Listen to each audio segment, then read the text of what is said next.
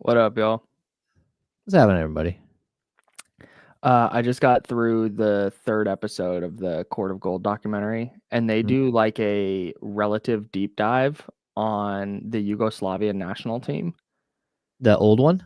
Yeah, Okay. the one that Vladi was on, and Yeah, that's just one of those like world history things that is just a blind spot for me.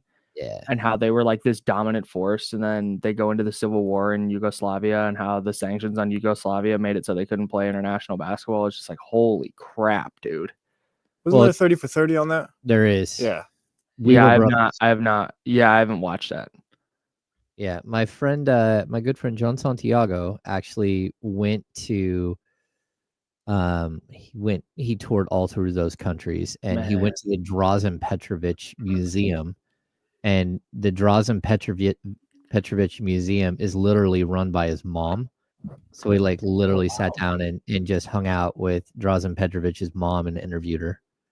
Wow, that's crazy. Yeah, that whole story's crazy. Yeah. Good morning, y'all. What's up, Mrs. Mack? What's up, John Poles? What's up, C. Loreens? So C. Loreens is new to the chat as well. Hopefully you subscribe like our guy, the Manatee. That'd be dope. Appreciate you. I think they have to subscribe in order to get in the chat. Oh yeah, that makes sense. Hi, John. Hi, Greg. Who got the belt today? Oh, Rust Dog got the belt. Nice job, bro. Rust Dog is become Warren and Wheezy up in here. Let's go. The belt hog. You know it. Nah. I'm gonna explain what this dumbass illness has been like for me. That's how we're opening the show. All right. I went to bed last night. I texted James. I was like, I'm probable tomorrow. I'm good to go. Like, did you get it? It's a cold opening. There you go, James. Not a fluke opening, a cold opening. What's up, Andrew? Good morning. What's up, Miguel? That Johnny G in the chat. I beat you to it. Yeah, man. I don't really know what it is. It's definitely like flu adjacent, but none of the symptoms are like last night I went to bed and I was like, okay, I feel good. Like I'm going to be good for tomorrow. And I texted James. I was like, I'm probable for tomorrow. Like we'll see how I feel in the morning, but like barring a setback, like I'll be good. And then I woke up this morning at 5 o'clock with my alarm and I had a really hard time sleeping last night and had a fever again. And then I did not have any kind of sore throat yesterday, but had a little bit of a sore throat this morning. It's like the worst. Just the worst. Sweet. I don't think it's that because it's not, there's nothing ejecting from my body. Oh. I said this on Twitter and I'll say it here too. Kendrick said once a lame, always a lame. And that moment really personified that. Oh, that's funny. All right, 10 seconds. What's up, Zabo?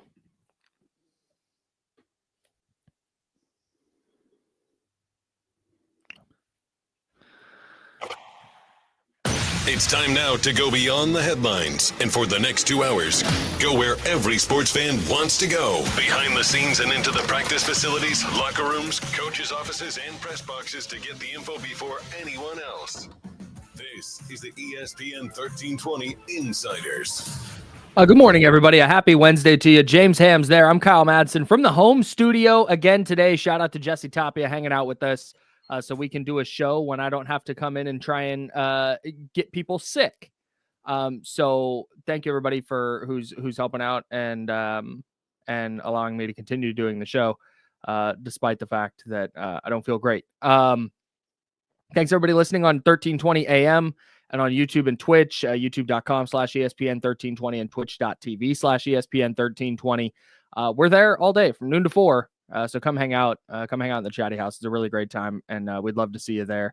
Everybody on the free Odyssey app, thank you for listening. And if you're a podcast listener to the James Ham and Kyle Madsen show, thank you from the past. And hello and thank you to the future. Something like that. Someone listening in the future? Yeah, I don't know. Anyways, I hope the world is still standing upright. This illness I have reminds me of the Sacramento Kings. That's a tough look, Kyle. Yeah, and it's because it's throwing a lot of stuff at the wall, but I don't think my illness has a direction. Like usually when you get sick, it's like, okay, hey, you're congested, you've got a cough, you've got a fever and chills, you've got this. This version of the flu I have is like a little bit of chest congestion. Okay, now it's gone. A little bit of a cough. Okay, no, now it's gone.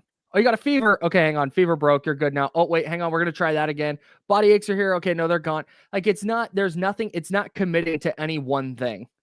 There's no direct. It's just throwing stuff and like, hopefully this gets him sick. It's like the Kings throwing stuff at the wall and going, hopefully this gets us to the playoffs. The one symptom that you don't have is a symptom that the Kings also don't have. Your nose isn't running. I mean, like, look, at some point they need to get out and run, right? Well, I guess not. They traded the fastest point guard in the league, so maybe they're just not a running team anymore. Like your nose is not running. I don't have any wings. Yeah, you don't have any wings yet. Yeah, man. No, man. I just like last night I went to bed and I was like, I'm good. I'm going to be good. Like, I'm fine. I feel good. I texted you. I was like, I'm probable for tomorrow. Like, I'll be in there. And then woke up this morning. Like, nope, hang on. Fever's back. Chills are back. Body aches back. Now we got a little sore throat setting in, but not really. Kyle was basically on a 3-game win streak, and then he lost to the Pelicans. That's right. Going into the break. Dang, that's tough, bro. That's brutal. I think that's exactly what happened. That's right. Tough. Anyways, appreciate you guys for holding it down back at the studio, and I'll be back as soon as I can. Like I said yesterday, though, I'm just very sensitive to getting people sick, and I don't want to do that. And as much as I hate doing shows from here, I'd rather do that than have the whole office be down and out because of me. So, like the wake up call did last week, just so everyone knows. Wake up call, shout out. We love the wake up. They may not have got you sick. I don't think they did. No, I think I rode Bart this weekend into the city. I went to a live. Like you came out of there alive. Yeah, bro. I like it's just a whole thing. I don't know exactly where I got sick, but it's like there were opportunities. And I try really hard to stay up on like I wash my hands, and especially after Bart, like I carry hand sanitizer with me and I've got the hand sanitizer going. And but when you're in a hand sanitizer is mandatory and anywhere you go now. That's facts. Yeah. And you have to I carry one with me at all times. Because I don't trust that, like, there's so many places that still have the hand sanitizer things up and you'll go to use it and it's empty. Oh, it's like, cool. Awesome. Like, I think when like you get the hand sanitizer and it literally smells like tequila. Have you had that? Like, yeah. And then your whole car smells like tequila and you're just praying you don't get pulled over. Bro, like, yes. Please don't pull me over. And someone cops like, hey, it smells like tequila in here. It's like, it's a hand sanitizer. I don't believe you. Step out of the vehicle. Like, I don't know what to say. That hand sanitizer always says unscented or whatever. And it's like, BS, this is definitely scented. Yeah. This smells like a shot of warm Patron, dog. Yeah. Where's the lime scented to go with the tequila? You're like, what is happening? This is a bad day for me to be a smart aleck. Why is that? Because I'm sorry, I keep a smart what? A smart aleck. Okay. Yeah. I'm trying to not make you laugh, and because then you start hacking, and next thing you know, we've got cats in the picture and like all kinds of things. No, it's fine. My cat was here earlier. He dipped though. I don't know where he went. Anyways, I spent some time yesterday watching Court of Gold. That's the documentary on Netflix that covers this past year's Olympics, men's Olympics. And it's not just, and I know, James, you haven't gotten to dive in yet, so I don't want to get into specifics of the doc. We can do that later. Or thoughts on the doc. We can do that later. There's just some stuff that's jumped out separate from the documentary, but in the documentary, if that makes sense. Yeah. That I want to get into. But it's just amazing because I thought it was going to be super US centric, and it is not.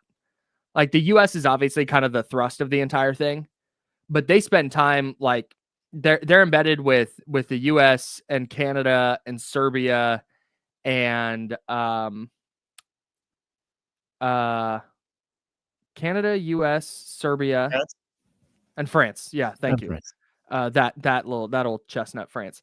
And they just kind of they follow the teams around, and you get to see individual players from other countries. And the episode I just watched was a big deep dive on Serbia and some of the like geopolitical stuff that happened there in the 80s and 90s. And it's just fascinating. It's really, really good. I highly recommend it for everybody watching. My big winners so far, Anthony Edwards, SGA, and KD. Okay. I just Anthony Edwards, like we know, like I'm gonna put that to the side for a minute. With Kevin Durant, I know that Kevin Durant has gotten kind of a bad rap because of being vocal on social media and jumping teams and doing all that. I cannot help but love Kevin Durant. The amount that he loves basketball is off the charts. And I think we need more people in the NBA like Kevin Durant. Yeah, I think it's something that's missed with him. Like, if you ever do get an opportunity to chat with him or anything, he's like very reserved, very quiet dude, but he's also like quick-witted and like he's just a hooper. Like that's what his main goal in life is, to be a great basketball player. And to chill. He's definitely a chill dude. But you can kind of sense that like he didn't just wake up and was that good. Like he's that good because he puts in the work to be that good, to be great. And to me, I've always had a lot of respect for him. And even, I've talked to you about, the time that I knew he was going to leave Oklahoma City after they lost game 6 to the Warriors. And like, I had a conversation with him and it was like very clear that like his entire basketball life, he's just been asked to be the superstar, the 1A of 1As, shoot every single time he touches the ball. Yep.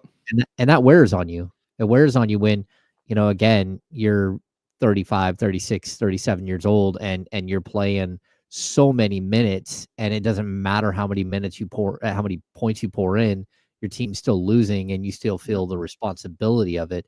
And so I think it's really interesting. He's a very intriguing case study for an NBA player. I think that's what I've always loved, is that like so many players, there's so many hidden stories hiding within the NBA, but also like the personalities and someone who like walks in the door.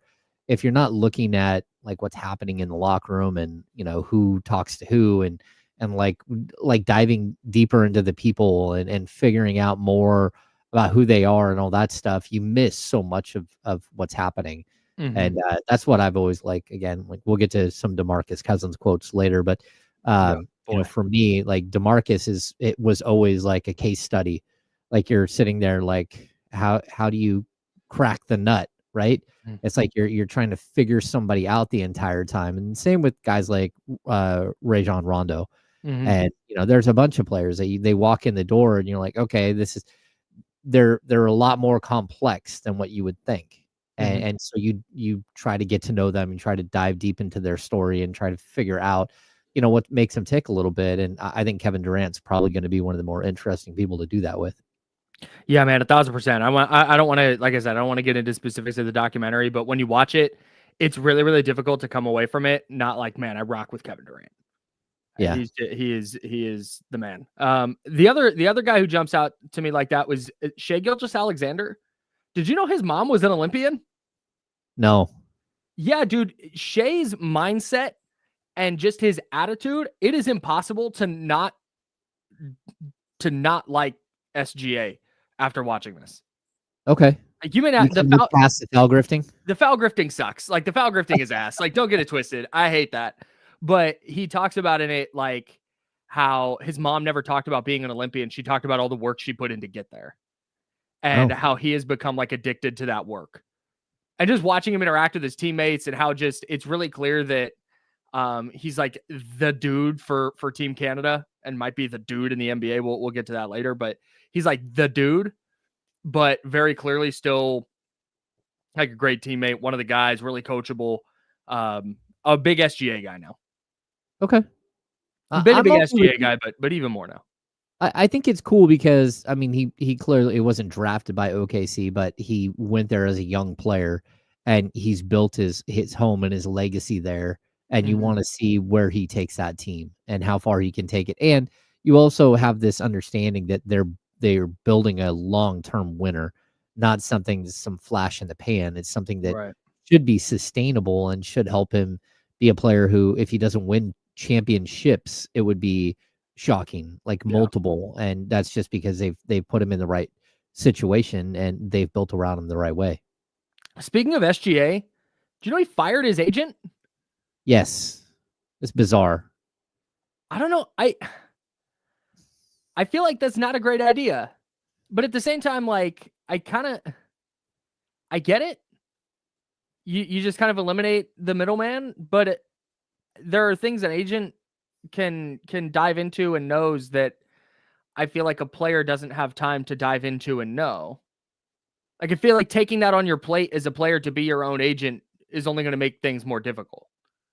Okay, so I think, most contracts in the NBA are boilerplate, right? They're basically it's a form that you're filling, that an attorney fills out, and they change the numbers here and there. They change, there's like certain things that exhibits they can add to a contract. There are things like whether you get a trade kicker, whether you have a no trade clause, escalators, like whether you're going to get like bonus money and all this stuff.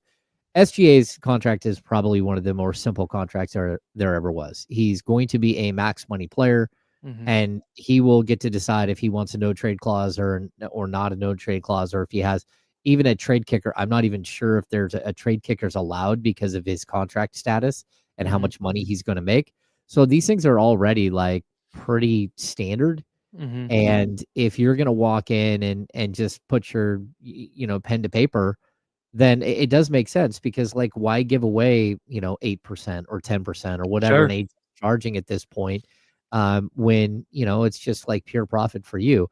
I think the one thing an agent does do is what we've seen with De'Aaron Fox very quickly is an agent goes out and gets you the shoe deal. An agent goes out and gets you these other things. And if you don't want to be part of that, or if you can have a separate attorney or a separate publicist or someone else that does that for you, but they don't have to take a bite out of your gigantic salary. Right. And, it's like, if you go to a restaurant and you order some to-go food, but you sit there and you eat your meal and you have some to-go food, sometimes you're like, well, I don't really want to tip like 25% on, or 20% on to-go food as well as my regular meal. So you're like, so I think there's like pieces of this thing that they're looking at as far as, like him as how much he's going to make, and the other ways that he can make money outside of basketball. And I think it will be there. Yeah. And like Jacob Z says in the chat, difference is the shoe deals are coming to SGA. He doesn't have to go get them. And I think that's why he picks now to fire his agent. Yeah. And he doesn't still needs an attorney. I mean, he does. I'm sure he has one. I mean, I don't think he's walking into rooms just by himself. Yep. Or unequipped to answer legal questions or whatever it is. So interesting, really interesting. The other, speaking of Team Canada, as we jump back to the Court of Gold documentary real quick,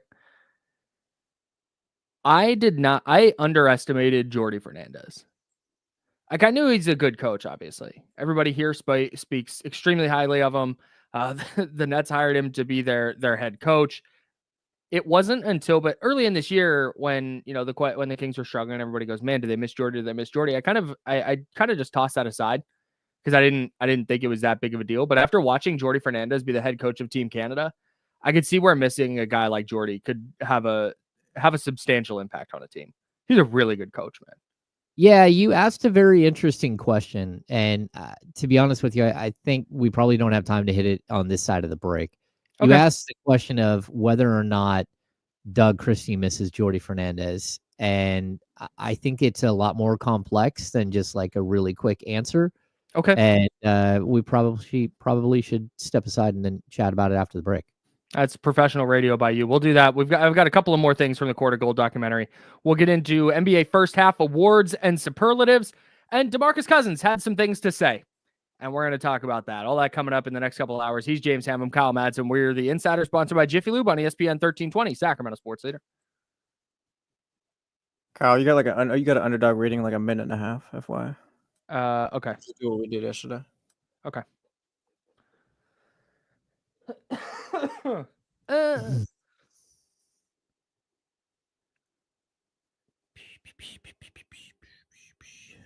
What's going on, everybody? Where the hell? Oh, there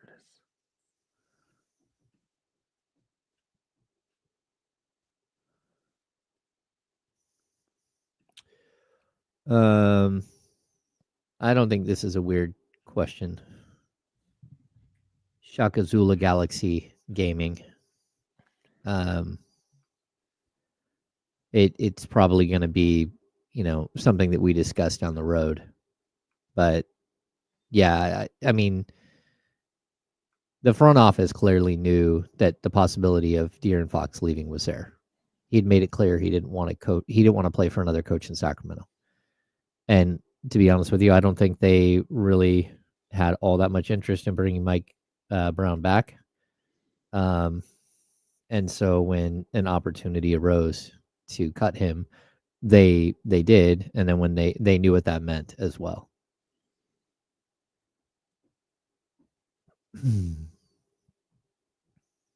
All right, reading 10. James, give him a cue when the spot is up, please.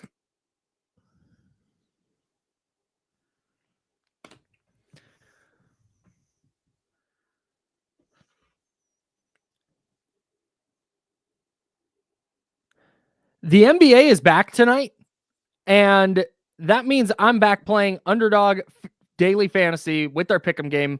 You know how easy it is. I've told you a million times. You pick 2 or more players, you pick higher or lower on their stats, and then you can win up to 1,000 times your entry. It's really that easy. I have an entry for the 4 Nations face-off tomorrow, but let me tell you, I've also got a lineup tonight with the NBA back in action, the Lakers and the Hornets facing off. I don't think LeBron James is going to play. So I'm going Luka Doncic higher than 41.5 points, rebounds, and assists. I think it's going to be a lot of Luka. He's gotten some time off. No LeBron. He's going to take this time to really put his stamp on his time with the LA Lakers. LaMelo Ball. I don't think the Lakers have anybody to defend him, so I'm going higher than 4.5 points for LaMelo. And then Mark Williams, former future Laker. I'm going higher than 9.5 rebounds because the Lakers were trying to trade for Mark Williams because they don't have anybody who can get rebounds the way Mark Williams can. And I think he is going to have at least 10 tonight. I would love for you to play along with me at Underdog. You download the Underdog app and join in on the fun by signing up for Underdog today using the promo code KyleM, and you'll get a free pick as part of your first cash entry, plus up to $1,000 in bonus cash when you deposit. Must be 18 plus and present in a state where Underdog Fantasy operates. Terms apply. Void in Colorado. Concerned with your play? Call 1-800-GAMBLER or visit www.ncpgambling.org. In Arizona, call 1-800-NEXT-STEP or text NEXT STEP to 53342. In New York, call the 24/7 Hope line at 1-8778-HOPE-NY or text HOPE-NY. All right, we're good. Hey. Good work. Thanks.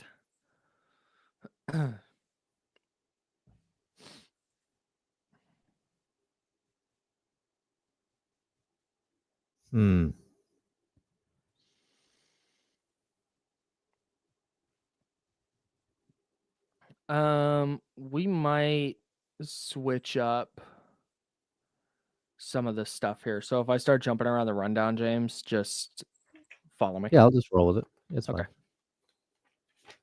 Because I want to finish that conversation we're having first before we get into the other stuff. So I might pull some other stuff up and move that down. I think you'll be able to follow why I think it's a different conversation than probably what we thought. Okay.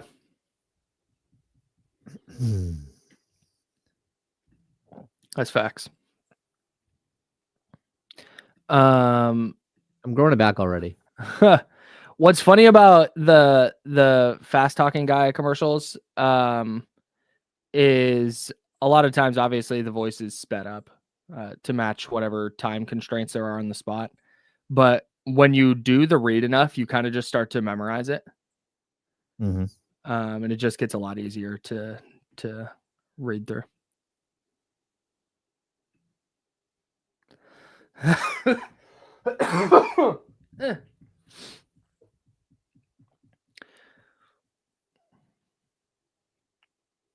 All right, come back.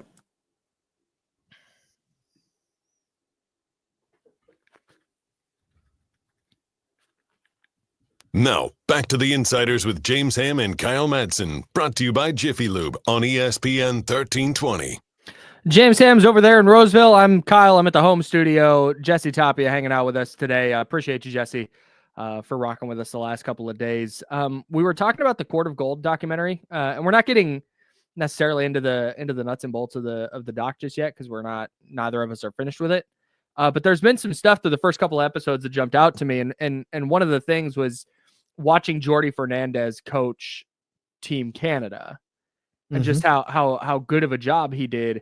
It sort of changed my mind on how important Jordi Fernandez was to the Kings coaching staff. Because earlier this year, when people would go, "Oh, do they miss Jordi? Do they miss Jordi?" I was like, maybe a little bit, but I think they have bigger problems than Jordi leaving. And I think that's still true. I think that's still the case. I don't think the Kings will be sitting there in the 3 seed right now if Jordi Fernandez is on their coaching staff. But I do kind of wonder how much they missed him, certainly early in the season. But like right now, do you think Doug Christie would prefer to have a guy like Jordi Fernandez on his coaching staff? I think you'd always prefer to have another defensive mind in the room for sure. But I think the question, like realistically, is who misses Jordi Fernandez? And I think some of the players miss Jordi for sure, right? Sure. But in all honesty, I think Mike Brown really, really missed Jordi Fernandez. Where I think Doug Christie and Jordi, like, I don't know that they, like, it's not like they're enemies, but I don't know that they were always on the same page. And, like Mike Brown's group of coaches that were here coming into last season, not this season, but like all of the coaches from last year, like they're all very close to each other. And that kind of made Doug an outsider in a group of guys that, again, Luke Laux and Dolke's, they went to Florida State together. Their wives were friends in college. They've been married, and like their wives have as two basketball guys have dragged their wives all over the country. They've got young kids together. Again, Jordi Fernandez has young kids. All of those coaches, Dutch Gately, they're all like super close to each other, but they all had like a common theme and they all knew each other before, where Doug didn't really have that same relationship. And sometimes that works, sometimes it doesn't. But I think the guy that really, really missed Jordi is Mike, because he would walk into every game knowing that Jordi was going to sub whoever Jordi thought, he wanted to sub in. He was he worked the sub sheet, he worked the defense, and he had his game plan, right? And that's something that Mike entrusted to him because, Mike had found Jordi as a coach. He, hired him to work with his son as like a coach a private coach for Jordi, for Mike's son. And he like was basically Mike's like personal assistant, like when he was a young guy. So there was this level of trust that they had between them that I don't think that Doug and Mike had. And so when you ask Doug to take over things like who's going in the game when and all that stuff, I think Doug was following by the book, where Jordi played more by feel, more by what he was watching on the court, because he didn't feel like he was stepping on Mike's toes because of their relationship, where Doug probably did feel like he was stepping on Mike's toes here and there. And so when we get to like the next phase, could Doug use another defensive minded coach? Yeah. But Doug's going to want somebody that he trusts fully and that he's on board with 100%. And that, he fully believes is one of his coaches. And that's a different feel. It's a different vibe that you're going to get from a guy. And so I don't know how it's all going to work out in the end, whether, Doug will look to keep all the coaches that he's had this year, if he's back next season or not. I'm surprised they didn't add a coach in the last couple of the last month and a half. Like, I know it's been busy, but you always, can use a second set of eyes, or, an eighth set of eyes on the court. Sure. But I definitely feel like Mike missed Jordi a lot. The team probably missed Jordi a lot. But if the question is, does Doug miss Jordi? I don't think that the answer is yes. He just misses having an extra coach that's seasoned and, can fill out the bench, because when you lose a head coach and you elevate a coach, that means that one of the front of the front of the bench coaches is now open. They have an open seat, and not having that extra person to bounce ideas off of is probably a bigger issue for Doug as a first-year head coach. Is it a foregone conclusion that he's the guy next year? I think it's leaning that way. But a lot can happen between now and next season. Like number one, we got 27 games to deal with. That's first at the top of the docket. But number two is if this thing doesn't go well, even if Doug finishes the season around 500 as a head coach, and he's still well above 500 as a head coach, but if he finishes the season, and they don't make the playoffs, then I think that there's going to be a reckoning with people like the front office and everything else. And then you've got to decide, like, are you going to do the same thing that you've done in the past, which is hire a head coach before you hire a GM? And you want the GM and the head coach to be on the same page and 1,000%. moving together. And I don't know that the Kings fully, will know that that's the way it's going to go.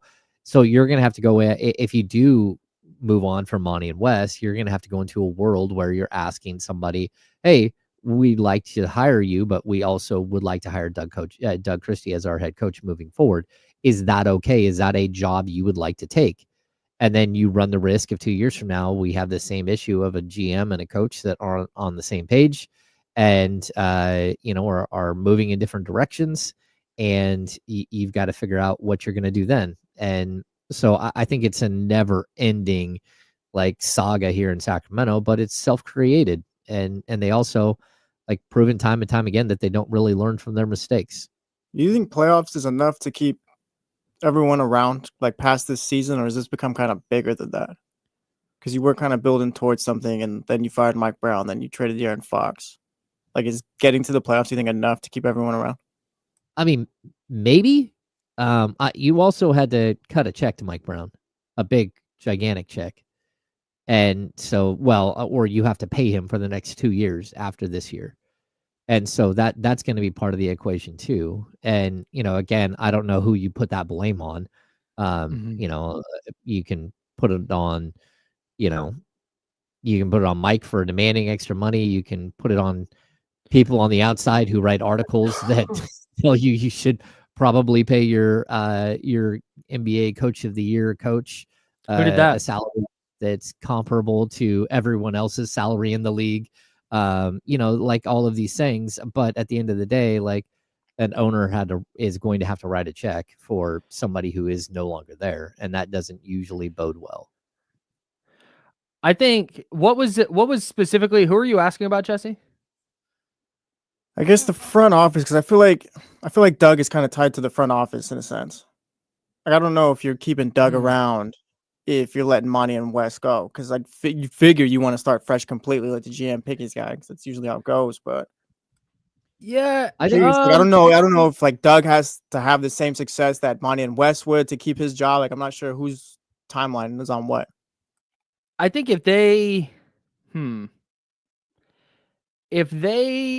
because for Doug to finish under 500 as a coach, they'd have to go 10-17 over their final 27.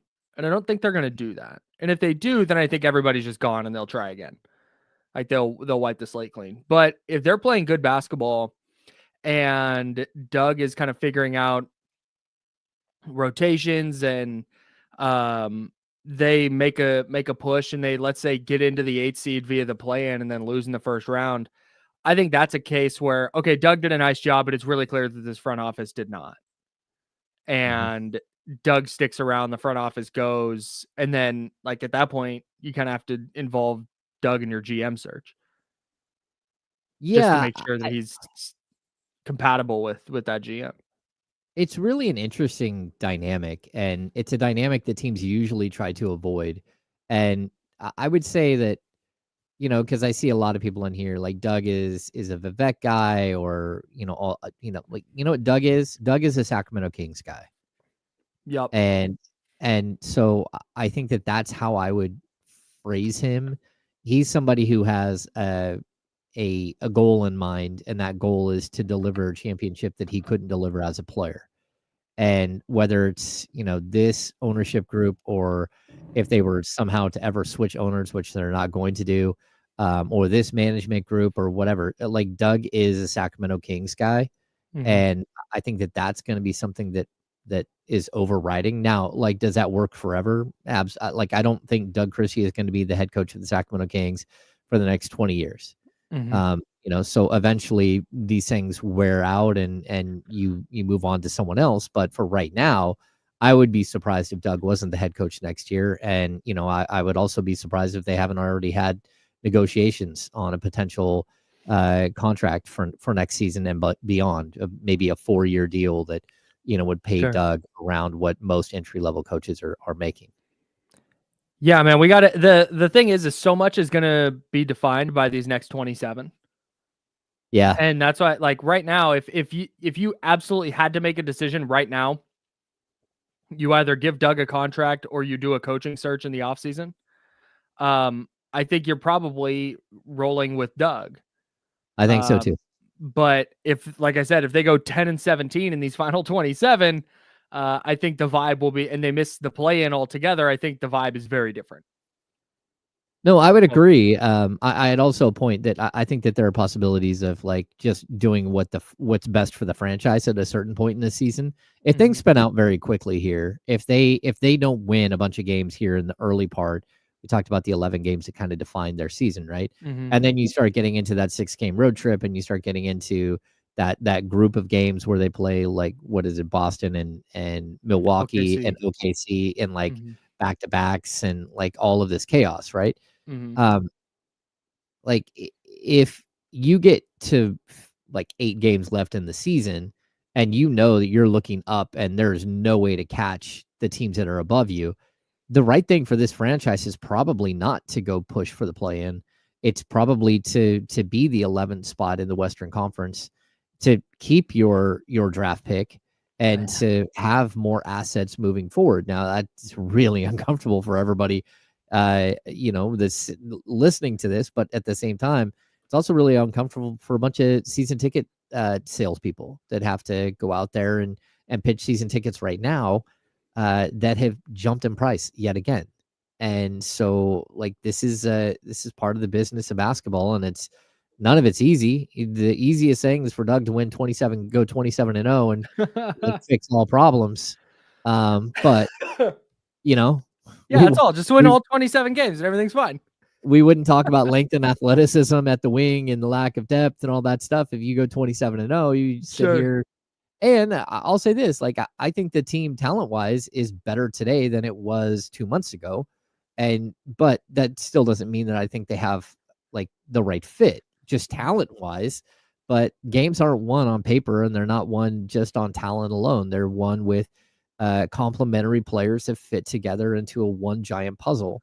And what you can't have here is like 3 different puzzles being built at the same time. And that's what it kind of feels like at this point. Right. Yeah. And when you're building a puzzle, what you don't do is pull out a pair of scissors when a piece doesn't fit and start trimming off the side so it does fit.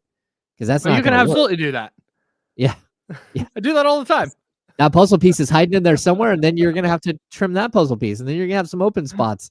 And that's kind of what we're looking at right now. The phrase "too little, too late" comes to mind when talking about the changes the front office made at this deadline. Yes. It's like this would have been, and I don't come at this thinking, like, I understand that part of the reason they were able to make some of the moves they made is because De'Aaron Fox wanted to not be on the team anymore. So they were able to trade him and acquire some assets that they could then move the assets they didn't have available before to make moves for guys like Jake LaRavia and Zach LaVine and Jonas Valanciunas. It's like I'm not, but at the same time, they lit that fire. Like they're the ones that were just giving away 2nd-round picks for no reason. Yeah. And you don't get credit to me because you finally found a fire extinguisher to put out this fire that you started. Yeah, like I don't want to hear my son tell me how he got to be in history, and then his excuse for why he got that is because, I did have an F, so right. It was a lot worse. Yeah. It was way worse, and you're like, yeah, bro, that's not gonna fly with me at all. Doesn't help. A better example would be weights class, where it's still an F, and it's weights class, and it's because he won't change into shorts which I tell him to change into shorts every day. So, anyway. Is that real? Yes. Get him on the phone. We do need to call him. Bro, Just get him on the phone now. It's weightlifting. Put on some shorts and show up and pick up some weights and you get an A. That's right. What are we doing? Come on. Yeah. Anyways. Yeah. That's sorry to call out Braden on the radio, but there you go. Salute to Braden. No, we were you mentioned the Kings, like, this roster is as talented as it's been, and it's like, that's great, but these were the changes that needed to happen 2 years ago. Yeah. And that's kind of the issue. And you mentioned, like, they're building 3 different puzzles. Like, that's what, not to turn this into like a Kings doomsday conversation, but it's really hard to not go there when just kind of projecting out, okay, what does this team look like? Because we talk about the next 27 games and, okay, the next 11, and can you go 7-4 and this, but, like, ultimately what we're trying to do when we're having those conversations is we're trying to piece together how they can just make the playoffs. And at some point, and maybe we're not there yet. Maybe I set my expectations too high a couple of years ago and I haven't knocked them down accordingly. But, like, at some point, you can't just make the playoffs randomly every couple of years and be like, hell yeah. At some point, there needs to be a cohesive, like, we're starting at this point and we're going to build. And that's what it looked like they were doing a couple of years ago. Like, cool, they're on a track. They're on the right track. They have this model and they have this formula, and this is what they're going to do. They're going to add to it and they're going to get better. And then they're going to take those steps forward that we see NBA teams take. But then they just didn't commit to finishing that version of the puzzle. They were like, wait, but what about this one over here? Let's actually try. And it just never got to the next step. And now they're just at square one with, like, a couple of different weird team builds. Well, they're at step one with a whole lot of bloated contracts. That's where they are. And that's one of the worst places to be. You at least have draft capital now. And I mean, it costs you your best player to get draft capital, but you at least have draft capital. But at the end of the day, when you have a $40+ million DeMarcus Sabonis and a $43 million Zach LaVine next year and a $25 million DeMar DeRozan next year, and you just keep going down the list of players, and then Keegan Murray's salary is going to jump, or you're going to have to figure out what you're paying him, and you got $20 million invested in Malik Monk, and you got another $10 million invested at your backup center position. Like, you're starting to create this idea of, yeah, well, like salary wise, that's the problem, and that's why I see no path forward with the current front office. I got you. That's why I see no path forward with the current front office, because the contractual situation you just laid out is one that teams like Oklahoma City is going to run into, or one that Boston has run into, where you're just, like, loaded and it's like, okay, this is what it is. Like, this is the team that we're going to try and contend with. Money. Yes. Right. This is and the Kings are at that point without a title contender. And so this front office has put them there. And that's why if they go 27-0 and they go to the conference finals, then okay, cool, we'll rethink everything. But I don't think that's going to happen. And I don't see a path forward with this front office. Really at all. Okay, let's step aside. We'll have NBA first half awards and superlatives and all that jazz. And then a college player threatening to stay in college. How could that impact the rest of the NBA? We'll talk about that. He's James. I'm Kyle. We're sponsored by Jiffy Lube. We're the Insiders on ESPN 1320, Sacramento Sports Center.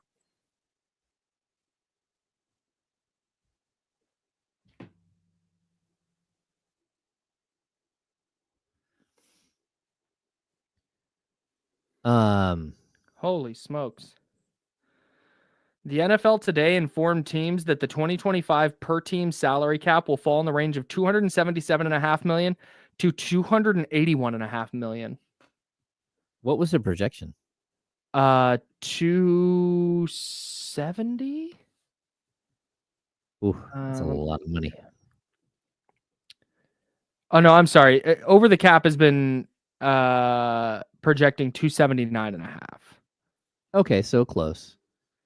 Yeah, between 277.5 and 281 million, 281.5. Way up from last year's 255. So it's going to jump between 20 and 26 million dollars. Excuse me. The projected salary cap in 2027 is $311 million. Yeah. Dang.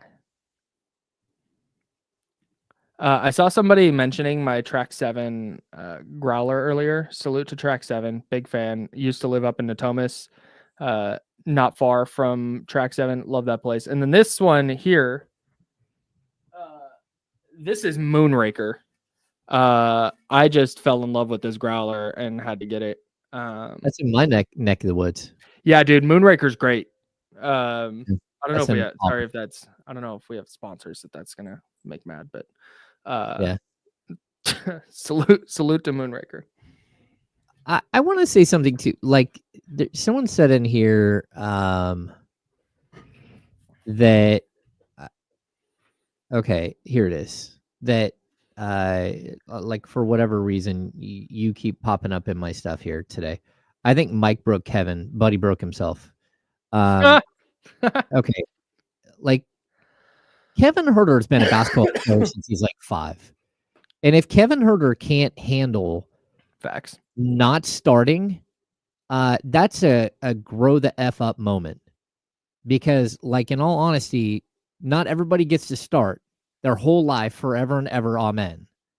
Like to me, Kevin Huerter broke himself. He went to the NBA 3-point contest and fell apart on the biggest stage. He recovered a little bit at the end of that season, but then fell apart in the playoffs again.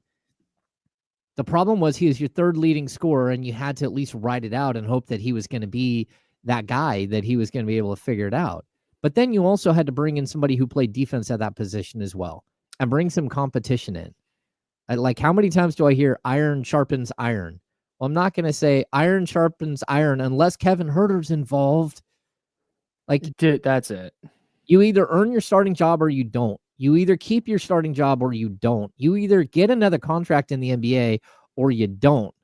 And at this point, Kevin Huerter is an $18 million albatross next season for the Chicago Bulls if he's still shooting like 12% from 3. Which I mean, the dude just like, I like Kevin, and I think Kevin is a good basketball player, but then he stopped being that. And like, it's not like he's the first player to stop being productive at a certain point in their career. You know, like if you're going to crumble, by the way, 12% is a dramatic over exaggeration of what he's shooting in Chicago right now. He's shooting 0.083. So 8.3%. Clearly it was Mike Brown's fault, who got fired 2 months ago. Come back, guys.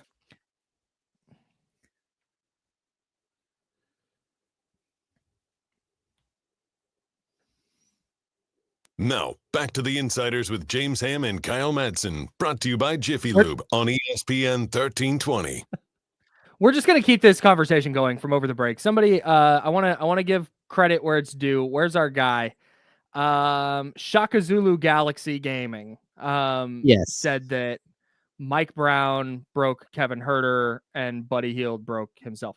And we were talking about Kevin Huerter and Mike Brown's impact on Kevin Huerter. This was always my thing last year with Huerter, is if the team bringing in, if the team that struggled defensively and didn't win a playoff series because they couldn't get a stop defensively, and you're a weak defender and you know that, and they bring in a player to compete for your spot, and that just breaks you entirely, that's on you. That's a you problem at that point. If your career as an NBA player hinged solely on nobody ever competing for your starting job, you were never cut out to be in the league to begin with. That's the bottom line, man. I don't. Oh no, Chris Duarte is going to steal my spot. No, go take it. Go win. Go show that you're definitely a better player. I agree, man. Like there are things. Sorry, go ahead. We are rehashing old stuff, but I think that this whole narrative that Mike Brown broke Kevin Huerter is, to me, it's way off base. And like, hey, probably I could discuss this with D'Lo and Casey because I know that they feel a certain way about that situation. I totally disagree. You're a coach, you don't leave anyone behind. But at the same time, when you're coaching people or you're managing people in your daily job, like just because somebody gets to be a starter or gets to a certain point in their career where you're like, oh, they're really good at this, that doesn't mean that they maintain that forever. And it doesn't mean that they're perfect. And, like Kevin Huerter is, like I just said during the break, he's been a basketball player since he's 4 or 5 years old, maybe before that, because his whole family is a basketball family. Like Kevin Huerter doesn't just magically get to start every single game he ever plays from here on out because he's Kevin Huerter and because he's 6'7" or whatever.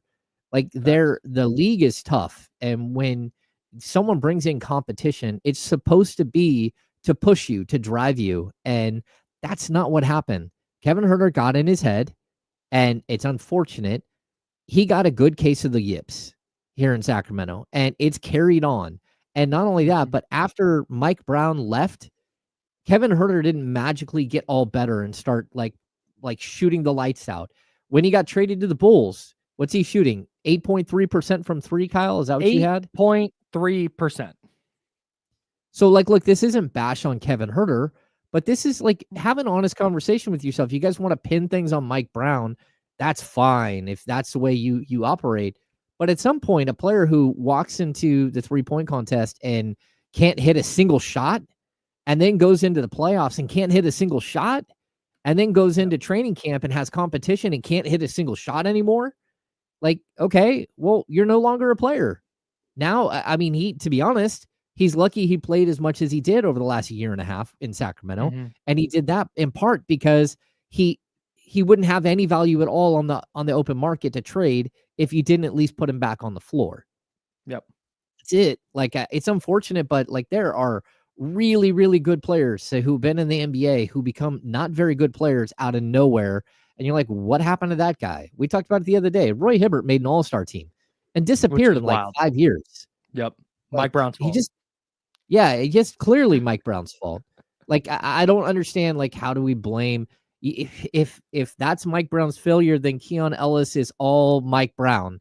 Mike Brown did it all. Mike Brown created Keon Ellis. Sure. That's it. And then didn't play him. Yeah, we can't change the rules. It's I don't get it, Keegan Murray stops hitting shots. It's tough. Mike Brown had his faults, to be totally clear. I was anti how he handled Keon Ellis from the jump this year, but trying to say that it's his fault that Kevin Huerter can't shoot anymore is nuts. I disagree with that big time. Well, that and look, I'd be the first one to say when Mike Brown, when they lost 5 in a row, and more specifically when they got their butts kicked against the Indiana Pacers on a Sunday on their home court, and they're in the middle of a 4-game losing streak at home during Christmas where every kid in Sacramento wants to be at the game, and you're going out there and getting clubbed by a mediocre Indiana Pacers team. When that's happening, it was time. I was honest with everybody. Hey, I really like Mike Brown. I would not have fired Mike Brown. I would have given him support, but support 2 or 3 weeks earlier. I wouldn't once it got to that stage, you watched the team quit, and that's it. I have a clear line that I draw in the sand. When a team quits, that's when it's time for the coach to go. And I don't know why it got to that point, but I do know that this thing spun off its rails going all the way back to the summer. Yeah. And the inability to either add talent or the inability to be on the same page with players, coaches, front office staff, ownership, everybody. Nobody's on the same page. Everyone's working a different puzzle and thinking in the end that they're going to be able to figure it out. And that's just not what happened. Apparently Mike Brown ruined Keegan Murray too. Tough. Yeah, he ruined everybody. Yep. Although it is possible that Domantas Sabonis had the best 3 seasons of his career under Mike Brown. De'Aaron Fox became an all-star under Mike Brown. The team got to the playoffs for the first time in 16 years under Mike Brown. Just some of the things that happened. They had an 18-game improvement in their first year under Mike Brown. So there are things that he did right. And then at the end of the day, whatever happened, he lost the room. And it's a bummer. And somebody's got to pay for that. and that somebody is Vivek Ranadive, but also it's the fan base who now gets to pay an extra $4 to $5 per seat for their game for the next couple of years, and only going to see their ticket prices go up because they have to pay a coach $18 million to not coach.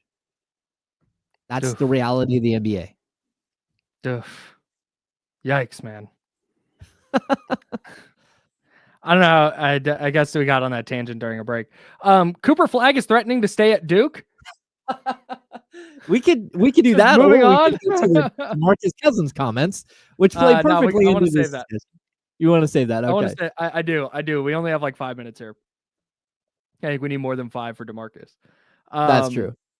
But Cooper Flag is threatening to stay in college. Threatening to stay in college is kind of a crazy way to put that. He's threatening to get an education. No, I think I might stay. You're like, no, you're not. He's 100% not. First of all, so Cooper Flag talked about like, shoot, I might come back and da da da. And I saw that, and you put the right spin on it. Like, what does this mean for tanking NBA teams? And we can kind of get to that. But he's not staying. I know NIL money is great now, and he might be having a great time. But guess what? Duke recruited Cooper Flag, and they've also been recruiting Cooper Flag's replacement. Yeah. Like they're churning it. They are churning more players through there. They're not going to have a place for Cooper Flag. And if you think that doesn't happen, it very much does with great players at colleges all the time. De'Aaron Fox told us all very specifically a story about the day after, or in the locker room after they lost in the NCAA tournament, the Kentucky Wildcats, that John Calipari pulled him and Bam Adebayo and Malik Monk aside and said, well, thanks, guys. It was great coaching you, and good luck in the NBA. And they're like, well, it's like, hey, that was the end of the discussion. I already got the guys lined up behind you, and you won't be here next year. And thank you so much for everything you meant for the program. And good day, sir. Yeah, that's it. Cooper Flag. Like, can you replace Cooper Flag? Absolutely not. Duke can't replace him. And if he wants to stay, they'll be like, oh, okay, that's fine. Maybe we'll win some national championships. But I would agree with you, Kyle. That ain't happening. No, he might say that now, and I'm sure. Like, my freshman year of college was awesome. I had a great time, and my experience was definitely way worse than Cooper Flag's is. So I get why he would want to go back, but when that number 1 pick is calling, and the money and the fame and the endorsement deals that come with that, with being the face of an NBA franchise, like that's always the goal. Like getting to the NBA is the goal. I don't think he's going to wind up sticking around. But if he did, let's go to that world real quick. Oh, it's devastating. How mad are you if you're the Wizards or Utah, or pick your favorite team that is in capture the flag mode? You know, I haven't gone through and done the research on what it looks like when there's a bad draft versus when there's a great player or a handful of great players at the top of the draft. But I'm going to guess that the league is more competitive when there isn't a superstar in the making coming into the draft in the next year. And so what this means for everybody who's literally trying to tank is that you just tanked for no reason. You wasted a year of your program. For some teams, that doesn't matter because they don't have a real, point that they're going after anyways. But I definitely look at this as a big one. And you know what? The league has a bunch of aging superstars. You're watching the documentary on some of the greatest basketball players we've ever seen going to play in the Olympics together one last time, maybe.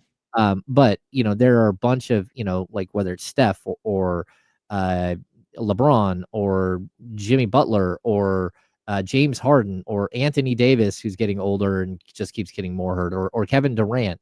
Like the stars of the league are aging out, and the NBA knows that Cooper Flag is going to be a star in the league, and they're waiting for that moment. And so like the league needs people like Cooper Flag, probably more than right now than he needs to leave Duke. Like the kid could probably use another 2 years of education and figuring out who he is as a person and learning what it's like. But that's just a horrible risk. And if you're Cooper Flag, you're not doing it. I hope no need from not being the number 1 pick anymore. Facts. 1,000%. I really hope that, speaking of Cooper Flagg and the Court of Gold documentary, I really hope there's some exploration at some point, and we're chronologically we're past this, but him cooking against Team USA as part of the Team USA select group is a thing that's going to be studied. Yeah, he's just like, the original Dream Team getting busted up by Bobby Hurley and a bunch of college kids. Yeah, there's a documentary out on HBO about that, by the way. Yeah. Can't wait to watch that too. Yeah, man, Cooper Flagg's not staying at Duke. He's going to be the number one pick. I don't think And so, he's but gonna it'd be be awesome. really disappointing for a lot of teams if he did. Really He's a disappointing. dog, bro. He is a dog. I can't wait to watch. All right, we got the second hour of a show coming up. We're gonna get to our NBA first half awards and superlatives at some point, I promise. And then DeMarcus Cousins is out there talking. We'll get to it. He's James Ham. I'm Kyle Madsen. Jesse Tapia on the ones and twos. We're the Insider, sponsored by Jiffy Lube. It's ESPN 1320 Sacramento Sports Center.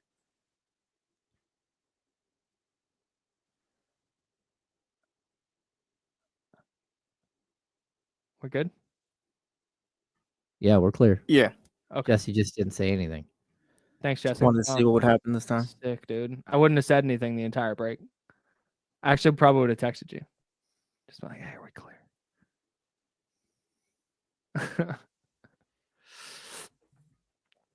Oh, what was I going to say about... Oh, I can't say on the ones and twos, and then also try and say 1320. That was a real chore for my brain. Yeah, bro. Flag was 17 when he was just out there cooking Team USA. Yeah. Sick. I can't Yeah, wait to Bobby Hurley could have had a family and would kill kids and everything else when he was cooking against Team USA. Like, he was not 17. Yes, 1,000%. Is there practice today? I haven't got anything yet. At least I haven't, while we've been on the show, I haven't gone and looked. Do they know that those practices are supposed to save the world? Yeah, I mean, realistically, That practice time is going to be the difference. Yeah, I'm kind of intrigued to see that we haven't got an email about practice time. Because we do have a game, like the game against the Warriors is home or away on Friday? It's Home. It's at G1C. Yeah. Yeah. Yeah, they should. I mean, maybe tonight is the night practice. I don't know. We certainly haven't got anything yet. My folks are driving down from Reno on Friday, and they were asking about maybe going to the Kings game. Oh. So depending on how I'm feeling, might have to pull up with the folks. All right. Yeah, I've got, you know what I legitimately might do is I opened but have not had a drink of that red wine barrel aged Basil Hayden you got me for Christmas. Oh, yeah. I might take a little sippy sip of that later. There we go. Smells incredible, dude. Yeah, I need to go get myself one of those bottles. Yeah. It's a good idea by Mark. Maybe we'll get a 30 for 30 doc on the Kings practices during the All-Star break, fixing the team. Firing them up into a dynasty. Amazing. Zach LaVine became an all-NBA defender during those practices. We've only got 4 hours to change the entire course of our season. Over 2 days, 4 hours. That's the Disney film version right there. Restaurant Impossible. Yeah. Chef Robert Irvine running practice. My favorite thing about that show was he'd go in there and he'd taste their menu and he'd be like, "This is all trash. This is terrible. What you need to do is you take this steak, you season it, little salt, little pepper, both sides, and then just slaps that on the grill." And he's like, "Here, you made a steak." Like, people need help with that. Yeah, that's tough. Hell yeah, Robert Irvine's the best. I think, did he get canceled? Oh. He was like a Marine or something, or the British version of the Marines, I think. Chef Robert Irvine. There's nothing worse than when you are a fan of somebody and you go to their Wikipedia page and there's a section called controversy. Oh, no, that's not good. That's not charitable work, honors and awards. No, I think we're good. I think we're good with Robert Irvine. Huh. Married professional wrestler Gail Kim? What?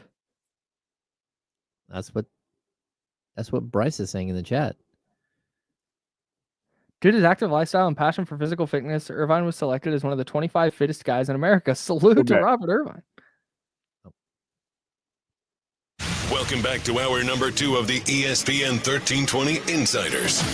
Get ready for the most up-to-date sports news and talk with the ESPN 1320 Insiders.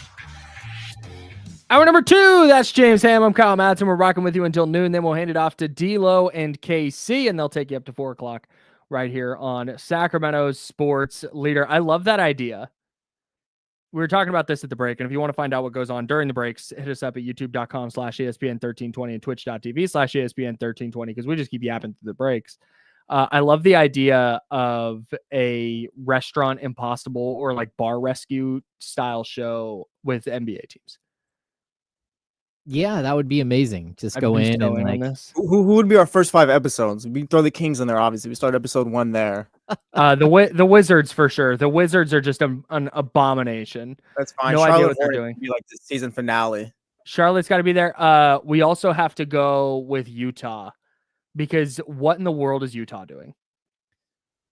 I don't know. Like Utah's got a menu that's like Chinese, Mexican, American, Portuguese fusion, and it's just a terrible menu. It's a lot of like pre-cooked stuff that they just throw in an air fryer or in a fryer and call it cuisine.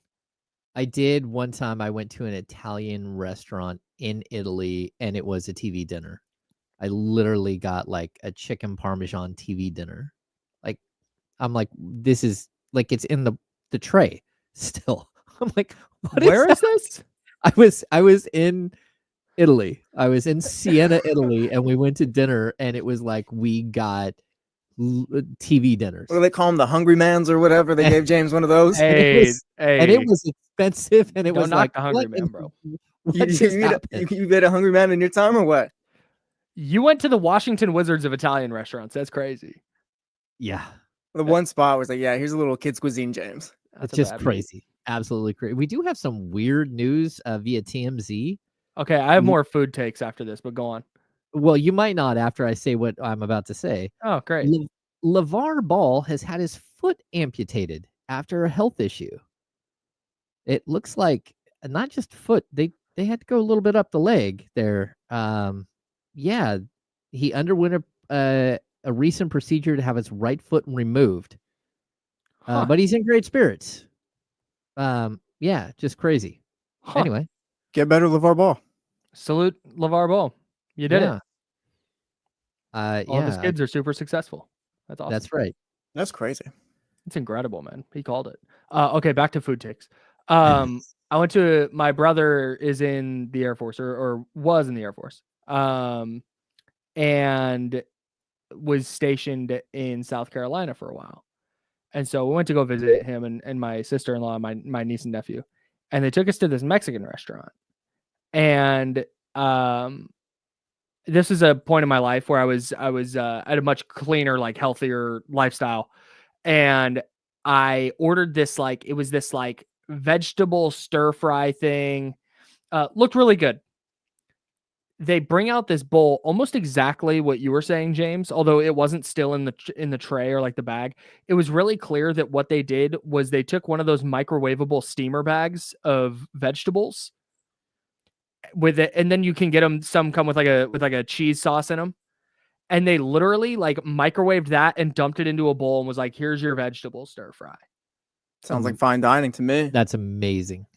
Yeah, a little bit different than the Mexican I spots. feel like we'd all be a little scared to go take a peek into the kitchen of our favorite restaurants. Yeah, no doubt. I want to know nothing about what's going on back there. Yeah. Yeah. Just put the food on the plate, brother. Leave it here, and we'll be good. Yeah. That's why someone who wants to watch the documentaries on, Taco Bell or McDonald's. I'm cool off with Supersize Me. I don't want to watch it. I'll take the Big Mac, and I'll go home. Yeah, maybe 100%. I won't have as many, but that's because it's too expensive now. Exactly. Yeah, 1,000%. Go to a regular restaurant and get a very nice burger for cheaper than I can go to McDonald's.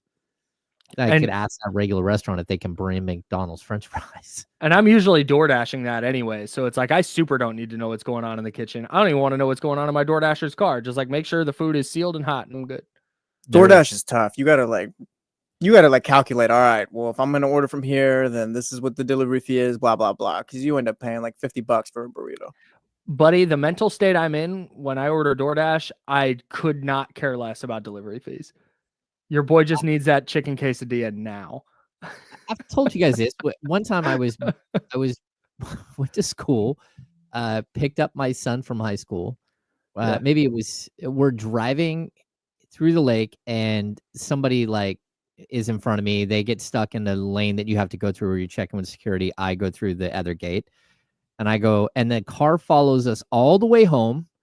I'm like, boy, this car is like going the same place we are. I pull into the driveway. My son gets out of the car and there is this mod pizza waiting for him. Just hand it to him. Shout out to Braden, who is he had DoorDashed himself a mod pizza. Oh, it's perfect. Exactly. As we pull into the driveway, the guy pulls up right behind us, gets out of the car, and hands my son his pizza. But he's got the dream. Out. Don't worry about him, James. He's got it. Is that our guy that doesn't wear shorts in gym class? Yes. Yes. All right. Well, then salute. Keep doing what you're doing, bro. You're cooking. Yeah, he's got it. Yeah, he's a crafty dude. I might order myself a pizza like to be there waiting when I get home today now. Yeah, that's absolutely spectacular. You want to talk about lost DeMarcus our way Cousins? completely? No, it's fine. It's fine. We haven't lost our way. We're guys having a conversation. Just guys being bros. He's James. I'm Kyle. Jesse Tapia is here. This is the Insiders. We're here 10 a.m. to noon every day on ESPN 1320. Appreciate y'all for tapping in. DeMarcus Cousins, who is no longer on the Sacramento Kings, in case you missed it, had a lot to say in a Q&A with Hoopsite about the De'Aaron Fox situation. And he got asked about it. He didn't just bring this up out of the blue. He got asked about the Kings. Yeah. And he said this. I'll get into the first part of this. But I think De'Aaron Fox is a very special talent. I think Sacramento is lucky and blessed enough to get that talent. I think he did some things there that a lot of people didn't think would be profitable, that team reaching the playoffs again. I think that makes him as a legendary Kings player, but I felt like once they reached that moment, I don't think they thought past that, and in time, it showed. Yeah, DeMarcus Cousins has the Sacramento Kings figured out. I mean, like, look, that's exactly how I look at them. I wanted to hate everything he was going to say. And then you read that and you're like, dang. Boy, that is exactly like, right. Like, ting, ting, ting, whack! Yeah, you nailed it. You just hit the nail, right? You just absolutely hit it right on top of the head. Yeah, to me, like, I don't, like, we can mix and match the discussion all we want. There are reasons why this happens, right? If you're a team that wins 46 games or 48 games, you look at yourself with an upward trajectory. Keeping it together, you think, okay, we're going to have organic growth from players like Keegan Murray. We're going to have some other things we're doing that might improve the roster. But realistically, we were so good in year one that there's no way we can't get better in year two. We're on the upswing. Kevin Huerter's 24. De'Aaron Fox is 25. Malik Monk's 25. Domantas Sabonis 27. All of these things. You have all of these things going for you. And then one after another, those things didn't like work out. Like in year two, Kevin Huerter's not the same player that he was in year one. He goes from 15 points a game back down to 11 or whatever it was. Keegan Murray doesn't shoot 41% from three. He shoots 38% from three and isn't the same player. And so you're having all of these things that are happening, but at the same time, like your job as a general manager is to continuously look to maintain and improve. That's their words, not mine. Maintain and improve. And if you see somebody plateau, it's your job to either try to, figure out a way to reach them and get them to not plateau and to have them get better, or to go out and find somebody else to push them, which they did, or to go out and find somebody else who's just flat out better. Yep. And sometimes that's what you have to do. And you can't just look at, one season as a success and think that that is going to dictate the next 3 to 5 years or 6 years of success. You have to continuously work to get better. And that's where I think that they missed the bus completely here, is that they stayed stagnant. And even when it was clear it wasn't working last year, it was clear it wasn't working midway through the season. That is when you should have gone out and made the moves that you needed to make to get the team better, when the value of the players that you had to move were still high, when you still had draft capital, all of these things. You had an opportunity and you didn't do it. And that's how you got to the point of where you are now. And it's, it's like you can't just think that there is no promises of improvement in the NBA. Nope. You think there are, but there's just not. And you have to work at it, and you got to continuously try to get better. And the Kings failed at that aspect for way too long. And then by the time they did address the needs, they'd already fired a coach and it cost them their best player, and they had no draft capital. Mm-hmm. I would love to go back in time to right after the 22-23 season and ask Monty McNair what he and Wes Wilcox, what they think made them successful that year.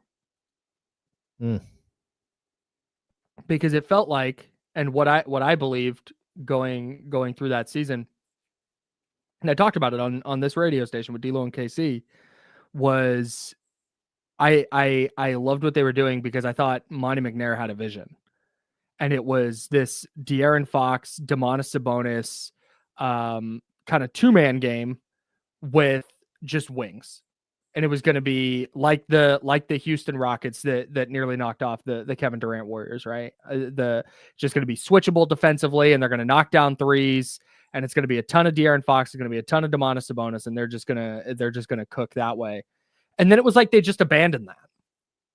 It was such an odd thing over the next couple of years, and I think it turned into, oh shoot, this isn't work. Like at some point during last season, like, oh shoot, this isn't working anymore. We have to just do whatever we can to make the playoffs now. And taking any kind of risk, any kind of gamble was not on the table because you got to make the playoffs. You just have to make the playoffs. And I think that is where they went astray. They lost sight of just kind of the end goal and realized, oh shoot, we just need to make the playoffs every year. What do we have to do that? Yeah, I think it's just an interesting way that Cousins said it. I don't think they thought past that. Mm-hmm. And he's right. It showed. Like they didn't really think past that first step. And you got there, but we talk about it all the time. Anyone who has a 5-year plan in the NBA has no plan at all. Yep. That's a Jerry Reynolds-ism. Mm-hmm. But at the same time, if you have to have a plan for what's next, and you have to have a plan for how you get better each step of the way. And it can't be, again, to have every trade, every rumor in the NBA include your team and your players, and think that, like the mental stability of your players, you want to talk about ruining players. Having somebody be on the trade block for 2 years isn't a good feeling for anybody. It's not. And, players are saying, oh, well, I feel like this team wanted me, and I feel better. It's what Zach LaVine said when he got to Sacramento. It's like he said that because for the previous 3 years, he felt like the team he was on didn't want him and tried to shop him and tried to get rid of him. Mm-hmm. And that's a tough place to be as a human, not as a player. Mm-hmm. I mean, because what happens on the court is just part of you being human.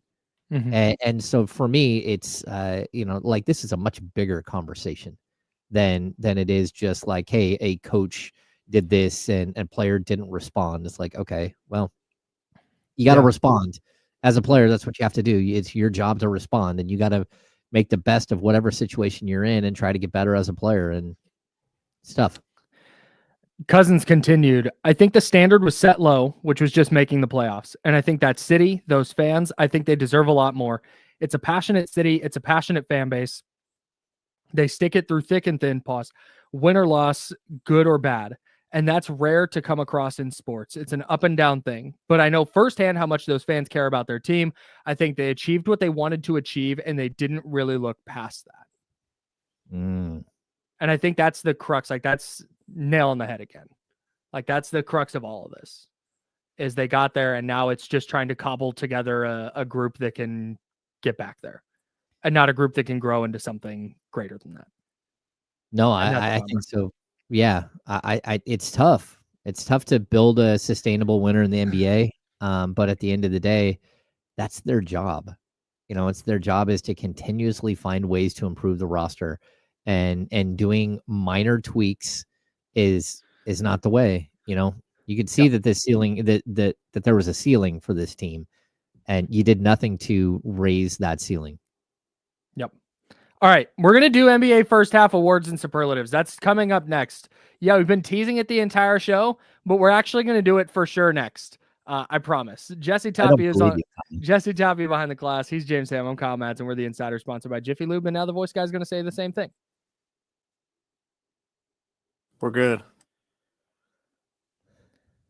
Nobody say anything at this break that's going to derail us from talking about this.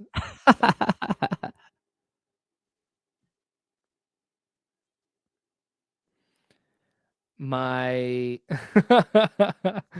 my greatest fear, and this is probably going to derail us. Actually, you know what? I'm saving it. I'm saving it for tomorrow. Oh, say it tomorrow. Now. Say it now. Nah. I don't want to. Oh, you got your Insider hoodie on. There we go. Yeah, I do. Shout out to Jiffy Lube. Love Jiffy Lube. Because I am ill. Can't be the guy who's like, "Hey, I have something interesting to say." I was like, "Oh, never mind. I'm not going to say." Howard Beck did that and got hosed. No, it's just I think it's a good show topic, and I want to get to this thing. We did a whole podcast on this. If you want a deeper dive on my thoughts, but I am in on the idea. I think the thing that yeah, Jesse, we can take calls. Is TC still there? Oh, he's on the phone. Thumbs up. Okay. Thumbs up. The thing that sucks is I'm of the belief that at this point, what you have to do is you just have to build around Domas, and utilize every inch of his skill set to maximize what your basketball team's doing. And they very clearly don't have the players to do that, but I think they've put themselves in a position where they're not going to be able to do that while he's in his prime. And they're going to spend Domas Sabonis's prime on Zach LaVine and DeMar DeRozan. And that's a bummer. Yeah. I very much agree. Like, you put yourself in a really, really awkward situation moving forward. Or you have a 2-year window. Yeah. And that 2-year window is a 2-year window to maybe make the playoffs. Yeah. And that's not what anyone thought. Nope. Aldrin J, yes, Man U's having a worse season than the Kings. They are not good. Not good at all. I mean, it's possible they get relegated. I don't think so, but it's possible. Man U's very overrated as a club. Well, they were really good for a long time. Listen, they're Sir Alex Ferguson. Everything before that was trash, and everything after has been trash. Well, Eric Ten Hag would tell you that they won trophies last year, Jesse. Whatever. But now they are bad. They're 15th on the table. Yeah, they're less Tottenham. They suck. And they have, I think, but they're almost 10 up on the teams that are in. They won't danger. get relegated because those other teams are just worse. But yeah, I don't know. But then they had all their injuries this weekend. So Kobe Mainu's out. Ahmad had ankle surgery. He's done for the year. Ugly. Thanks for starting this. We're not going to get sidetracked by soccer talk. That's exactly what we needed.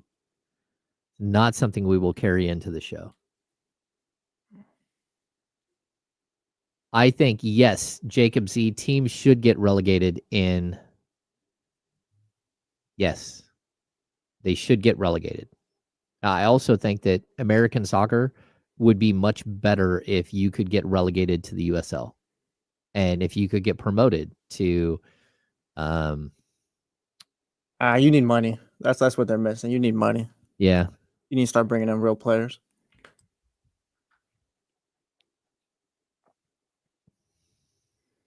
You're not gonna grow like Central American players. I love the new iPhone feature that summarizes your text messages.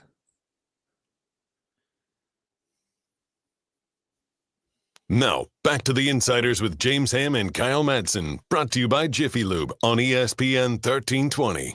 I'm staying on topic. I'm not getting derailed. He's James Ham. I'm Kyle Madsen. Jesse Tapia on the board. We're the Insiders. We're hanging out with you until noon. Then we'll hand it off to D'Lo and KC. We're going to take some calls on the Elk Grove Kia talk line at 916-909-1320. That's 916-909-1320. And then we're going to talk about NBA first half awards and superlatives. That sound good? We're going to hope that no one on the phone derails us. Derailed, John Poles. Derailed.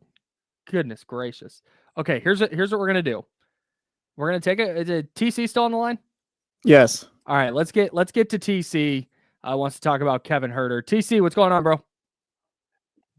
Hey, what's up with my bros? Ham, Kyle, what's up? What's up, Chilling. TC?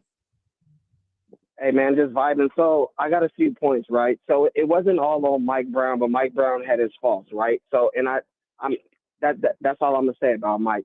I still respect Mike and all of, you know what I mean?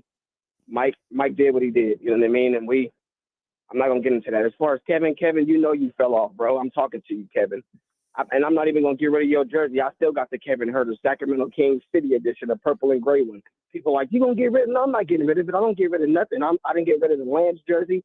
I keep my jersey, Kyle. You hear me? Shout out. Love that for you. Thanks, TC.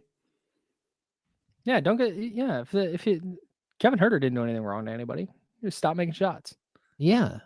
Hang on to that jersey. I feel for Kevin because like this isn't something that he wants at all. Like I mean, he should have another payday.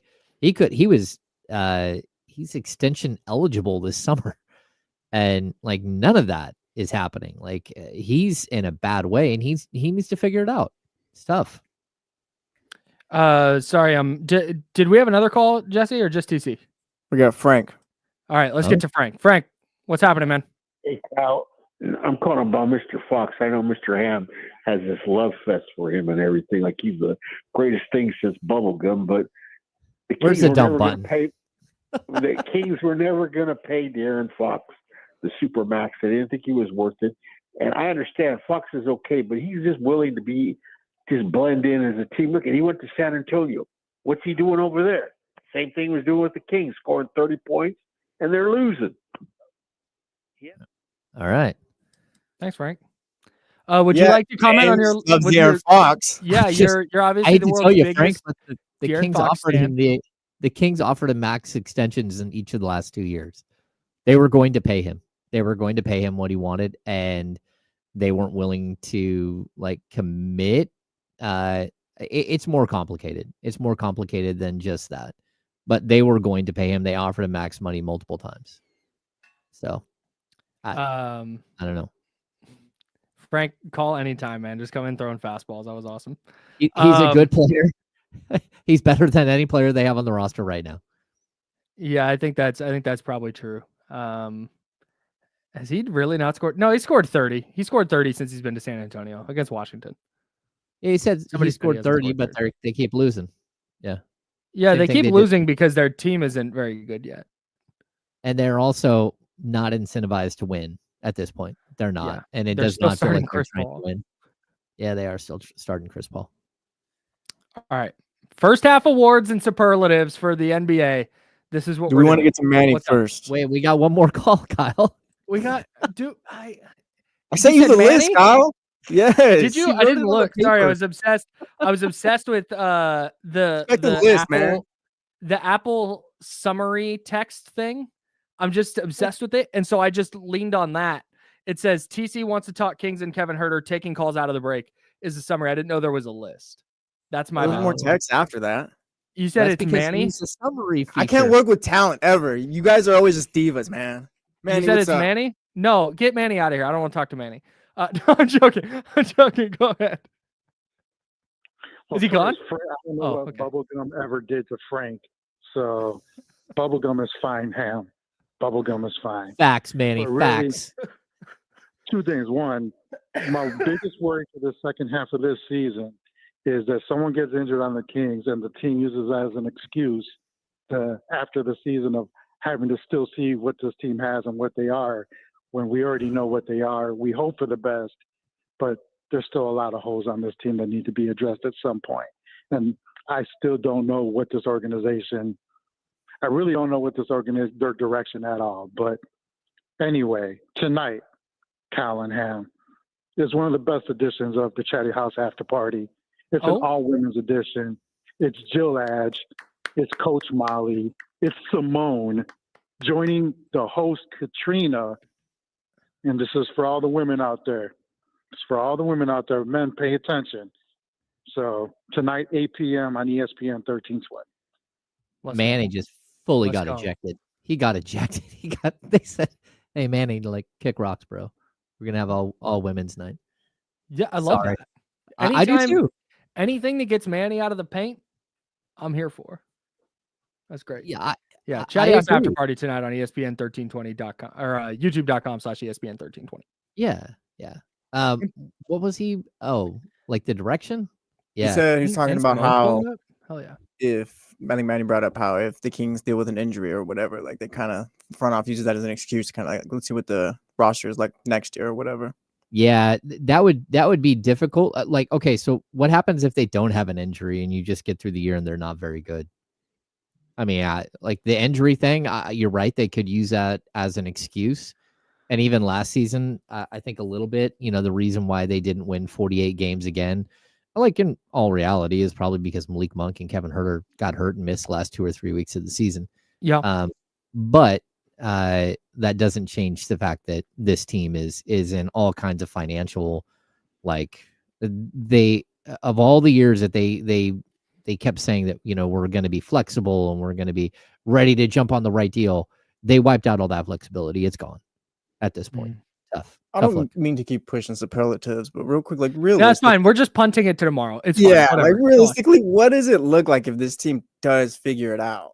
Like we keep saying, like, oh, they have the practices and maybe they can figure it out. Like, what does that look like? Like, is this team gonna like shoot to the 6th seed or anything like that? Like, I don't know. I feel like they'll probably just be in the play-in and hopefully be able to get to the playoffs by way of that. Yeah, I mean, there's an outside shot that they make it to the 6th seed.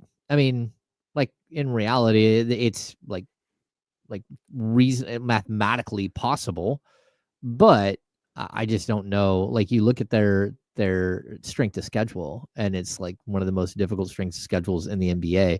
And when you get done with the first 5 games after the break, it becomes by far, I'm going to guarantee it's the most difficult schedule in the league from the last 22 games on. It's just going to be absolutely brutal. Yeah, man. And that's where I saw somebody earlier in the chat, and I might have actually started. Nope, never mind. Somebody was like, just beat the heck out of the Warriors or whatever they said and get back on track. My problem is I don't think the Kings are good enough to just be like, oh yeah, they're just going to beat the heck out of somebody. Like that's the issue for me. So that's why when you talk about the 6th seed, it's like right now, today, again, never say never in sports. That's always the mantra I lean on. But like as of today, you said what? And in Goonies. Yeah, totally. But on February 19th, like, no, this is not a team that's going to the playoffs. At least not being a top 6 team. Maybe they're playing well enough by the end of the year that they win a couple of play-in games or win a play-in game and make it that way. Sure. Like that's on the table. But I think right now for me, like that would be the expectation. And if we get to March and they're a half game out of the 6th seed, like, okay, cool, let's talk about it. But I'm not ready to put my eggs in this basket until I physically see them on the court playing better basketball. Because right now they look like about a 500 team. And if you're about a 500 team, you're going to be like an 8, 9, or 10 seed. Well, because looking at it too, like the Clippers are 8 games above 500 right now, the 6th seed. The Lakers are 12 games above. So are we expecting the Kings to make a run where they match that, or are we expecting those teams to fall back to the Kings? Like if you're expecting them to kind of make a step up, I guess. You'd hope it'd be some combination of both, like the whole 3-point shooting. Like you need to not give up as many, and you need to start hitting more and close the gap some way. But still, like that's the problem at hand. Yeah, I just don't see it. They're 28-27. If they go 20-7 over they're at 48 wins. Mm-hmm. Maybe that gets you the 6, maybe. But I'm not like that's. You have to kick a ton of rear end just to get into like the conversation. So, and then you'd need the other thing, you'd need the Clippers to fall off some, and you need the Lakers to fall off some. Yeah. And maybe they do. But until I see the injury or the 8-game losing streak or whatever for one of those teams that takes them out of the running, I'm not putting the Kings there. They just don't belong in that conversation. No, and I know this sounds really ridiculously stupid, but that one game that you lost that would have had you at 3 games over 500, yep, it would look so much structurally better. It would put you like within striking distance of some of these teams where, again, making up those extra games is nearly impossible in a 27-game stretch. No, it's not totally impossible. There is always the chance that they come out swinging like they did in the 22-23 season and sure, and just climb. But I'm not gonna bank money on that. Yeah, I'm banking money that over these next 27, they're going to go something like 15-12, maybe 14-13. They're going to be kind of in that range, and they're going to be right at or a little bit above or a little bit below 500. Yeah, that would be my guess. I guess that, and then you throw an injury into it. I think they're so well insulated. Like if Domas goes down and you have Valanciunas starting, like, okay, you feel okay, but he's not Domas. Like he's not going to be over 38 minutes a night every single night. He's not going to be a 20-30 threat every time he steps on the court. Right. But like Zach LaVine misses time. Like, okay, you feel good about Malik Monk and DeMar DeRozan picking up the slack or Keon Ellis. If Malik or DeMar goes down, you feel good about, okay, Keon Ellis is there and there's 2 other guys who can pick up the scoring. So like, I think from a depth standpoint, they're good there, but like, man, if you lose Keegan right now, we're already worried that they can't get stops. You remove Keegan from the equation? I mean, then Jake LaRavia, 35 minutes a game. I'm here for it. Sure, man. $10 million a year player, Jake LaRavia? That would be the biggest nightmare if he jacked up his price because he had someone get hurt. Yeah, poor Keegan gets hurt, but Jake LaRavia steps in and just this insane player for the Kings. Now we can't afford to bring him back. And just so you know, that's not who they would start because we've seen this play out before, and they started one of the Holiday brothers. They would find a way to start Isaac Jones the rest of the way, and Jake LaRavia would just be very disappointed in what's happened here. Honestly, man, like Jake LaRavia, Golden State Warrior next season. Obviously, right. You can't. Obviously, you can't. Obviously, you can't. You obviously can't do this. He's going to learn a lot from Jimmy Butler. You obviously can't do this because you just have too much talent in it, like in a vacuum. But the idea of starting Isaac Jones every night, I don't hate that. But again, you can't because Isaac Jones is not ready to be a contributor on a winning team. And if you go 500 the rest of the way, if you go, I'm so bad at this. This exact thing. 14-13. If you go 14-13 the rest of the way, like you're in the play-in, like you're all set. And if you're starting Isaac Jones, you're probably not doing that.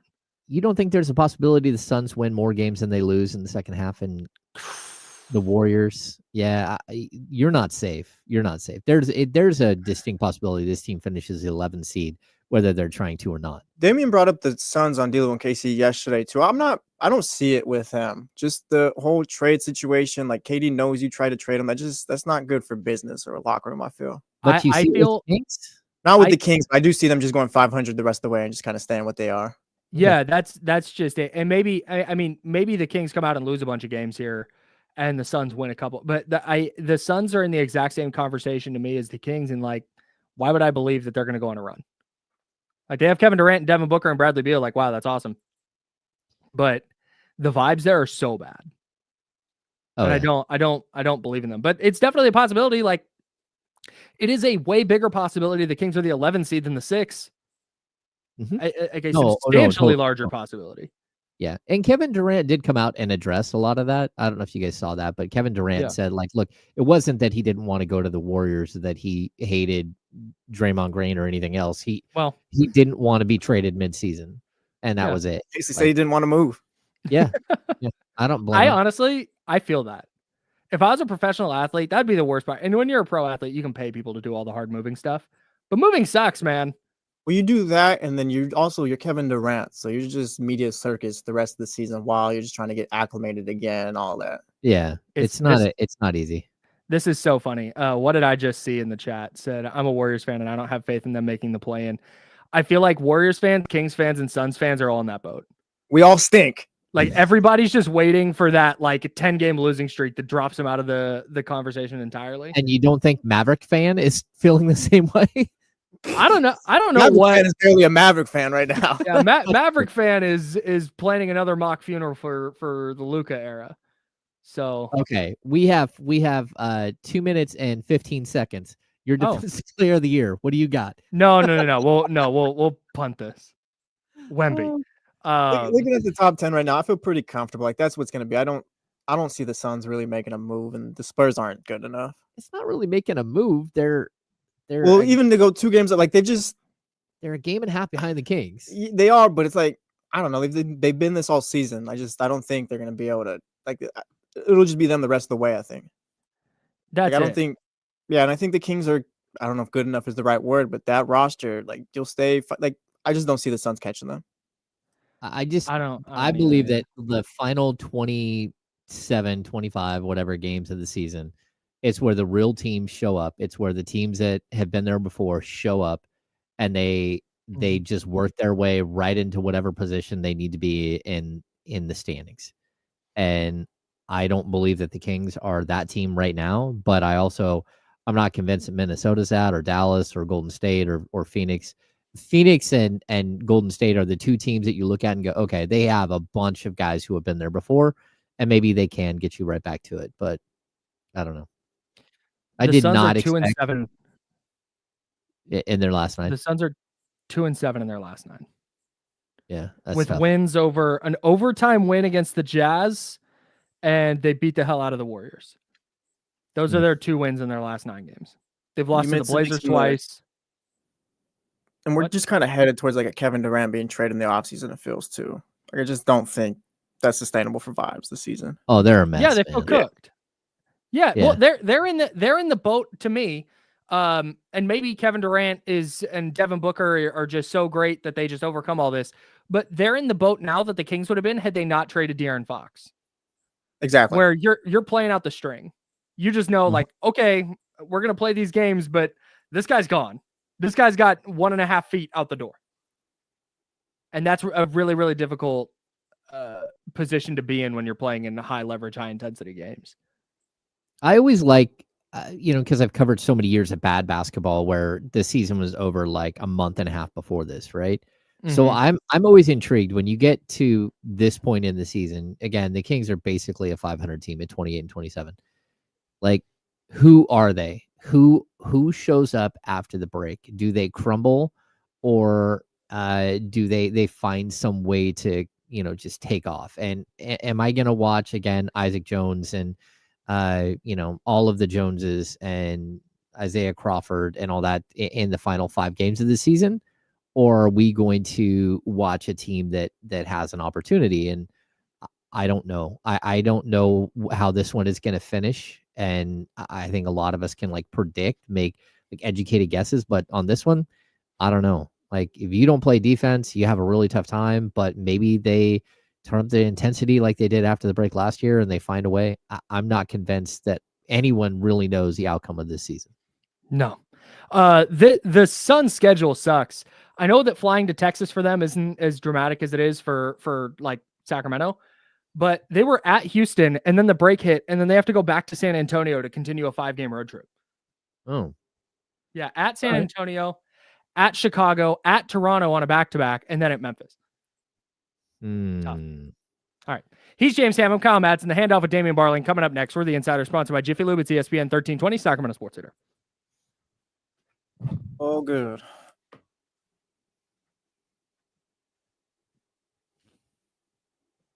This is pretty crazy. I'm looking at Phoenix and Sacramento's strength of schedule. They're number 1 and number 2. And the Kings are tied with Denver and Memphis.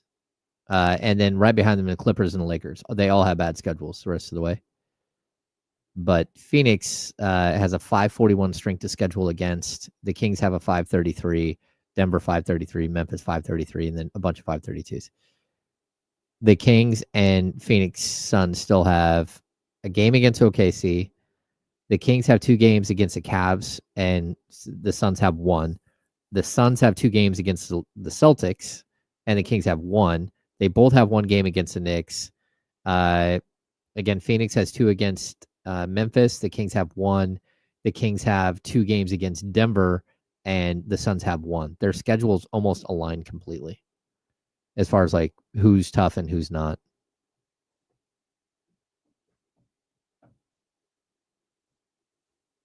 Where did everyone go? I think Jesse's over there still. Working on timestamps. Okay. It's funny, your hoodie looks really like a dark, like royal blue. Solid color right there. Looks like in that light, yeah. And it's weird. You wear glasses every day you're in here, and then when you're at home, you never wear glasses, which is is because the lighting when I wear glasses in this setup, it's very like reflective. Got it. So once I start like working and writing after this, I'll throw glasses on.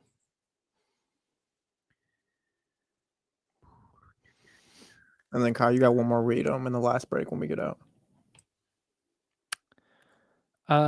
Shoot. Okay. I will just do that. You want to just do it before we get out? Yeah. Gotcha. What's our hard out? I'll time that out right now and text you. Okay. Yeah, this is the big headline. Like, season's over, apparently. We're 56. 56 on the dot? Yeah. Do you know the shortcut to calculating the out? No, I just do the math in my head. You find out what time on the left the legal is going to fire. I don't trust that thing. But you have to subtract that from the time in purple at the top of the break.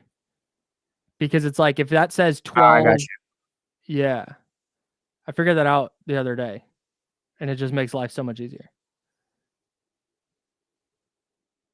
We're back.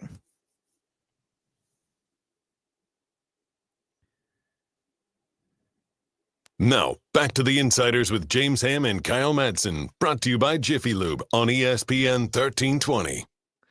He's James. I'm Kyle. Jesse Tapia on the ones and twos. Damian Barling going to join us here for the handoff shortly. Yeah, I mentioned this at the end of the last segment. We were talking about the Suns and whether they can catch the Kings, or not whether, like, they obviously can, but if they're just kind of cooked, right? They open the second half at San Antonio on Thursday. Then they're at Chicago on Saturday. Then they're at Toronto on Sunday, and then at Memphis on Tuesday. Then they get New Orleans twice before Minnesota, Clippers, Nuggets, Mavs, Grizzlies, Rockets. So like they pretty much have got a tough stretch too. Yeah, but the first 5 games is kind of like the Kings' first 5 games. Like, you can get some wins there. Sure. You know, like Toronto's not very good. Chicago's not very good. They both are part of big trades. Like, you've got some, you could build, but then once you get past those 5 games, like, I don't even, like, their strength of schedule jumps probably to like 560. Sure. Yeah, it's not good. I don't know, man. They have the Suns down the stretch have a brutal schedule too. I mean, they if got I'm being the fair, Lakers in here, Cavs, Bucks, Celtics. Well, that's what I'm saying. Like, once you get past the first 5 games of the Suns post All-Star schedule, it's going to get even worse, because what you just said wasn't that difficult. Yeah, like the Spurs, the Bulls, the Raptors, and then the Pelicans twice. That's not that all that difficult at 1, 2, 3, 4, 5 of your first 6 games coming out of the break. What their schedule looks like after that is not good at all for them. What's the thing? We can't even count on these teams to like win the so-called easier matchups, I guess, because sorry to go back to the Pelicans game, but like with Zion now, it's like, oh yeah, you're gonna beat them by double digits, and like you couldn't even handle that business. So I guess that kind of goes to the Suns and Kings. Won't even know what they're gonna look like going forward. You might be right. The Suns might not have any shot at all to make it to the play-in, like at all. Well, and the Kings get them 2 more times. Yeah. And so if you can win both of those games, they've already secured the season series, but if you win both, you're securing the season series and you're separating yourselves 2 games from that. Like those are going to be so huge. And the last one's the last game of the year. And it's in Sacramento. So yeah, man, and again, while we're talking hypotheticals, like maybe the Spurs make a jump. Like maybe they decide to start Stephon Castle and like go everything. for it. Yeah, and maybe that works out. I just don't know that they're talented enough yet. And I think they're still kind of in a spot where they're figuring out exactly who they're going to run with moving forward and who's going to be part of their long-term build and who's not. And I think they would be fine with Atlanta's pick and then their pick and being good with it in 2025. Okay. Yeah, I'm looking at like if you look at Phoenix's strength of schedule, their easiest opponents left. They've got 2 games against the Pelicans, 2 against Toronto. They've got 2 against the Bulls and 2 against the Spurs. Most teams have 6 teams listed as their easiest opponents. The Suns only have 4 because the rest of their opponents are much better, right? The Kings have like 7 games. They have 1 against the Spurs, 1 against the Blazers, 1 against the Bulls, 2 against the Hornets, 1 against the Jazz, and 1 against the Wizards. So that's 7 like what you would consider just like pretty easy winnable games. Although I'd say the Spurs one is not very easy, and the Blazers are playing better and have beat up on the Kings here and there. Yeah, that Spurs one is going to be fascinating. That's De'Aaron Fox's return to Golden 1. And maybe the Spurs win a couple to open the second half, and it means something for the standings. But no, you're right. Man. Yeah, it's tough. You got Washington and Charlotte. Those are both road games, though. They haven't been awesome on the road. Man. And that's the thing. Like this is why as we talk about all this, this is why it's super difficult for me to look at where the Kings are in the standings and go, oh hey, let's talk 6 seed. Like, no, man. I if they win their first 8 out of the break, cool, let's talk 6 seed. But I need them to win 1 game first. Can you beat the Warriors on Friday? And then can you pack up and beat Charlotte a couple nights later? Like that's it's game at a time for me right now, man. Yeah, I believe we're going to have to, it will be a game at a time. And even like if they had won 4 in a row here going into the break, I think we all would have felt much better about what their chances are going forward. I want to pull up, Mark Souza in the chat says, the Spurs are only 3.5 out and have the Hawks pick. They don't have much incentive to not try to make the play-in. They're going to make it or be right there. Mark, if you can have 2 shots at Cooper Flag instead of 1 shot at Cooper Flag, you're going to go for 2 shots at Cooper Flag, not 1 shot. I'm also interested to see how the Spurs look after they get some practice time with De'Aaron Fox. Like practice time, huge during the All-Star break. It can change everything. No, it's like we talked about Kevin O'Connor's tweet the other day about how the Spurs are doing like a quiet tank because they keep starting Chris Paul, who's just not super effective anymore, and they're bringing Stephon Castle off the bench. Maybe that's something they keep doing because they're trying to get everybody to learn from Chris Paul. And but it wouldn't shock me at all if after the break, that's a conversation they have with CP3 where he's going to come off the bench. It's something he did last year in Golden State. It's something he's done before. And if the Spurs are going to make a run for it and really go for it, that's the move. And maybe they do that, but maybe they want as many high picks as humanly possible because they think that they don't have enough talent with Wemby and Fox and Castle. Maybe they don't think Julian Champagny or Jeremy Sohan are part of their future. Yeah, but you don't want to burn the possibility. Like, and even if you don't get the top pick, what if you have the 4th pick and you have the 8th pick? What are those worth on the open market? How can you go get the 3rd or 4th player especially since you didn't lose a bunch of your tradable contracts in the De'Aaron Fox trade.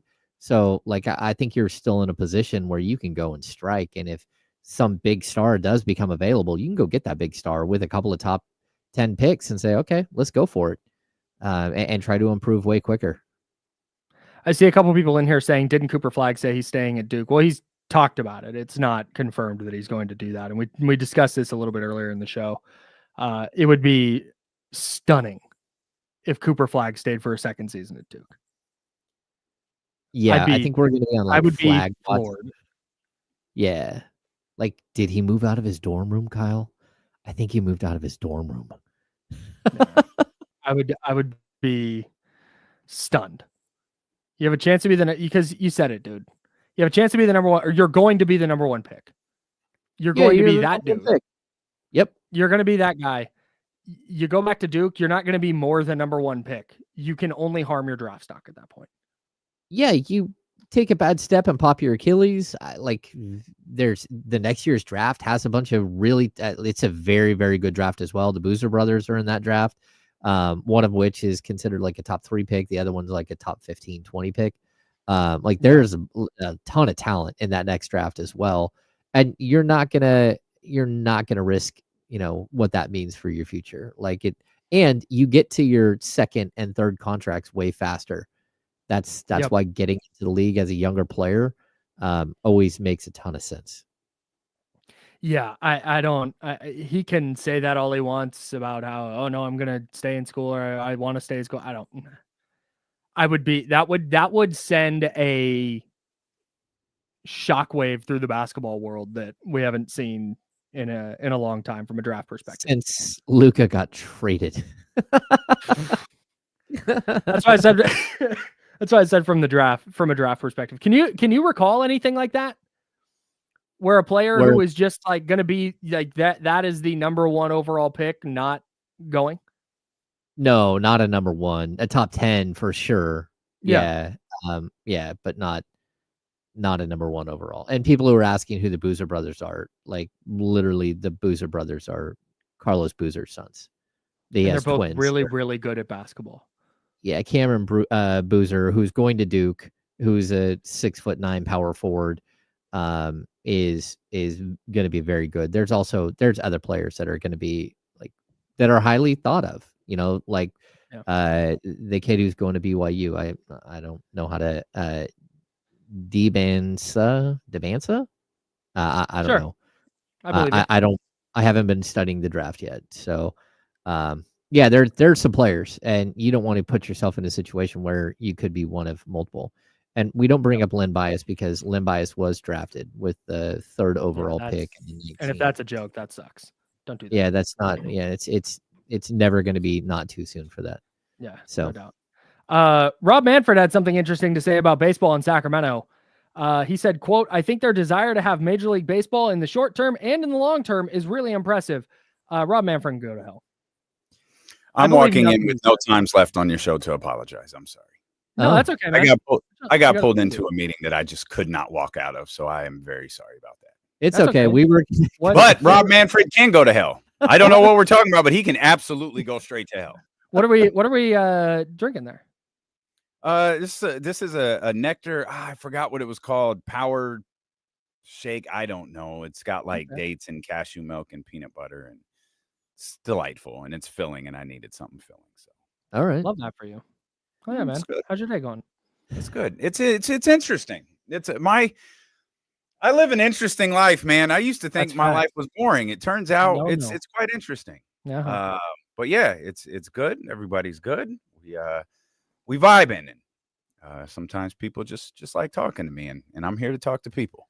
If you get to stand on the floor at a Beyonce concert, you do not live a boring life, sir. Well, I thought I lived a boring life. I mean, my life is cool. Like I can't front. But yeah, just every once in a while something happens where I'm like, I'm surprised that this just happened. Okay. And that's cool. It's vibes. It's all vibes. I live by the Kyle Madsen life of, just go with the vibes. If you got to make a hand sculpture over the weekend, make a hand sculpture and send pictures to Kyle so he can see it. That's I learned. I didn't know that any of this happened until today. It was like, oh, I got to tell you Kyle's response to this. Like, oh, Kyle. I nailed it though. That was No, a good you did. response. You killed it. Thanks. No, you killed it. Thanks. It's great. Life is awesome. It sure is. What do you guys got coming up on D-Lo and Casey? I'm gonna be honest, man. I don't freaking know. Hell yeah, those are my favorite We're shows. literally just waiting till Friday to get here. Trista's gonna be with us. James will be back at 3. There was a very entertaining thread about what if the like an AI generated if the Kings had drafted Luka. It's so amazing because it's super in depth. But I noticed one thing at the very end of it that I just couldn't get over, and I can't wait to share. Have you watched the Court of Gold documentary yet? I did not. Last night ran a little long, but I will absolutely watch it tonight. Awesome. Okay. Nope, no, I'll watch it use tomorrow. I changed my mind. I'll watch it tomorrow. Not going to use the transition I was just going to use. I'm just going to tell you about Underdog Daily Fantasy. From fast breaks to buzzer beaters to block parties, there's nothing as exciting as basketball. With Underdog, you can bring that excitement wherever you watch. Playing on their app is as easy as choosing higher or lower on player stats like threes made, points, rebounds, and more. Get those picks right, and you could win up to 1,000 times your money. Millions of fans have won over billions on Underdog. Will you be next? Join in on the fun by signing up for Underdog today and using promo code KyleM, and you'll get a free pick as part of your first cash entry, plus up to $1,000 in bonus cash when you deposit. Must be 18 plus. Here we go. Fix that in post. You got it. Must be 18 plus and present in a state where Underdog Fantasy operates. Terms apply. Void in Colorado. Concerned with your play? Call 1-800-GAMBLER or visit www.mpcgambling.org. See, the thing that sucks about that is earlier I was bragging about how I'm really getting this down, and turns out I am not. In Arizona, call 1-800-NEXT-STEP or text NEXT STEP to 53342. In New York, call the 24/7 Hope line at 1-8778-HOPE-NY or text HOPE-NY. D-Lo and KC coming up next. He's James Ham. I'm Kyle Madsen. Salute to Jesse Tapia for helping us out today. We're the Insiders, back at 10 a.m. tomorrow, right here on ESPN 1320, Sacramento Sports Leader. Until then, drink water and be nice to people. Boy, take a breath, buddy. Tomorrow, we're going to talk first half NBA awards and superlatives. Teased that in the first, going into the first break. Teased it every break. Never got to it. I love it. Never got to it. You know what? You'd be a real gangster if you can push it off till Friday. That used to be my favorite thing, is where we would tease something and push it off a day, and then see if we could push it off like another day and another day and another day, and then maybe pay the tease off at the end of the week. We still got to talk about Russell Wilson going to the Steelers. We still haven't got. I don't know. I think it was Russell Wilson going to the Broncos. Oh yeah. Oh, yeah. Oh yeah. We never got to that one. We never. I had some strong takes on Russell Wilson and the Broncos, and we just never got to them. Were they right? Did they turn out to be right? It was actually, memory serves me correctly, it was Russell Wilson leaving the Broncos, and I thought the way that they handled that was pretty trash. Okay. That was my take. Okay. It had already happened, so it wasn't out. Michigan State. There's nothing better. There's nothing better as a radio host than having something on the rundown that is kind of evergreen and not getting to it, because you're like, I have a segment for tomorrow locked in. Let's go. 100%. That's why, James, that's why I always tell you, like, when you're like, oh, we got off that, I'm like, nope, we're good. Let's keep doing this. Get it right, baby. Get it right. Sweet. All right. Appreciate you guys. Thanks, fellas. Yep. Have a good show. Thanks. See you, adios. Oh.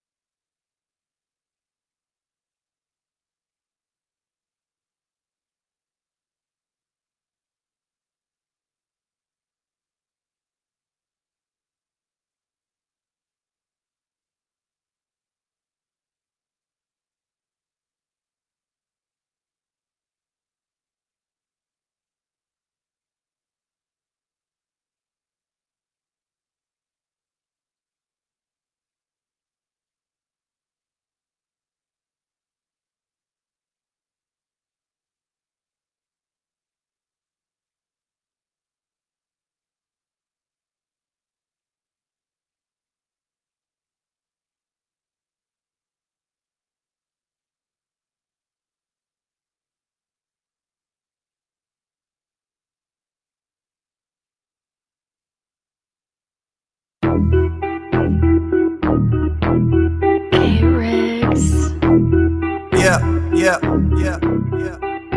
got them screaming D-Lo, KC, D-Lo, KC, D-Lo, KC, D-Lo. We got them screaming D-Lo, KC, D-Lo, KC, D-Lo, D-Lo. We your number one spot. We your number one spot for some sports, huh? Got the city going crazy when we work, huh? We top 2, but we ain't 2, we in first, huh? And when you need the real, we is who you search, huh?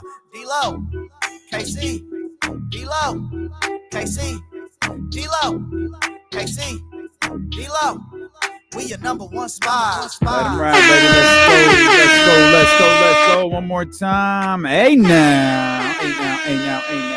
We welcome you in here to the Wednesday, February 19th edition of D-Lo and KC. I'm Damian Barling. The ultimate needle mover in God mode himself. Y'all know what it is. He's Kenny Caraway. Yes, sir. Acknowledge me. And we are live. Slums of Sacramento. It was raining again. It was gorgeous at like 10 o'clock. And then all of a sudden, it's like, oh, why is it pouring rain outside? Just pouring. Be safe on the roadways, everybody. Man, please do. Please do. No need to speed, man. No need to speed. We happy that you're here with us, man. We happy that you are here with us because we vibing. Trysta Krick will be with us at 2 o'clock. DK. James Ham will be back with us at 3 o'clock. Hammer. Plenty to talk about until then. That's actually a big fat lie. You all know as well as I do. There's nothing to talk about. I didn't get to watch the Court of Gold documentary last night. The night got a little busy, so I didn't get a chance to see it. And everybody's raving about it. I saw the clips of KD where, you know, KD got a little emotional talking about it. It's like, all right, that's cool. That's a hook that got me. Yeah. But no, we got Lakers Hornets tonight. Well, which I guess is nice. funny. Well, all right. yeah, I'm about to say, what did the Lakers Hornets do to you? Well, like, come on. It's Dalton like, Connect and Mark Williams versus the teams that well, never see, were. now that's the part that's like, okay, this is a little funny. And look, This is a little funny. if I was the NBA, I'd be like, you weren't supposed to get anything. Be glad you're getting this. There wasn't supposed to be no games today. It's a makeup game. Everybody's supposed to be off till tomorrow. Yeah. So be happy you're getting this. There's a lot of good college basketball on tonight, though. If you're into that type. That's always a myth. I'm just, Yeah. Wow. There's always intriguing Wow. college basketball. It's never really good though. I don't love it. I don't love the game like I used to. That's how you feel about DJ Wagner? Yeah. Junior? Yes. You could have made that name up, and I would have been like, yeah, that's how I feel. I don't know what to tell you. That's how you feel. I just don't love it anymore. That's how you feel about Langston Williams? That's not a real person. It is. It's not a real person. I just I wish Not a I real person. I wish I had the love for the college game that I used to. It is just not there anymore. No, and I don't know why that it is. I don't know because I'm not. Well, I'm not. You don't the, know these people. Not you specifically, but like we don't know these kids. It's not the and maybe that's it. Like I don't subscribe to the you gotta be there for 4 years. Like I don't care. It's just I've lost the you know, like these and again, salute. This is the way it should be. But like they're moving and shaking all of the time. It's like, oh no, they, you know, so and so 5-star recruit committed to Duke. Oh no. He decommitted and went to Western Tulane. Because of the, it's not a real school. Well, Shout doesn't Western matter. Tulane. Like who knows that?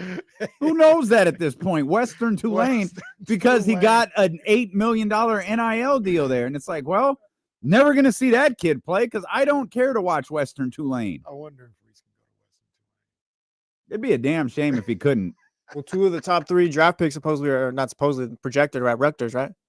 They are. I've watched Rutgers play about That's 5 or 6 wild. times. Yeah. That's wild. It's the gift and the curse. Well, who's the kid? What was the school that the kid went to? The $10 million AJ kid went to BYU. BYU. Is gonna go to BYU. That's the one. Yeah, That's the one. It's the gift and the curse a little bit because I think it's kind of cool that not everybody goes to Duke and Kentucky every year. You know what I'm saying? So Sure. like that's dope, but it's, you know, it's gone too far. Like I said, it's AJ only going to be there for a year. Dylan Harper and that's okay too. The one and done is fine. It is okay, but it's not like it's okay from a human level and a personal level. It's not the best way to grow your game. No, Like, it's not. it's- But it's that's awful. not these young men's responsibility.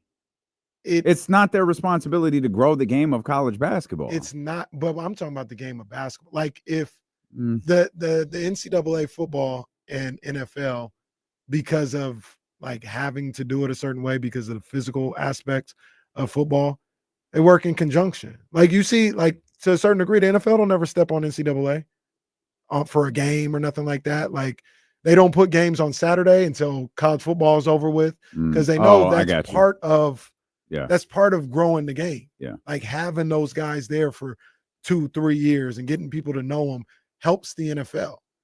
It's not the responsibility. Well, the 2 to 3, it's fair. The 2 to 3 year thing doesn't have anything to do with helping the NFL. It has to do with not getting these young men killed. No, but they understand. Like if the NFL didn't understand it, they just start putting games on Saturday. Mm-hmm. They'd be like, we don't care. Like we're not related. We're not working together. So just put all these games on Saturday, and they would squash their future stars to a certain degree. Mm-hmm. But this is one thing they are smart enough to realize. No, this is a free minor league for us. Mm-hmm. This is free advertisement for our game. For what's next? You know what for I'm our saying? Draft in April. Exactly. Yeah. So we're not gonna mess with that. It's not a partnership, but they understand. The NBA and NCAA basketball haven't been able to figure that out. It used to be a case where the college basketball season, March Madness, would lead into people knowing these people in the draft and know them as a rookie year. Yeah. Now they can't do that. Like it's just too much of a mess. And I think that'd be better for everybody involved. Maybe, I mean, now the kids are getting paid, so maybe it would work out for them. But what is it that you think would be better? I mean, I'm sorry. What is it that they have to do to make the relationship better? If they could find a way to keep them there for 2 to 3 years. Oh, there you go. You're getting paid though. Yeah, They're getting $10 million a year. Those are no, he is. It's Cooper if he wants to. That's more than a rookie scale contract. Yeah. Like they're getting paid now. Like put a cap on but on it's when always they can come in. Yeah, but it's always it's never the first contract though. Yeah. It's and the second one. Like you're trying to get to you're getting the first contract. Mm-hmm. You're slotted. Like you're not doing anything for that. I mean, yeah, obviously you're getting drafted, but I mean, like you can't negotiate a higher contract. You're slotted when you're drafted. Mm-hmm. The whole point in this one and done thing is you're trying to get to the second one. Mm-hmm. That's where you make your money. And I mean, I don't know. I understand why it doesn't happen. I think it'd be best for these kids, these young men, for branding purposes. Well, with NIL, it's not the worst thing to do. No, you're getting money. You're gonna get the platform of March Madness in college basketball for 2 years. And then that's going to push your brand into the NBA. Like it'd be, if they could work it out, that'd be perfect. It'd be perfect, especially now because they're getting paid. Mm-hmm. Mm-hmm. But yeah, but like to the point, like why? Like I love basketball. I love college basketball. But why would you get invested in college basketball right now? Like there's no reason. Well, I wouldn't. That's what I'm saying. There's no like reason. I was, and it like I lost it. Like it's like we talk about this with wrestling. I don't know that I'm ever going back. Yeah. It turns out for the first time, like I've been a lifelong wrestling fan. Like literally, very, very literally, my entire life. My first memories, like some of my earliest memories have to do with wrestling. Hulk Hogan and King Kong Bundy squashed his ribs on set. I remember all of that. It turns out life is just fine without taking up 3 hours on a Monday night or 2 hours or however long that broadcast is, and just doing the old Jesse Tapia and catching it on YouTube and Twitter and all of that stuff. And way to do it. Well, I'm sorry, what's his name now? Ricky Saints? You gotta be effing kidding me. No, I'm not kidding you. You killed the whole gimmick and called him Ricky Saints. It turns out my life is just fine without watching professional wrestling all of the time.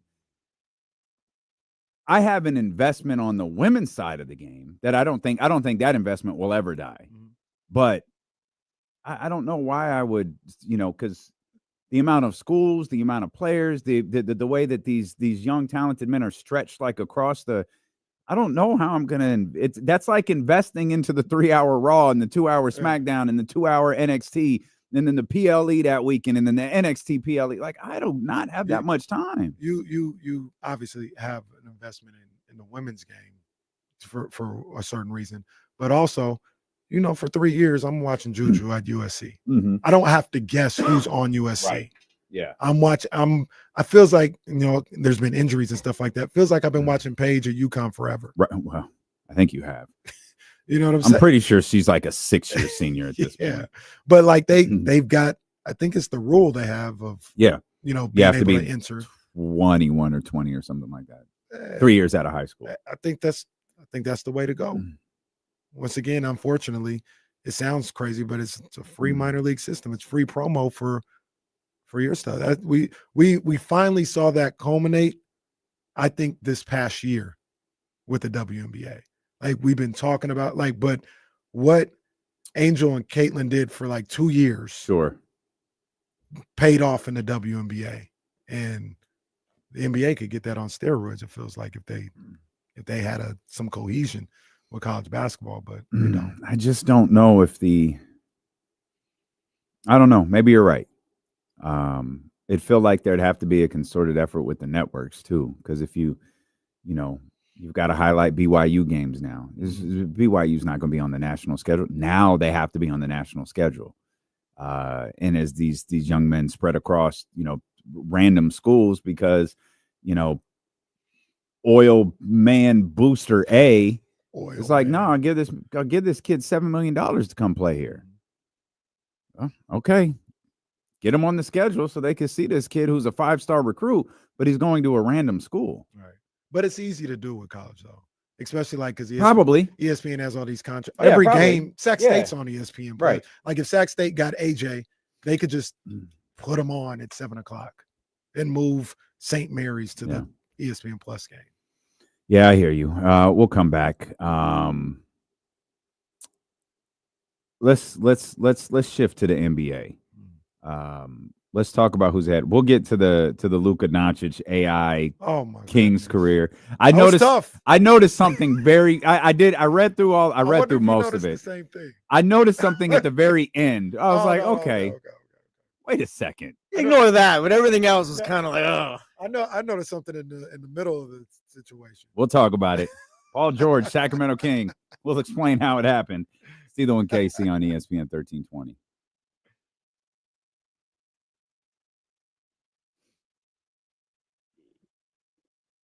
There's food out there, Casey. Some chili dogs. Well, that's not my bag, but I did see a donut. Let me see if I can get a donut. Casey said, that's not my bag, but I'm going to eat it anyways.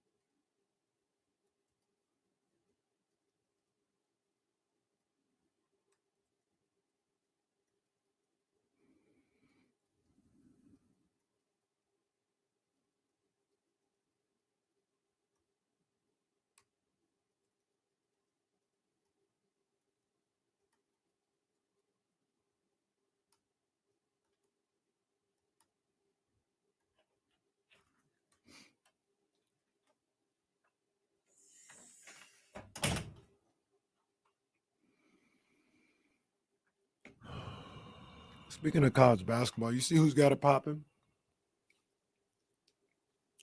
You see who's really got it popping? Number 10 in the nation. Who's that? Boy Patino. Oh, Lord have mercy. Yeah, man. They up to number 10, huh? St. John's. He done brought St. John's back. They he's got like a show too. I saw a clip from it the other day where it's just a behind the scenes show. And this clip was going viral about being mentally tough and all this other stuff. I agreed with 90% of what he said. There was one sentence in there that I didn't like. I'd be like, shut the fuck out. He was like, why are you guys, so mentally weak. One thing happens and then you just fall apart. Like, who cares if you missed a shot? I need you to play defense. And everything I agree with. Then he says, who raised you to be so weak? And I said, watch your mouth. All right, watch your damn mouth. And then he goes on to say stuff that I agree with. But yeah.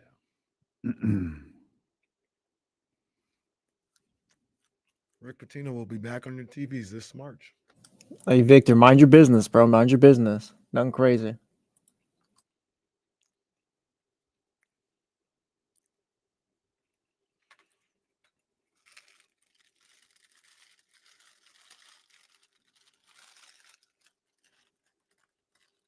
Wow.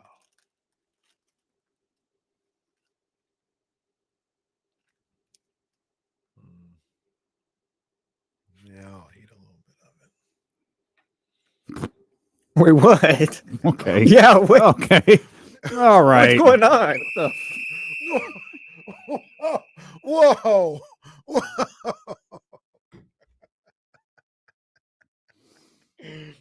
Come on, man. What is going on here?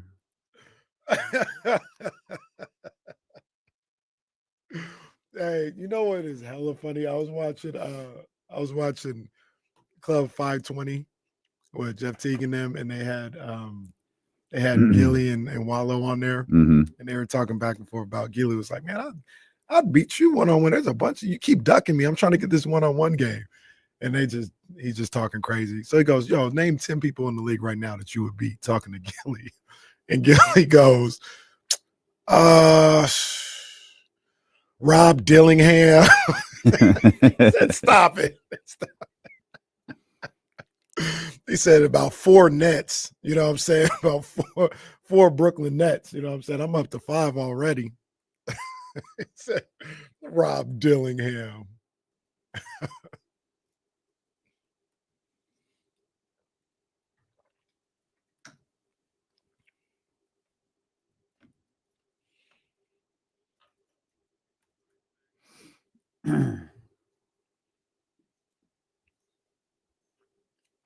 Hey, real quick, did you fill out the survey? What survey? The survey for the Republics in the Stadium. I did not. Yeah, they had a rendering and then they had a link, and the Republic wants everybody to fill out the survey so they can get input on what's important to them, what they would like to see in the new stadium, and just get a feel for so they can keep building towards what people want. I went to fill out the survey, and I was filling it out for about 5 minutes or so. 5 minutes? Yeah. So look, 5 minutes or so. What? Is this an HR training? Like, what was this? No, Was this yeah. a sexual harassment video from Odyssey? Check this out. About 5 minutes or so. And a lot of, just click and everything like that. I was like, man, it's been about 5 minutes. Like, where am I at on this thing? And I finally found the status bar, like where you're at. I couldn't have been any more than 20% through. I said, oh, yeah, no chance. No, okay. No. I was trying to help y'all out a No. little bit, but I'm not sitting here, like you guys said, doing an Odyssey training just build the stadium. You're Just insane. build You're it. insane if you think I'm giving you more than 2 minutes is way too much if we're being real here. And those are my people, but I saw that status bar. I said, all right, man, I tried, bro. It's cool. Whatever you guys go with, I'm sure I'll like. The way you need to do those things, throw like 4 multiple choice questions and then a little comment box. You're good. That's all you need. I said, all right, it's cool, man. Thank you, though. Thank you. That's ridiculous. So Just build the Rancher damn Ridge, stadium and man. leave it alone. I'll like it. I like whatever you guys do. It's good. It's good. Goodness gracious. 20% I at trust 5 you minutes. guys. Yeah, that That's sounds like crazy. Odyssey right there. That absolutely might have is. worked with the same people. That's absolutely. There must just be some survey creator that just sends it to all the different people. The It's wor- like, here, dumbass, spend an hour of your life filling this out. The worst one for the Odyssey trainings is that like I'll read through it or whatever. I'm done to answer my question. All right, click next. No, I still need you to spend another minute on this page. What for? I read it and I got the question right. That is not okay. It's not okay. Why do I need to still be here? It's crazy. So yeah, Sac Republic, shout out. Those are my boys. You know what I mean? Big ups. I can't wait. But I trust you guys. Just build it. Just build the damn stadium. Just build it. I trust you. We'll be there. Good. All right, man. Now I'm in a bad mood now. That puts you in a bad No, mood. you know what it is? I had to go I went to urgent care this morning. Wait, what? And I'm positive, like I was in that facility. I'm positive I'm sick because of it. I had to take Katie to urgent care after like at the last hour of her show because she's been coughing for like a month. And it got like really bad. I was like, we need to go to get this taken care of. Yeah.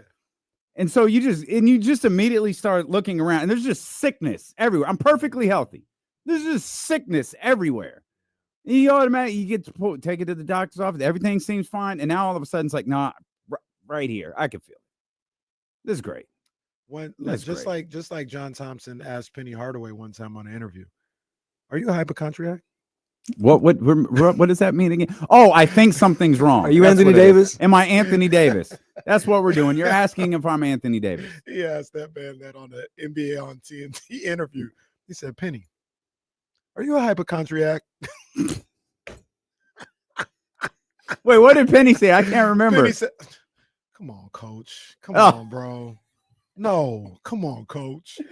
Oh, man. Well, see, look, now I got nicknamed. Now look. Oh, that's street clothes D-Lo. James like Michael Scott. Hey, I need you to take an X-ray on my foot. No. Yeah. Why you taking a look at them? Take an X-ray on my foot. The doctor's doing the thing with Katie in the telescope. I'm like, Doc, could you check me out real quick? Like, I think it's bad, Doc. Look, now I got Nick. Day to day. God, that is not cool, bro. That's cold, cool. man. Y'all are cold people. That's cool. Y'all are the TNT crew. Yeah, I'm about in to say Zabo O'Neal here. Well, Zabo's right though. If you die on stream. Those are the rules. Yeah. Those are the rules. Don't forget. Voluntarily I'll be so mad at you if you die off stream. Oh, that'd be terrible. I'd be mad at myself.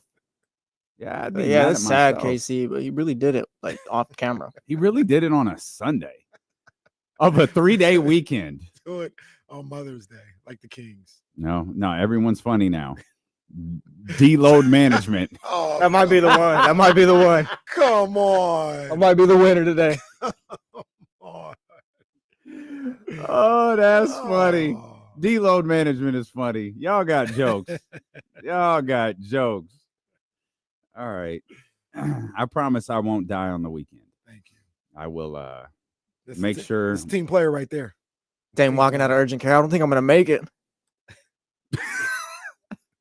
No, I'm glad you feel better. Might as well go back in there and see Doc while you're here. That's like that episode of The Office when Michael Scott said that. Remember that? He said, could you x-ray my foot? That boy crazy. Yeah, Kenny. I can't leave him hanging. Yeah, Kenny. Yo. You got it. Shameful. Stupid, man. Yeah, you should be embarrassed. Your behavior is embarrassing. I thought about I should be watching The Office right now. I fell asleep on the Olympic thing, though. Not because it was bad. It was you know how, I don't know if you experienced this, but when you try to watch something in bed, at least for me, that's not gonna last. Like I need to be sitting on the couch. I'm not gonna watch anything in bed with you. Well, not with me, by yourself. Oh. Do you have a TV? Oh, I don't. I don't watch. I do not like watching TV in bed. Do you have a TV in your room? I do. Oh. Yeah. But I don't watch TV in bed. He's got that's not my. You know what? I'm gonna leave it be. No, go ahead. Get your stuff off. What? I'm dying anyways. Go ahead. I'm gonna be better today. I'm gonna be better. Oh wow. Oh, we're holding back all of a sudden. We got pat on the back. We got on the back by me. We got deload management on the screen, and now I'm just saying you got TVs for decoration, don't even use and stuff like that. That's a good point. Yeah. I use all my TVs because I have to. I was gonna say he probably has like TV rooms and stuff like that in his house. D-Lo's like the people downstairs. They're just what are they doing to decorating that office? That's what his house is like. Just you seen the people downstairs? No. You ain't seen it?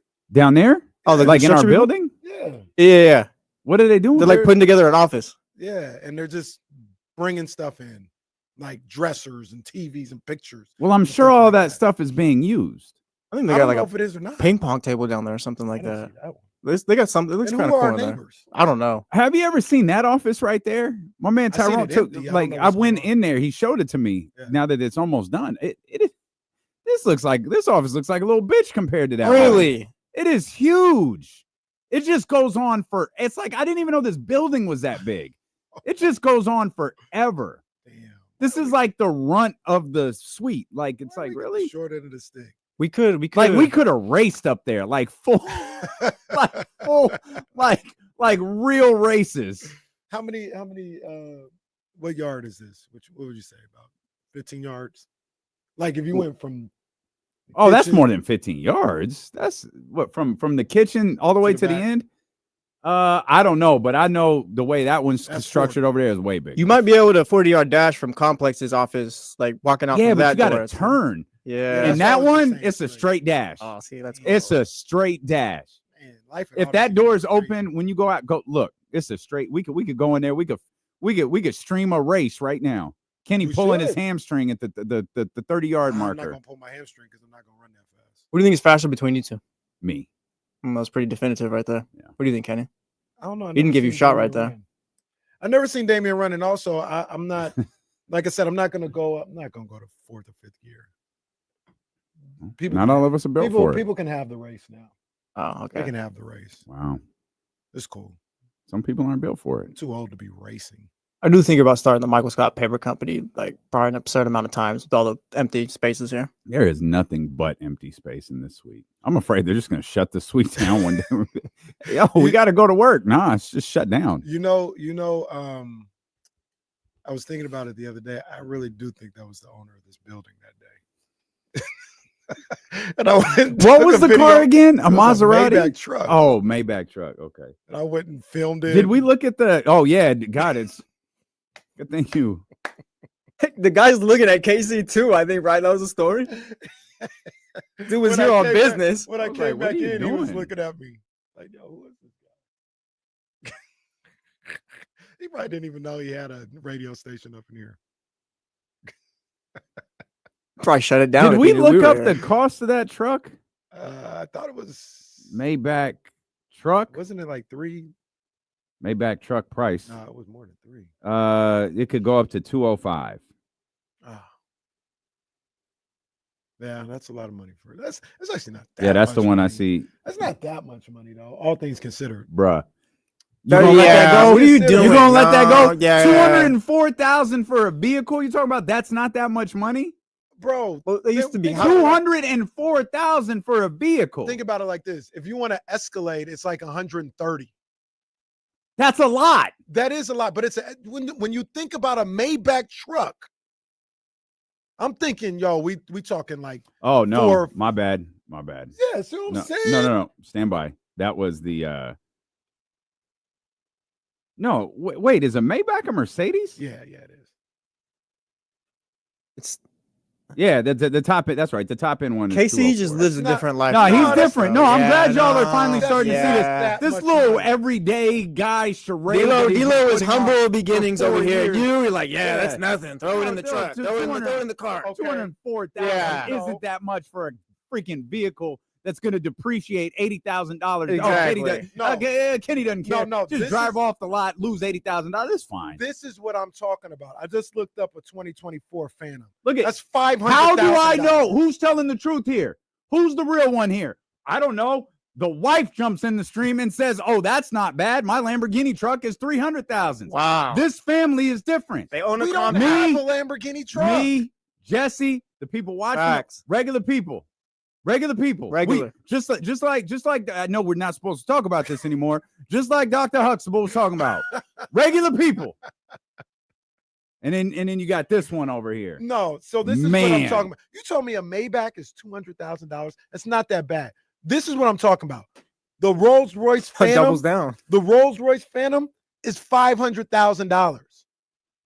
Casey, you just uttered a sentence, phrase, whatever you want to call it, twice within the last 10 seconds that I've never said in my 28 years. I'm just saying, if you would have told me, if we would have done pocket watching for how much Maybach costs, I would have said $500,000. $200,000, like, oh, Not that bad. I'll go get 2 of them. I'll go get 2 or 3 of them. The wife got a $300,000 Lamborghini truck. What's the problem? She doesn't have it unless she has another family. Well, she might. The way you act, she might have another family. Sitting up in a hotel room by SFO with a broken charging cord. Kenny's out there champagning and campaigning All-Star Weekend on the Written floor. right there in front of 1,100 people watching. God knows how many people listening. Oh, that's my bad. My Lamborghini truck is in the 300,000. Speaking for somebody else. I don't. She doesn't. I'm sorry. Let me try that. My Lamborghini truck is 300,000.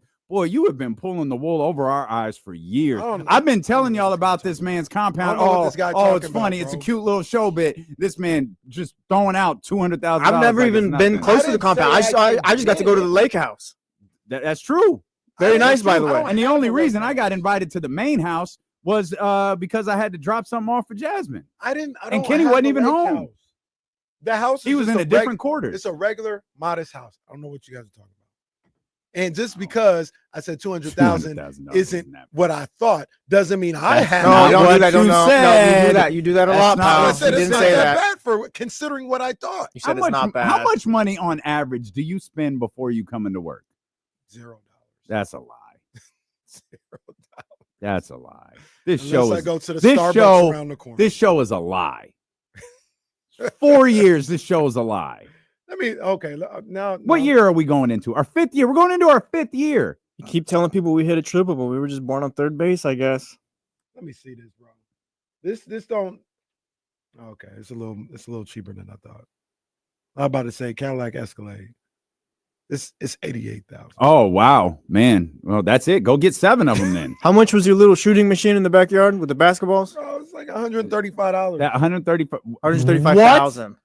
Well, I'm sorry. Say that number again. $135. It's $135 monthly to keep up with the stats and all that. You're just yeah, it's $135 a month. That's to track your shots and the little shot chart. You see the shot chart that he always has. Just out here lying. $135. Wow, we just eroded all of the trust that people have put in us because this man is just told lies. You can't even get a pair. I can't even get a pair of Air Forces damn near for $135. But you can get that. That's how much Air Forces are nowadays. What you talking about? Like 115 actually. Show. It's to relax, Nike. Relax. Used to be like 90. This show is a joke. It's getting ridiculous, bro. It's getting ridiculous. Why don't you buy the building? I ain't got it like that. I had to go take a picture of your car. No, we established whose car that was. Well, it was only a $200,000 car. We're not sure whose car it was. No, we don't. Who would be our Dwight Schrute to buy the building? Like, who would be like if someone in our little company right here bought the building and like who would you be like? Oh no, JC. No, if JC bought the building, I'd be happy. No, that'd be yeah. JC brought donuts and hot dogs today. Yeah, JC. Dwight Schrute. Yeah. Oh, you don't even know. No, he doesn't. Yeah, never mind. Damn it, bro! You just buried this bit like it was Triple H right now. I'm gonna be real with you. Yeah, it is. Like Triple H. Yeah, we took a show to that bit. Over here. Like never mind.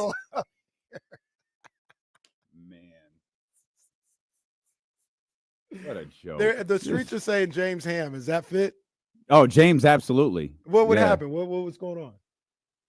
No, James could. It's like when Dwight took over, they shifted the toilet paper to like one ply. It was all bag. James would do that. It would be 85 degrees here in the summer to save money. Yeah. We'd be in the studio just sweating year round so James Ham could save money. Big old pest control ad in the front of the building when you get here. Just a cockroach. Just a cockroach billboard. Oh man, it's even funnier because you don't get it. I'm trying to picture. I don't know if James is a tightwad. I don't know either. JC's a good one, but James is a great one. James buying the building and turning into Dwight Schrute is a great one.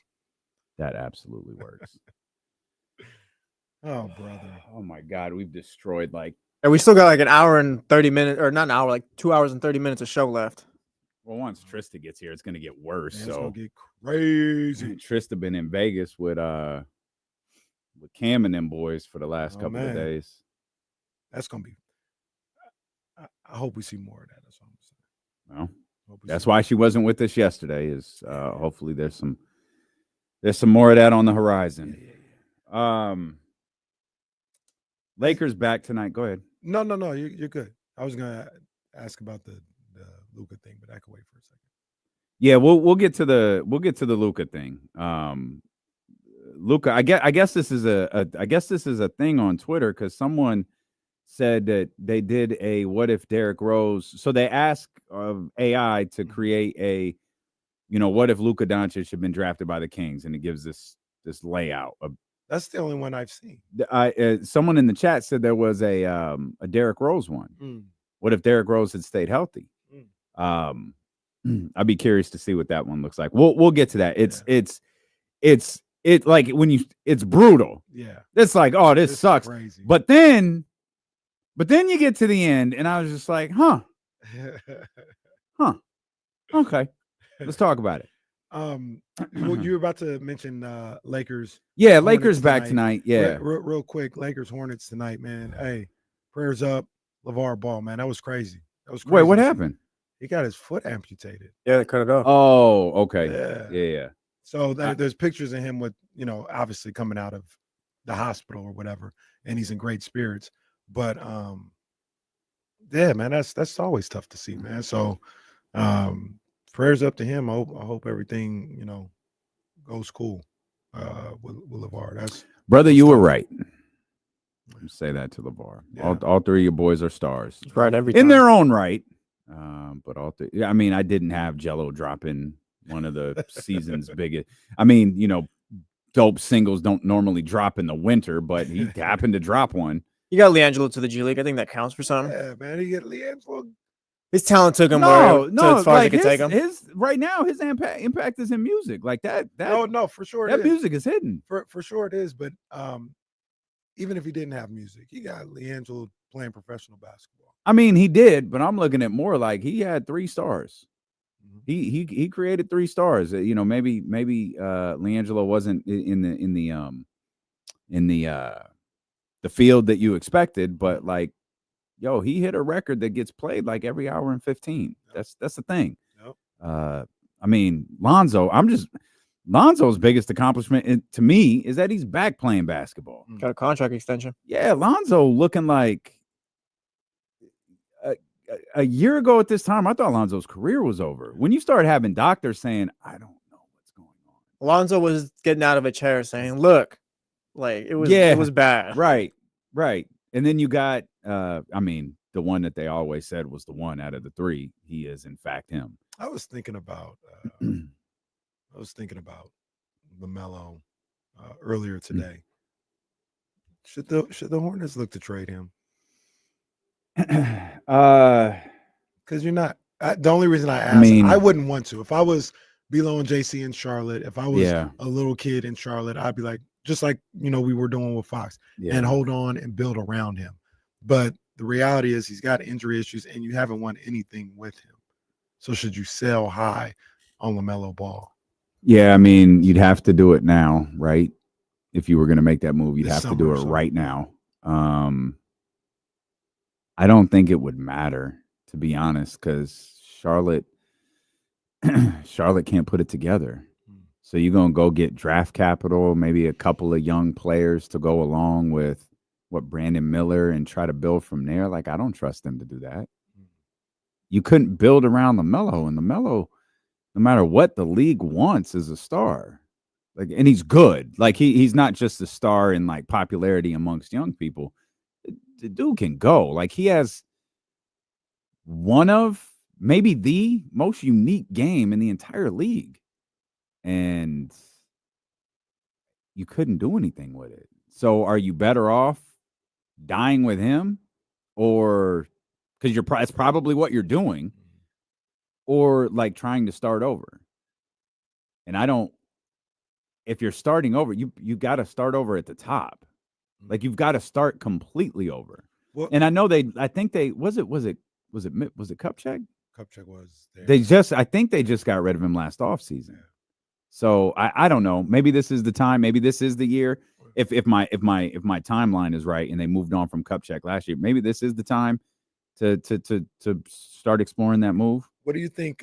He's in the first year of his extension, by the way. He's got which 4 more is years left fine. after this. Yeah, That's perfectly fine. What do you think? That probably makes him more valuable. yeah.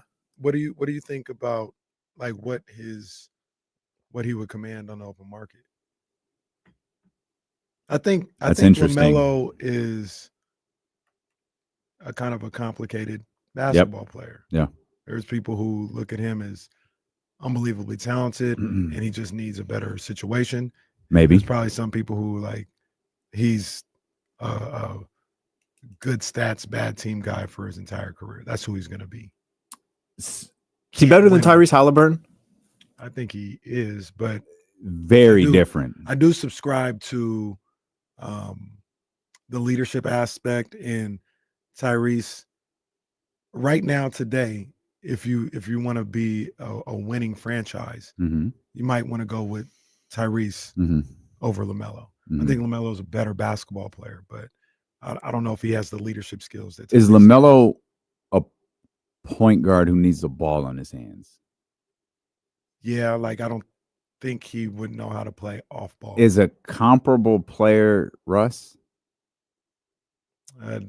Yeah. I don't think he's as talented as Russ, but Russ was a point guard who, I mean, he could do both, but he was most effective when he had the ball in his hands. Yeah, that sounds about right. So like you said, you've got to different be extremely effective at both and willing to do both. Yeah, different ball players. You know. Yeah. I think LaMelo's more skilled. I think Russ is a better athlete, or at that time was a better athlete than LaMelo. I think Russ is a better scorer. I think Russ was a better scorer. Yeah, he got it. He just got it a different way. Like I think LaMelo's more skilled. He's got a better jump shot. He can finish. He can shoot a little bit better. He's a better passer, but he is nowhere near the athlete that Russell Westbrook was. There's only been one Russell Westbrook in NBA history. The way he played. Yeah. In his prime. Yeah. Okay, we'll come back. It's a good comp. I want to talk. There's stuff we'll get to. I want to do this Luka thing though. This Luka AI as a king thing it's fun. It's crazy. Artificial intelligence is wild. If you haven't seen this, well, prepare. Steele and Casey on ESPN 1320. Do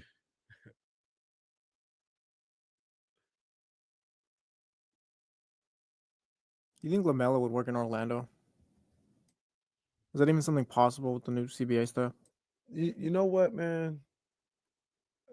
As much you guys know, I love LaMelo and I love his game. I love his talent. I don't know where LaMelo works right now. I don't have a good grasp on him as a basketball player, as a franchise point guard for, a championship team. Well, that's like the thing. I'm going down the list right now, like the standings. Like Orlando's the first team that kind of gave me a thought. He's just been real unserious, man. What about Denver? Yeah, maybe. So this is why I paused with Orlando a little bit, because I don't know if they have the structure in place to be able to balance out his immaturity. Denver does. So Denver would fix that aspect, and he'd be bringing the talent aspect to it. So Denver might not be bad. Denver might not be bad at all.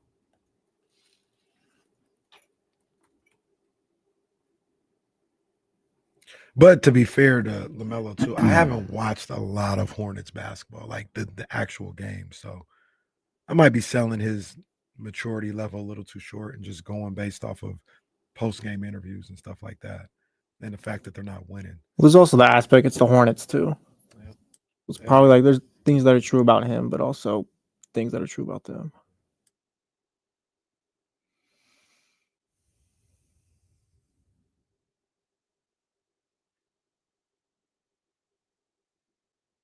This will be weird if we ever get him back on the show. Let's call him Ricky Saints now.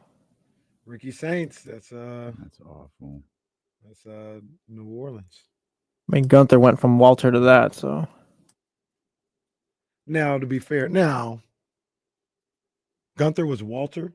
Yeah, it was Walter at one point. Mm-hmm. I never knew him as Walter, so yeah, he's just Gunther. So maybe there are some people, some wrestling fans, as much as we like and knew Ricky Starks, maybe they didn't know him as Ricky Starks. and they'll know him only as Ricky Saints. Stunning Steve. I didn't know him. I didn't know he had hair. I know Steve Yeah, that's Austin. pretty wild. Though.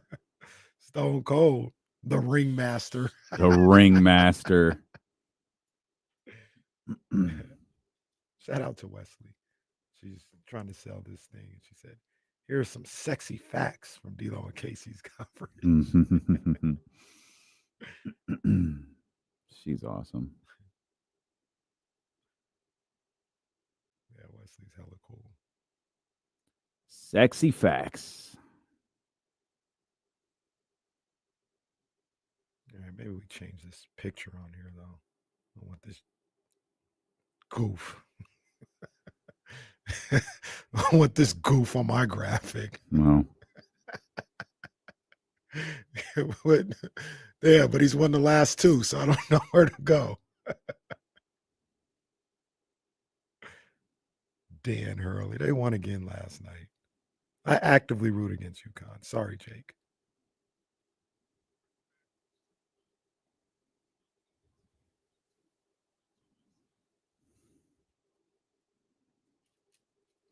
who'd you say was on the phone? Lazy. Yep, easy. 916-909-1320. Lazy, what's happening, baby? Yo, D-Lo and Casey, what's popping, guys? What's up with it? What's up, Lazy? What's good, Lazy? Oh, Lazy feeling it, man. He was working all day yesterday. He feeling good. Hey, shout out to my boy. Hey, boy, we was out there moving, boy. It was a good day. All right. I see you. Yes, sir. Yes, sir. Hey, guys, I just want to call in and just kind of chime in on things. You know, with LaMelo, I know a lot of people trip off his leadership and all that, but I think he's just a great player. I would like to see him on the Heat. But, you know, Pat Riley can't get Wait a deal a minute. done No, to time save out. his life. I'm not going to. You a can finish second. and say, why do you want to see him on a Heat? You're Yeah, not even get a the Heat rule book- fan, get bro. the rule book What out, we Casey. talking about? I'm not a Heat fan, that's for sure. And I know Pat Riley can't get the deal done. Hey, Don't No, but disres- wait a don't minute. Why would you disrespect want to him. see him on Miami if you're not a Heat That's fan what I'm anymore? saying. That's what I'm saying. I think he would play great with Bam Adebayo. I think Eric Spoelstra could reel him in, and I think he fits in the Miami lifestyle. I think he'd be good there. Yeah, but what's that do for you?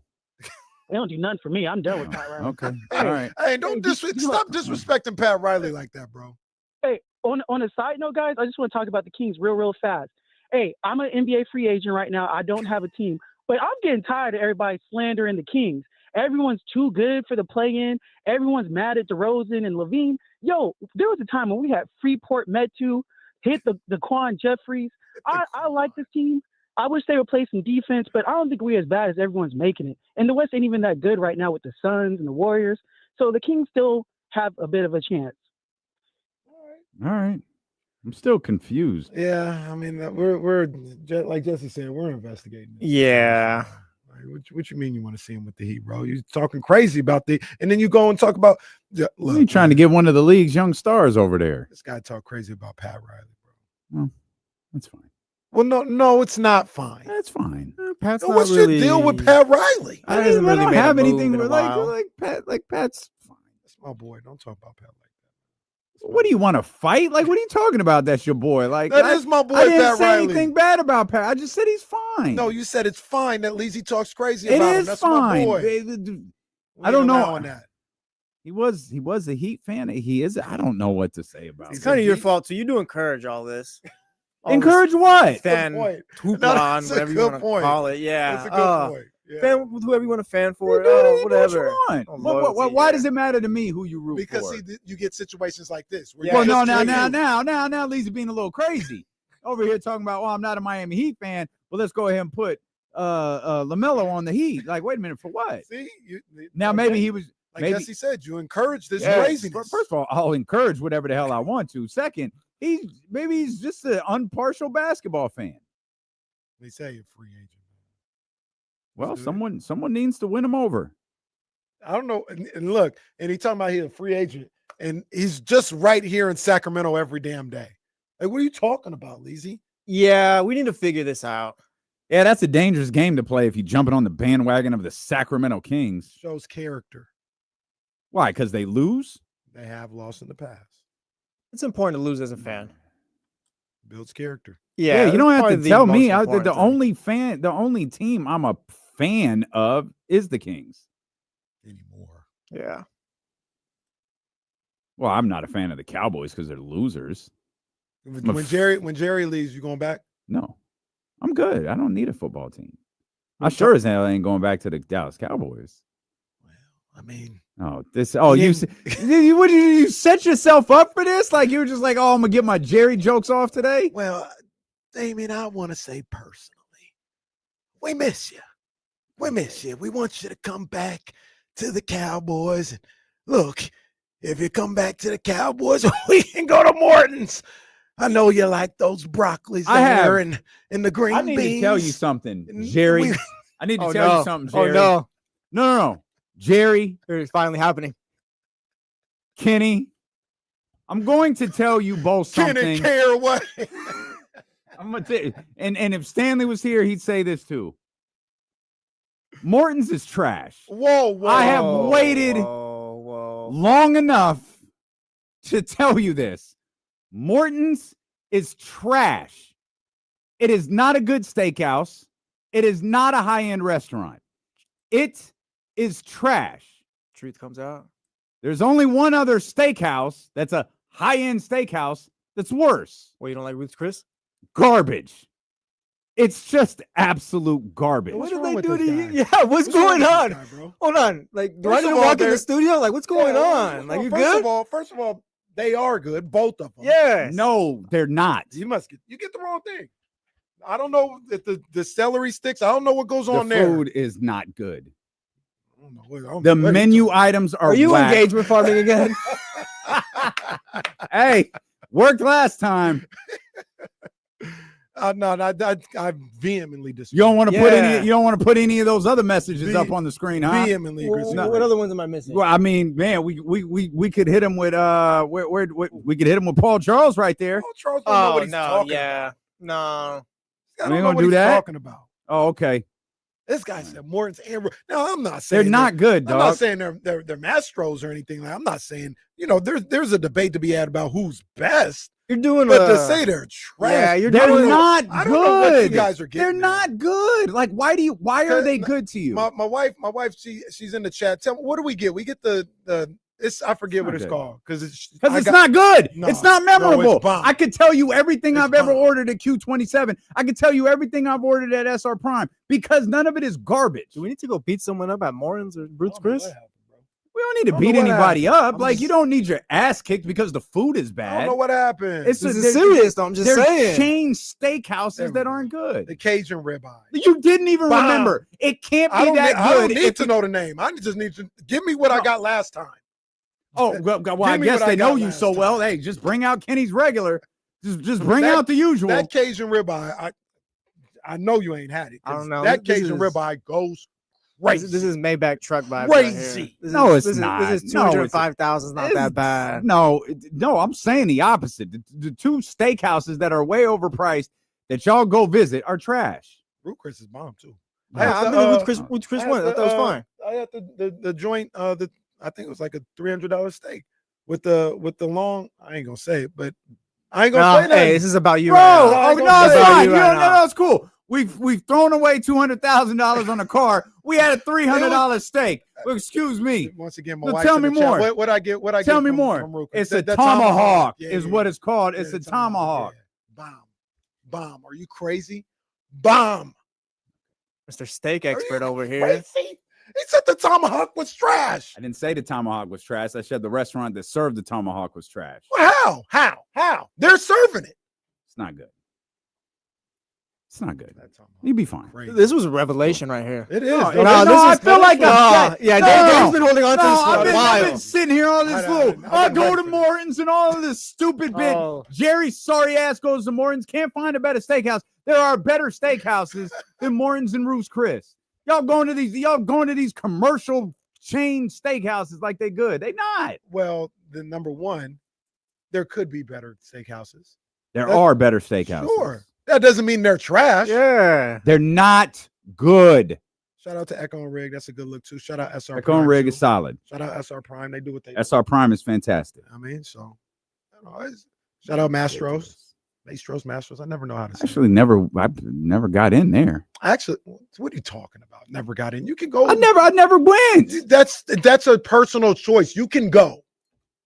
I didn't say I couldn't. Ain't no got in there. No, it's got in. What are you talking about? Brooklyn Chop House. That's the steakhouse. Sure. Well, I live in Sacramento, pal. Well, there's that. All right. Can't believe he said that about those. Yeah, that was crazy. That was crazy. Okay. All right. That was from the heart right there. I should have just called in. I mean, look, it's nice. De'Aaron Fox Kings highlight on the screen. He still has the highest scoring game this season. 60 points in Kings overtime loss to Minnesota. That's crazy. Who is the only player other than Victor Wembanyama with 8 blocks in a game? I don't know the answer to that. I'm gonna say, I don't know. I'm trying to hurry up before they put the answer up there. It's Sinead's challenge. Is that Jimmy? Oh no, it's Klingon, the rookie. Wow. Timberwolves on November 13th, I think it said. Shout out to the Rook. All right. I'm shook by this. STK. No, what do you think about STK? Jazzy in the chat. D'Lo switched up, and I don't like. That felt like a heel turn right there. I think you just did a leg drop right now. What are you doing with him? What are you doing with him? Now he's still in Jesse's bit, man. It's just a little alley oop from Casey right there. Look at this. Man, okay, your wife is on a streak today. I clearly don't know you, and I'm not accepting friend requests. What is this, Facebook? What are we on, MySpace? It's a bar right there. That's fine, Joe. Oh, no, man. That's fine. Yeah, there's some good ones out there. Fine. There's some good. We need a couple more steakhouses out here. They got didn't they I don't think this isn't a steak. It's Brazilian steak, right? The Fogo de Chao. They just opened one up in Roseville, huh? Ain't that like Brazilian steak or something? Yeah, I think so. Is it called Brazilian steakhouse? It's called Brazilian something. Yeah, I don't think I want to check that out. I went to a place that type of restaurant somewhere in the Thomas. It was kind of a random place. I'm But it going was to really good. seafood joint. Scott's. Scott's. Look, I'm gonna tell you right now. If you say something crazy about Scott's, First of we all, are fighting. change your tone. We are fighting. I'm gonna tell you that right now. No, because we're not gonna disrespect Scott's. We're not gonna do that. How am I ain't even been there? I'm just telling you now. You're getting I'm just preemptively mad telling you about now. something I ain't even do. I'm telling you now. You gonna let him talk to you like that? Don't disrespect Scott's. I'll fight about Scott's. I said I'm going to Scott's this weekend, and now you want to fight. All I know is you better talk nice about it when you come back. Scott's is bomb, bro. I like it. I've never been there. It'd be my first time. I like it. You went on the river or in Folsom? Yeah. No, Southside. You know what to do. Okay, I'm going. You going to Folsom joint? Yeah, because they have the oyster bar there. We doing that. It's a good look. I love throwing Scott's food is a good opinions look. out there because like people are like, oh yeah, Scott's is great, Scott's is awesome, and then you're like, oh, if Scott's is mid. Hey, Scott's ain't good. Scott's is overrated. I've never been there, so I gotta go have an opinion on it. People in the chat, they just don't like nothing. They just all like different stuff. That's the chat. There's 700 people in there right now. They all have different ideas. What do you think is the most universally liked thing right now? Ain't even McDonald's 700. fries. Who says McDonald's fries are whack? I haven't had McDonald's fries in a decade and a half. Are they the same? I feel sorry for that man. They're still pretty good. It's probably not even a potato anymore at this point. What do you think a McDonald's fry is made of? I don't care. What do you think it's coated in? Who cares? Yeah, It's love and greatness. I don't necessarily know what they make a Snickers with, but that's McDonald's good not too. good for the body; it's good for the soul. I don't even know if that's accurate. Who's on the phone? Daniel? Yeah, we got Daniel. Daniel, this whole conversation is stupid. Please try to fix it. No, man. I was just gonna tell you, man. The 12:30 food hour. This has been gold, man. Gold segment. Well, this is what happened when the Kings don't play basketball. Frank's telling me to go to Ella. I tried. I couldn't get a reservation. I've never been, but I've heard great things about Ella. Hey, Hazel and Highway 50. Rudy's Hideaway. Bam. Okay, what's Been that? there- What's been Rudy's there since Hideaway? I was a young kid. What is it? Rudy's Hideaway. Steak and seafood. Okay. It's old. It's an old place. Can't Okay. go wrong with that. Okay. Can't go wrong with that All at right. all. Check it out, man. I'm not kidding. It's All good. right. Appreciate you, Daniel. Thank you, brother. I forget what I was going to talk about with the Kings. I forget now. So. Oh, that's fine. It's good. Well, the good news is we're here tomorrow. And they don't play tonight. No, they sure don't. They sure don't. Boy, Ella's getting some love. Well, anybody know someone? I know. I need to connect. Yeah, first rate. Hey, can we go to the kitchen? Go to the kitchen. The website says, yeah, we're taking reservations for May starting in March. That's crazy. I can't help you. See, I don't overlook the little people. You know what I'm saying? Even like the Mimosa House. Mimosa House, that was great breakfast. Great mimosas. Mimosa House is fire. That's the little people. That's the common folk. You know, I don't overlook the common folk. Do you know what? Mimosa House is the little people? Yeah. This is why I'm here. I'm for the common folk. We eat at McDonald's, all that stuff. You guys are big ballers, but I'll keep the show humble. Cass Digital Media says Jesse didn't watch the McDonald's documentary. Yeah, I didn't. Some things are just better. Yeah, be ignorant about some stuff. It's better that way. No, I'm not gonna watch it. I don't care to watch it. I don't need to watch it. Keep your documentary. Let me get a 10-piece, please. McDonald's every day. I'm not gonna have that every day. But if I have it once a week, once every week and a half, yes, it's bomb. Give me the fries, large. In reality, we're going to In-N-Out if fast food is being had. Shout out In-N-Out. You know what they need out here? This show has gone to hell. Has it though? Wait, it went to hell 4 years ago. Then. Well, that's been kind of stuck there since, bro. Not entirely inaccurate. Daniel enjoying it. Oh, Daniel forgot his Kings take. Daniel was ready to. The one reason why we're here, he forgot. He was ready to fire off a take on Jonas Valanciunas and forgot it because he got so hyped about the food. Well, so I got to get into Ella in the kitchen now. So I'll just take notes. Mate, can you call for me? I don't know hey, if that'll do anything. Hey, this is Kenny Caraway. Can you get my little co-host? I don't know if that's. Can you get my little buddy in? I don't know what you're talking about, bro. I don't know what you're talking about. Enjoy Scott's though. I'll do that. Scott's is good stuff. Shout out to Will. He just got to the beginning of this conversation. We'll be catching up 20 minutes from now. Oh man, maybe it's all bad memories from your contract signing. I'm not sure. Hey, that was a great day for one and a tough day for another. Yeah. No, I don't know why they did that, bro. Dame's just trying to watch the national championship. Wait a second. Whoa. Everybody was signing a contract. No, what do you mean? We weren't. I didn't sign anything. I was lucky to even be there. Nothing. We weren't even on the same contract schedule until we started at KSFM. I don't know. I mean, I appreciate it though. It was only to the best of my knowledge, you're like the only person ever. Well, they do it every day now. That's not true. I'm sorry. Did Peter get taken to Morton's? Well, no, he didn't. Peter sat at a little table out in front of the Odyssey sign and signed we're really talking through this. Probably a ceremonial contract. And I got Doritos and just hopped in the video. You signed your actual contract. Casey really got a steak Morton's. dinner for his contract. Hasn't been done since. I'm not even sure before. No, you know what's funny? The whole story. I'm not sure anyone at the Madison building got taken out like that. There was a whole story to it. There were like 7 people at that dinner, and we've outlasted. Well, hey. Well, we've outlasted all millions didn't make it, but I was one of the ones who did. That's crazy. We outlasted everybody else who was at that Morton. Shout out to the click. That is crazy. Oh man, I But went to Morton's. The context to that trip was it wasn't for my contract signing. It was because PDX was here. You are lying. I have pictures of it. Yeah, it happened there. But the only reason we went there is because PDX was here. Okay, boss. let's try this. Let's do this real quick. Were you consulting on where we were going for dinner? I was barely asked to go. Fine. I wasn't consulted. What? Is anyone in this room, were they asked, where do you want to go to dinner?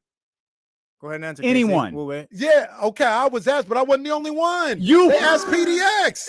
Hold on, real quick. PDX, were you asked? Oh, he's not here, so we'll never know. Oh, yeah, because he's one of the ones who didn't make it. But I was one of the ones who did. Hey, D-Lo, do you like your Brussels sprouts? How are your Brussels sprouts? Oh, that looks good. Yummy. Wow. That was cold. No, they look good. How about those mushrooms? Hey, can we get him some zucchini noodles? He doesn't eat steak. Oh, she's hot today. Jazzy 510 with a suggestion for Scott's. This is what she likes. Clearly, she's not working. Clearly, she's got time today. A real contentious start to the show. I thought the vibes were up to start, to be honest, too. And then I told you I don't feel well. you said it, but like the way you acted was just Get D'Lo a different. Snickers, man. You need to go to Kaiser. What you know about that, Coach? But I was one of the ones who did. Oh man. Oh my God. That's true though. That millions didn't make it. Millions. That table didn't make it. Just picked off one at a It's time. like with those movies at the end where they slowly just fade out. This is a last man standing match or a That Royal table, Rumble or what? One of them did, but most of that table didn't make it through the summer. Well, one, yeah, only one did. Only one did. Could you imagine stopping the show to do a Sports Center update? Hey, top of the hour. We're not in commercial at the top of the hour. I don't think this is Never a good idea have to stop been. the conversation. Oh, let's try it. Don't think it's a good idea. Just try it. No. Okay, then. No. I'm never No. going back. Oh, we've lived 10 lives here on D'Lo and KC. We're still standing. We're still strong. We work as hard as we do because of that stuff. Facts. Never That going we back. do. Yeah, we ain't Never going back. This Victor says, why do I feel like D'Lo gets angry when he gets sick? I'm not sick. I don't get sick. I felt great this morning and immediately left that room like, okay, just fine. Just fine. Penny Barling. Crush up some Advil and throw it in the pudding for you.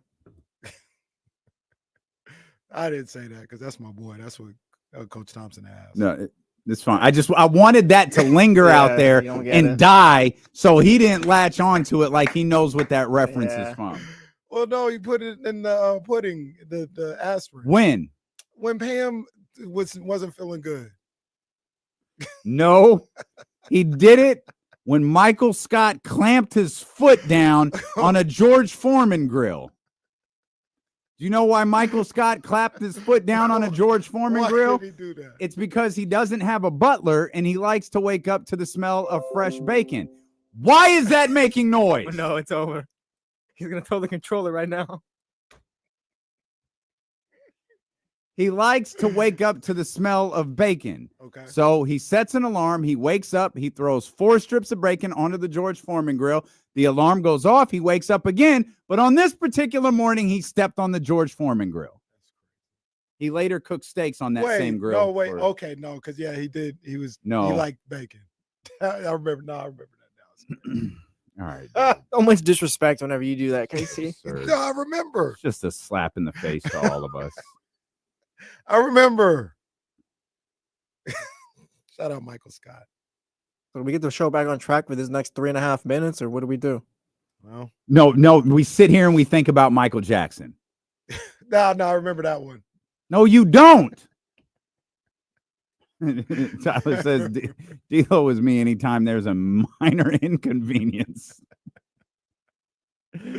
That's funny.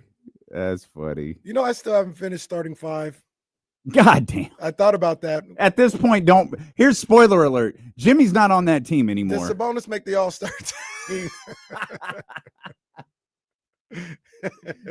Boy, wait till you see the ending when Jason Tatum wins the championship. What they gonna say now? No. Hey. Shout out Tatum. My boy, I'm still get that Tatum jersey, man. All of this again? Probably We're just playing all the hits right now. probably- Yeah, no, probably let's go ahead. a All-Star jersey, man. I don't need to get the Celtics. That's good. Why you want to do an episode of Flip Side for old time's sake too? Since we just we in a jukebox right now at this point. Matter of fact, I'm getting a Duke Tatum jersey. I ain't getting the Celtics one. Can't be walking around with no Celtics jersey, bro. Come on, man. Sorry, Jesse. It just is what it is. It's fine. Not everyone can be a champion.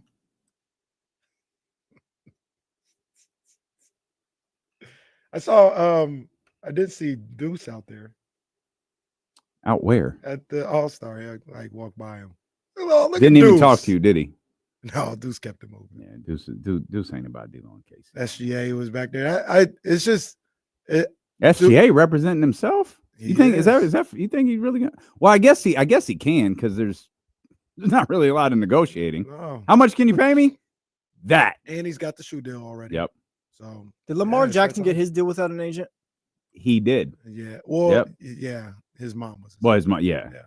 And I think his mom is like a certified agent. Like I think she's verified. You have to be.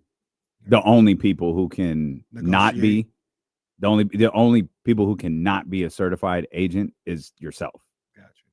Got you. But yeah, I was about to say that's why I like All-Star Weekend so much, because I like people watching. I just watch. I ain't got to do nothing. I just sit there and watch, and I watched all the people go by SGA, and it's just prime people watching. You think they'll ever go back to Vegas? Yeah. For All-Star Weekend? Yeah. It wasn't that bad. It wasn't great. But it wasn't that bad. Saturday got spooky and Sunday got real spooky. Yeah.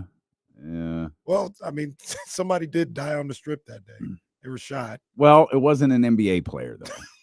That's not funny, but yeah. Well, I mean, I'm serious. No, you're Like, right. You're right. I mean, Pac died on the strip. It doesn't mean You're right. Lady Gaga's not going to perform there. They say though, like at that time in 2007, as much as like we I don't want to say romanticize, but like think Vegas was ready for anything, they weren't ready for that.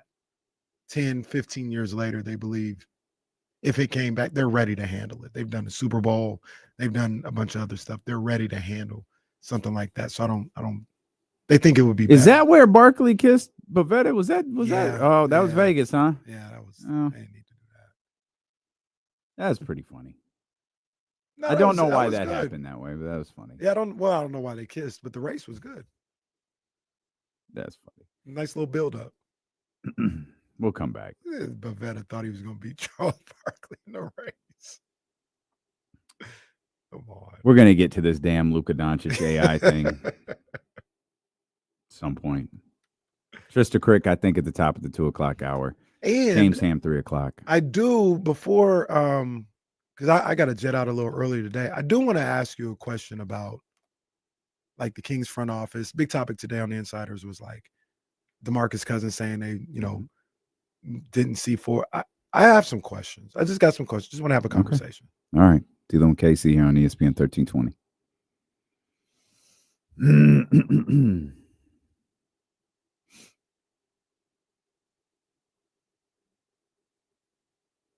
Steven, I don't know what's going on here, but I use that emoji in a very different way than I think you are. Bro, what? I'm so What? fascinated as to what is happening here. Huh? Help a brother out.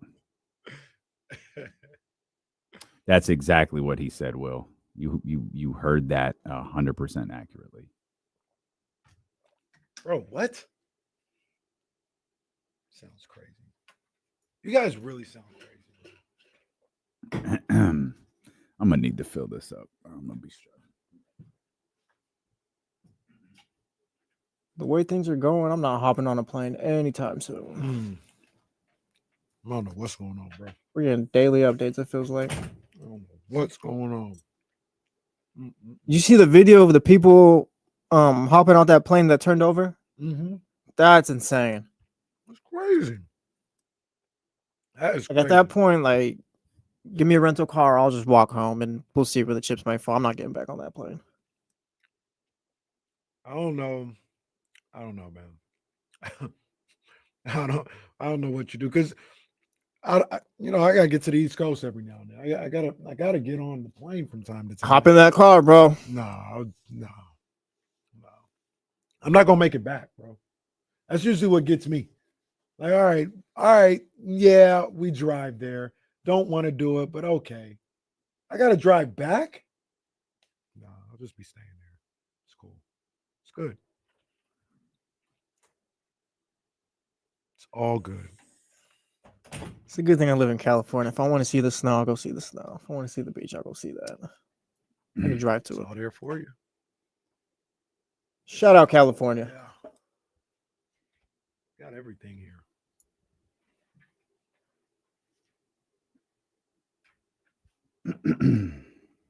David, I just aspire to be like one of these guys one day. That's all. Please Aim higher.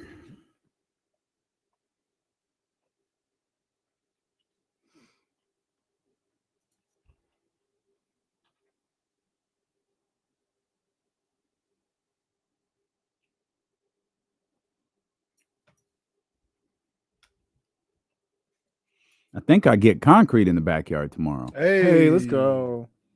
Might not be tomorrow. Might be Friday. There you go. One step closer. Keep it real, G, no issue, because like he could say that, but he's probably gonna be DHing day one or opening day, so it'll all be good.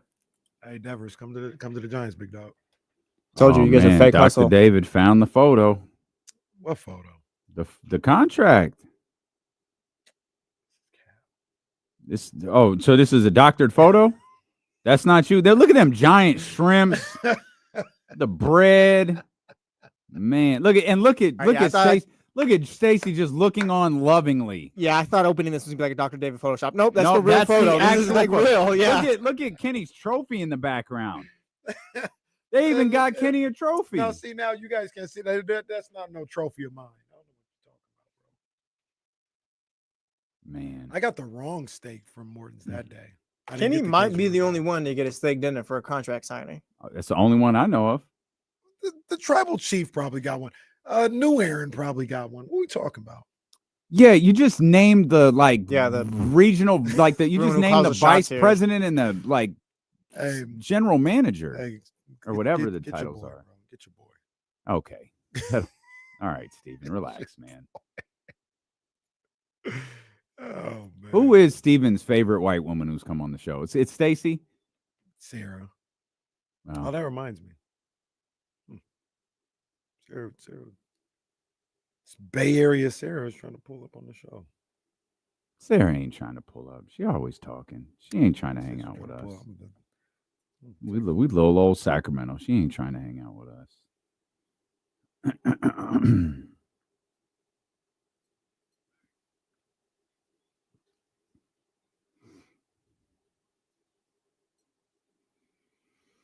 All right, man. I was looking at Kenny's contract signing picture and closed out the screen that had that Luka Doncic as a Sacramento King thing. Contract, like everybody's got. That's a real picture. Everybody's got a picture like that.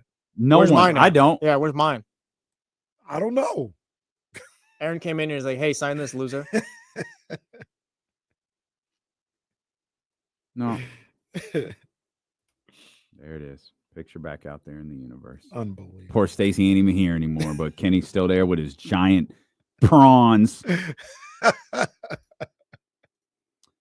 So let me see if this dude has done a couple of these, because someone mentioned, oh, here it is. I asked ChatGPT to stimulate an alternate universe where the Oklahoma City Thunder never broke up their big three after the 2012 finals. And then he had one where I asked ChatGPT to stimulate an alternate universe where the Sacramento Kings drafted Luka Doncic. Oh, brother. This is hilarious. It is pretty funny. It's tough, too. It's tough. But is it? Let me explain. Luka leads the Kings to the 8th seed in his first season. 44-38. Oh, what a turnaround. And guess who they lose to? To the Golden State Warriors. Even in a fake AI universe, we lose to the Golden State. Not only did we lose to the Warriors, we got our ass kicked 4-1. Gentleman sweep here. That's KD Warriors, too, if I'm not mistaken. Yeah. No, it's not. That's 18-19. That's not it. That's not KD, right? Yeah, KD's still there. Oh, okay. All right. First round, let's see, 2019 offseason. For some reason, the Kings added Brook Lopez, Trevor Ariza, KC's boy, he scooped that, and Patrick Beverly. Luka Doncic takes a huge leap in year 2. Kind of sounds like De'Aaron Fox. Kings go on to beat the Utah Jazz in the first round of the playoffs. They lose to the Los Angeles Lakers. That's tough. In the second round of the playoffs. 6-game series. Sacramento trades the 20th pick and Brook Lopez for Miles Turner in the 2020 offseason. They also signed Marc Gasol. So AI has figured this all out. Yeah, this is crazy. Kings secured the 3 seed in the 2020-2021 season. beat the Mavericks in the first round, but lose to the Suns. Luka averages in this fictitious universe Luka's picture funny. 34-10. 34-10-9, to be clear, in that second round series against the Phoenix Suns. And miraculously, the Kings are able to acquire Paul George in a trade that sends Buddy Hield, thank God, even in an AI was still there. Even in an AI universe, it feels good to trade Buddy Hield. The 2022 first round pick and the 2024 second round pick. Now, or first round pick, excuse me. Now we've got Luka and Paul George leading the Sacramento Kings. Well, let me this is one of the things that caught my eye. Mm-hmm. In the caption. Mm-hmm. They list the trade and it says Luka now has a true superstar next to him. Damn. What was the Aaron Fox? I don't know. He wasn't a superstar. He That wasn't just a caught my superstar. eye. The Kings finished 57-25 and second in the West. That wasn't even good enough for a first. Luka has an historic season, and I think he wins the MVP. He does. He wins his very first MVP. Sacramento Kings Luka Doncic wins his first MVP in the 2021-2022 season. Kings go on to beat the Denver Nuggets, the Golden State Warriors, the Phoenix Suns before they play the Milwaukee Bucks in the 2022 NBA Finals, where the Kings go on to win their championship in 6 games. 38 points per game, 11 rebounds, and 10 assists for Luka Doncic. Now, this is the AI universe. The fascinating thing about this to me is when all is said and done, Luka Doncic played 21 seasons with the Sacramento Kings. 6, beginning with that first one in 2022. 6 championships, including, inexplicably, one in 2038. They don't describe to us how that happened. 6 MVP and NBA Finals MVPs. These are Michael Jordan numbers. 6 MVPs. Again, Michael Jordan numbers.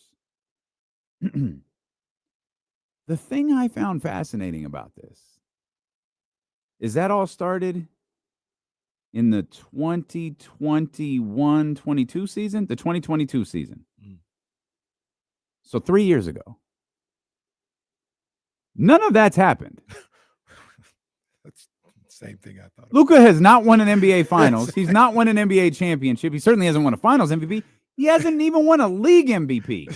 Same thing I was thinking. But AI has figured if he had just gone to the old stable organization known as the Sacramento Kings, he could have won 6 of them.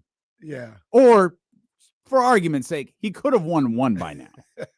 Okay. Actually, let's be clear. In this universe, Luka Doncic would be winning his 3rd NBA championship this year. That's right. 2022, 2023. Don't know what happened in 2024, but the Kings go on to win in 2025. The other aspect of this, now they didn't necessarily say this, so maybe it's a little off, but Luka's just a pillar of clean health.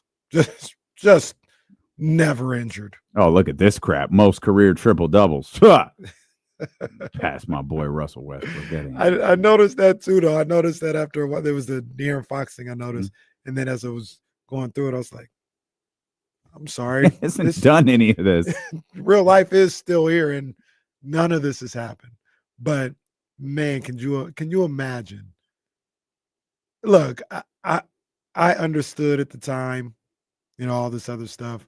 I recognized almost immediately into that season how it was the wrong choice.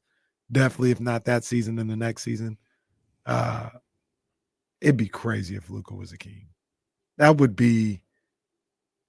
We missed out. We did miss out. Like I'm not going to Dispel that.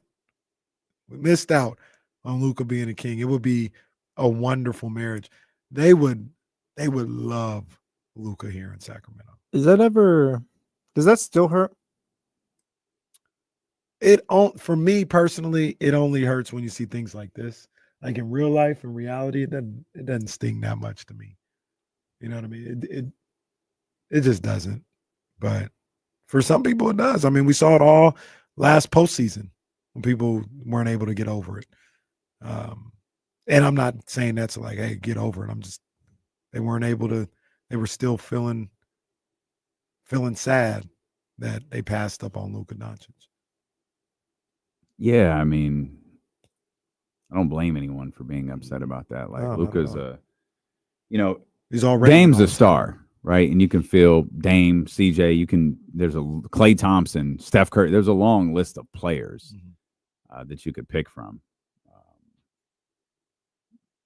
Luka, like Dame, it's a like would Dame, Steph, Klay, Giannis, they have been stars on Sacramento. And I think those are fair questions because it's not like Steph hit the league and went crazy. The Warriors are what the Warriors are because Steph was what he was to start his career. And he signed what turned out to be the best team deal in the history of professional sports. He signed a basement deal and became the biggest player in the game immediately. That left them with loads of money to sign the likes of Kevin Durant and do everything that they did. Could he have done that in Sacramento? Could Klay have become Klay Thompson in Sacramento? Could Klay have become Klay without Steph Curry? Could Dame have become what he became in Sacramento? The difference between all of those players, CJ, I think you could throw Giannis in here. You could certainly throw Jokic, second-round pick, into this. Luka was ready-made. Like, he was, like, immediately. I remember when we won that lottery. First call I got, I can't believe you guys are getting Luka. He was ready. Yeah. He didn't have to be made into a star. Did he have things to learn? Sure. Like, does he? Probably still does. But he was ready-made. There was no if with him. Unlike those other guys. Like, there's a lot of, we could have had this, we could have had that. Yeah, situations matter. And our situation has, perhaps still to this day, sucks. But Luka was ready. And that's the difference between him and all of these other players, is he was a star out of the gate, and Vlade missed. Those other guys you mentioned. And everyone involved missed, not just Vlade, Brandon Williams, Vivek Ranadive, everybody involved in this process missed, because this is a situation where I'm letting basketball people do basketball things. I'm sorry, we're doing what? Oh, no, we're not. Oh, no, it's fine. You're fired. We're drafting Luka. I'll figure out someone else to run this team. This is my basketball team. I hired you to do something. You're doing something wrong. I recognize that. You're fired. He didn't, so he's at fault too. Go ahead. Mine is CJ. Like, the guys you named ended up being like all-time greats, like top 75 guys minus Klay, but he's one of the greatest shooters of all time. Do you think they would have been able to not outgrow, but kind of move past the Kings' dysfunction and all that still? Like, kind of like, because like I said, they're all-time great talents. So do you think they would have been able to overcome that? Yeah, I do. I mean, those guys, I think situations matter, but when I think we're being dismissive. I mean, but I think situations matter a lot. Situations matter, but they might have traded Steph Curry in that contract year. Like, remember, Steph had the ankle stuff. Mm-hmm. They were like, "What's he going to be worth?" He signed a deal? Who was it comparable to? It wasn't Monte Ellis? Like, who was it? There was someone else in the league where it's like, yeah, that's probably what Steph is going to make. And it was that nothing. It turns out to be a nothing of a deal. And then he explodes. Like, the Kings might not even sign him. They would have signed him. Okay. All right. Stupid me. Obviously, they've never missed before. Obviously, but they didn't trade DeMarcus Cousins. And DeMarcus Cousins they did. was the top. Yeah, when Steph wasn't doing that stuff. But Steph wasn't DeMarcus. At the time of that contract, Steph wasn't DeMarcus. No, he wasn't. I'm trying to see what he was doing at the time of that contract, because that was They traded him, or excuse me, he signed that contract when? Do you know off the top of your head? Steph? Yeah. It had to have been, so what'd they win? 14? Maybe it was 13? Or 14 then. Because I feel like it was the year before they won. Yeah, they would trade. He was 23 points a night. Okay, like that's fine. It's fine to look back at basketball. I'm okay. I'm gonna do a Kenny. I was there. I watched the games. I lived this. I understand that. His ankles were a serious question. I was there too. But that so to just boil it down to stats, you acting like there wasn't a conversation about Steph Curry and his future is crazy. There was a conversation, but nobody was telling Golden State they should get rid of him. It's about how much money do you want to pay him. That was the conversation. Not this guy's just never get rid of him. Like that wasn't a conversation. No, you're being that's too what you're saying. No, I'm not saying get rid of him. I'm saying I literally just said trade him. No, what's the difference? Trade him and get rid of him is not signing him. Just like get this guy out of here. No, when I say get rid of him, I say move on from him. Trade him. I don't think that was a conversation. Maybe you heard. Was there? No. I'm not saying it. What I'm saying there was a full-on discussion about Steph Curry and his future. There was a full-on discussion about how you pay a player that you don't know is going to be available for you. That was a real discussion that I did not imagine. Absolutely. And it's why he wound up signing the deal that he did. Didn't they trade Monte? Wasn't that the conversation? Monte or Steph? Monte got traded early. Wasn't it the year before or the year of? I don't know. You might. When did what's his name get booed? I don't remember the year. I don't remember. You have a better recollection of that than me. But I think Clay was there, right, when Monte got traded. That was part of the reason why they traded Monte. I can't remember that one. But I'll look up the Monte Ellis trade. But like I said, I think they would have held on to a Steph Curry. Now, like I said, situation 12 March have traded Bogut and Steven Jackson to the Golden State Warriors for Monte Ellis. Kwame Brown, 2012. Kwame got traded to the Warriors too? He got traded. Yes. No, from the Warriors. And he was on the Warriors already. And I'm so that says it's March of 2012. Mm-hmm. And there was a lot of people, obviously, who thought, like the people thought you should have moved on from Steph and kept Monte. Right. And maybe that's something the Kings would have done. Like if they would have had both of them, maybe something like that would have happened. I could see that happen. Chose De'Aaron over Luka. That's true. Allegedly, right? Yeah. That's true. I don't even know if there's allegedly about that. I think that's what happened. Yeah. I'm trying to find the date that Spot doesn't have dates. I was trying to find the date that Steph signed that contract. 4 years, $44 million is his rookie extension. Because it looks like it was signed in 13. So it was signed. He was an all-star that year. 13-14, he was an all-star. So it might have been signed 12-13. I'll see if I can find it. 4 years. So now that I know the numbers, I might be able to find it. 12-13 was his fourth year in the league. So that lines up with when he would sign the extension, right? Okay, yeah. So it was probably 12-13. Or 4 years, or the 44, summer 4 years, after, $44 million is crazy. The summer after 12-13, right? Like going into the 13-14 year is probably when you would have signed. That man makes like $20 million more per year than he made on that contract extension. So I do think that organizations. June of 20. Sorry, my bad. Go ahead. He signed it in 2012. 2012. I'm trying to find the exact date. I can't find the exact date, but he signed it in 2012. So after the third, yeah, that sounds about right. After the third season, they're extension eligible, and they signed him. The Warriors in Curry's camp have finalized a 4-year deal worth $11 million per. That's hilarious. Crazy. So you said October 31st, 2020. October 31st, 2012. So that's crazy. So that year, coming off of that year, he had only played 26 games. So the first year, he was second in rookie of the year, 17.5. Second year, he averages 18.6. He had bad ankle situations, in 11 and 12 that forced them to only play 26 games, and they signed him to the extension anyway. So you think there's a possibility the Kings wouldn't have signed him to that extension? At that time, he had just come off 26 games, ankle injuries, everything. If I told you the Kings traded him for John Paxson, would you be surprised? We're talking about the Sacramento Kings. Like, in a situation like that, what would they have done? Traded him for Buddy Hield and a couple of first-round what I'm picks. saying is Steph is the greatest shooter of all time. That's undeniable. But the first 4 years, he wasn't.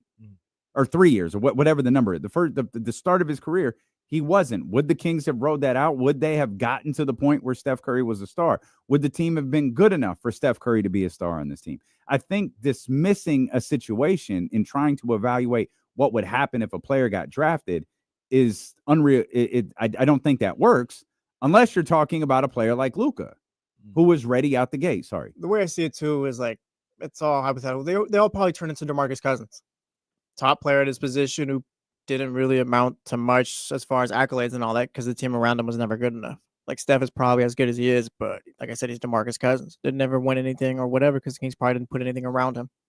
That's probably the most realistic thing, I think, that ends up. They all just end up DeMarcus Cousins, who was very good. Yes. Like, yeah, his talent showed, but it didn't amount to any type of winning. I also think, and as much as I love Cuz, he played a little bit of part in that. He wasn't the right leader at that particular time for this franchise, and maybe somebody like a Steph, maybe somebody like a Kawhi, maybe even Dame, would have been able to be the type of leader that the franchise needed. I don't know. That they could fumble everybody. That's a real possibility. But I think they would have signed all those guys. Like, and I know Steph had the injury concerns, and maybe I could see a world where they trade him and keep Monte, but because Monte was still there. But I'm thinking of like what they did with Cousins. They signed Cousins to the extension. He hadn't done much of anything at that time. Now, to your point, and to another point with that, they did decide to move on from Tyreek because of his injury issues. So they could easily looked at Steph the same way. Probably weren't wrong on that one either.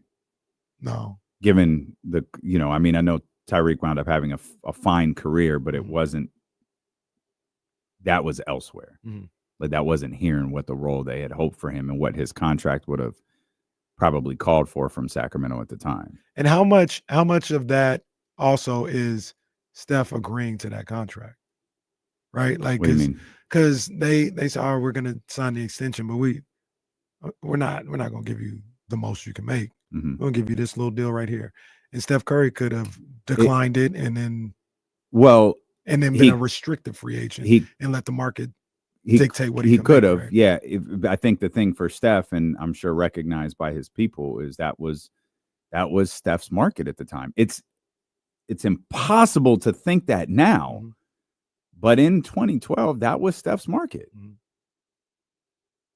That's all it was, and he signed a market value contract, and then became one of the greatest players we've ever seen, starting the following year. Starting immediately. Like I don't think that's ever happened before. Like, he immediately outperformed his contract in the most. Like, he won 2 finals. Or 3 in that contract. Yeah, 2 finals and 2 MVPs on that contract. No, he won 1 finals. No, yeah, he went to 2. Because 16 is when 60. No, it was 2 because that's how they got KD. KD got there before Steph signed the extension. Right. Steph signs the extension the year after KD's first year there. Right. So he won 2 MVPs and 2 titles, making $11 million a year, signing a $44 million in total contract in which he makes like 69 or something per year now. So if I have this right, I don't remember it this way. The Kings signed Tyreek to the second contract and then traded him. I don't think so. In Spot Track, they have the rookie deal with the Kings. They got the 4 years, 44 with the Kings. I don't think that I didn't remember that they signed him. happening that way. I thought they didn't give him the extension, and he maybe it was one of them sign and trade gimmicks. Maybe so, because he went to New Orleans, right? He did go to New Orleans. It might have been a sign and trade.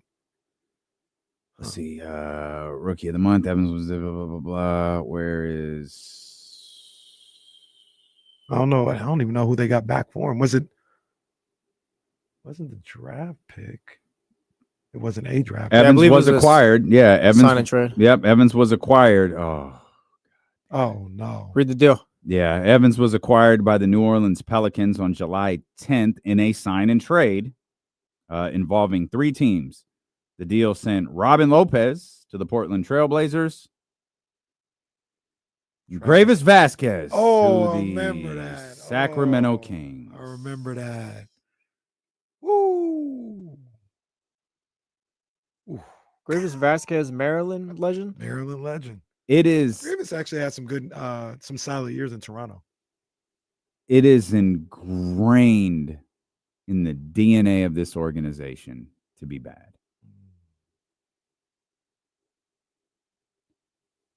It doesn't have the number. You said 444. Is that what you just said?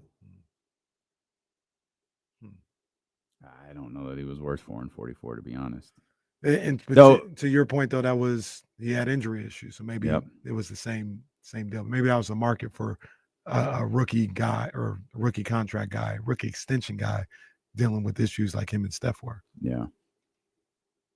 Tough. Well, this was depressing. We went from talking about trash restaurants to this, which probably leads us to our next conversation. Well, I think people got to get ready for something, man. Oh, you tell me what it is when D'Lo and Casey return here on Sacramento Sports Leader, ESPN 1320.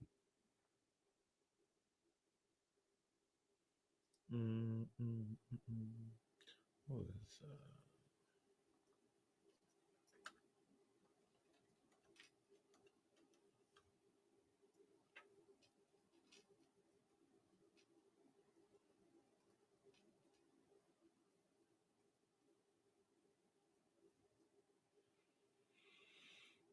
So the rookie extension, I guess, around that time was, and I'm assuming here, I'm just doing putting 2 and 2 together, was 4 years, 65 million or 70 million.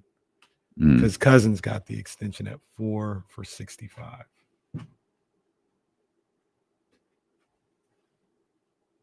So both of those guys took about $20 million and less in their contract.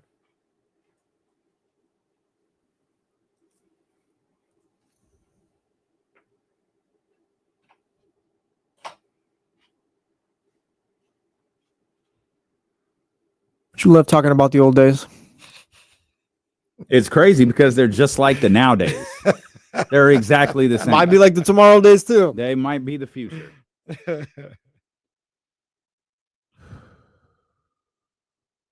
got to get Will on. What's tomorrow? Thursday? Get Will on game day, maybe.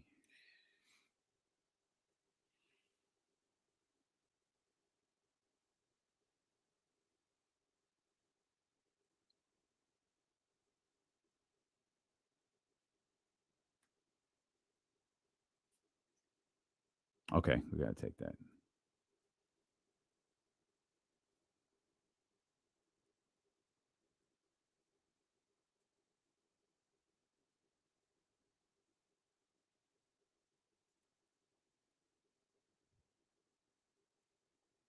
CG Brooklyn Fox. It's going to be so worth it though whenever these teams win a title, however long that's going to take.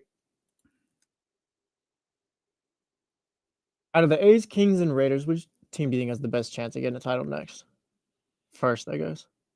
The Raiders. Football is a little easier. Yeah.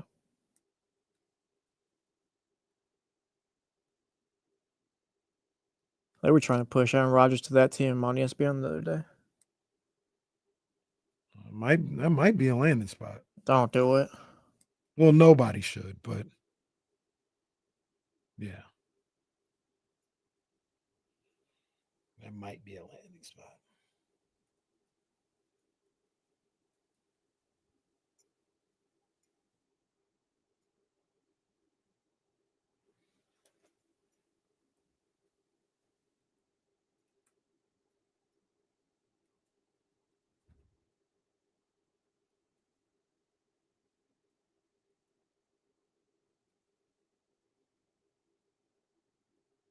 Ricardo, robots become self-aware easily.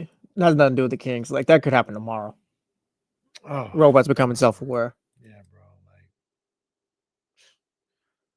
Like, just keep me away from what's going on with that, bro. Keep me away. I don't want no problems. I don't want no problems. I'm up here talking about, oh, let me pet the little. All right, I still think we should attack first. We're creating a monster. Somehow we need Boston Dynamics to go out of business. How we can make that happen? I'm not opposed to teaming up though. I'm rocking with the aliens, man.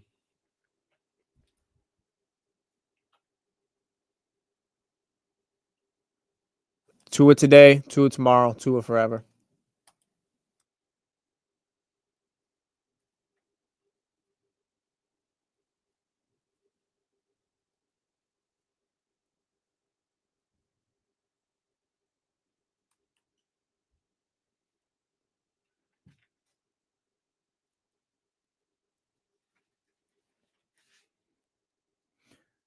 All right, I've been waiting for this call. Katrina on the line. 916-909-1320, Elk Grove Kia Talk line. Tasha, what's happening?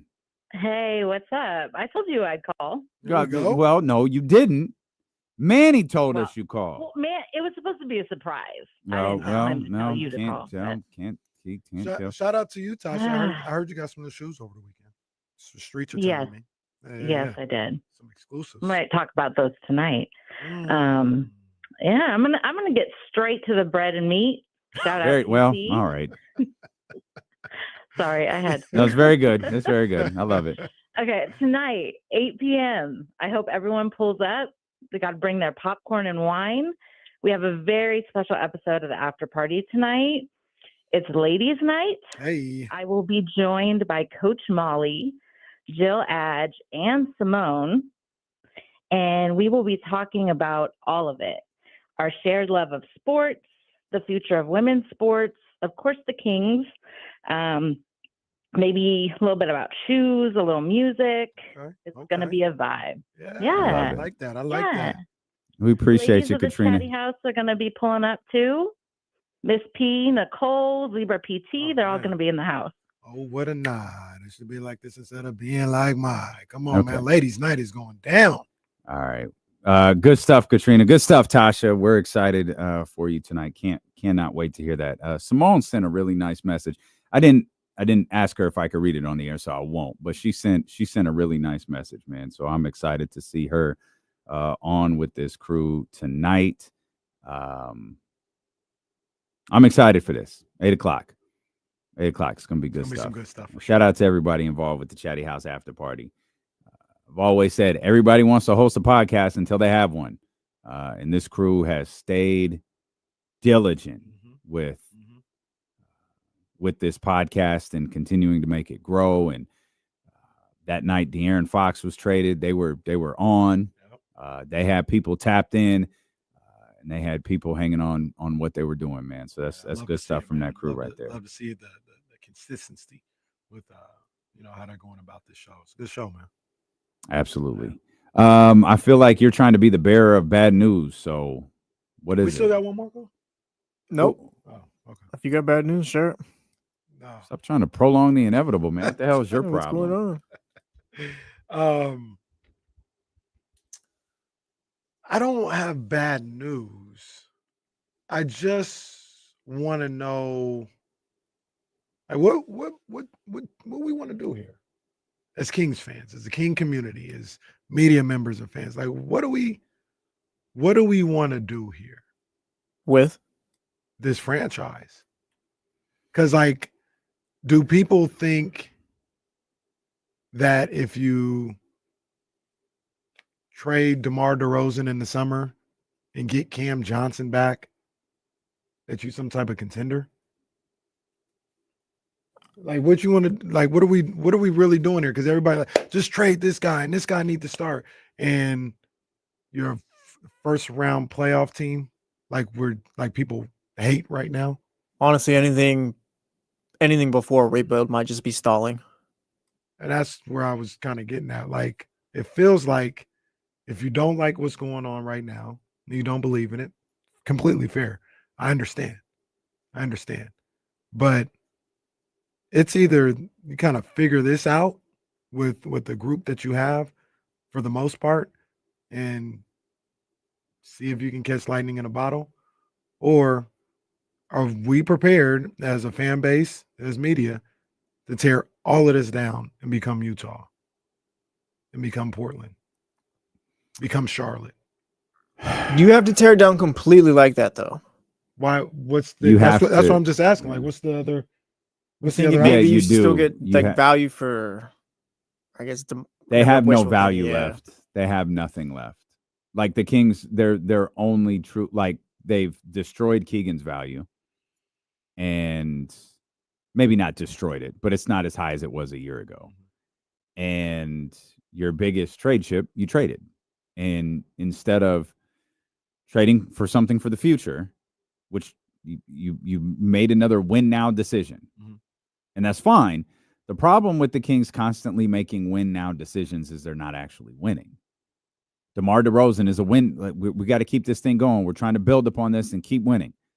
Okay, well, it didn't work, and I don't know.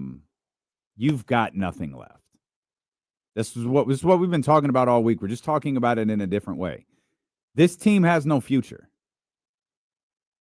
So I don't know what to tell you. I don't care what you do. Like, tear it down to nothing. You have nothing.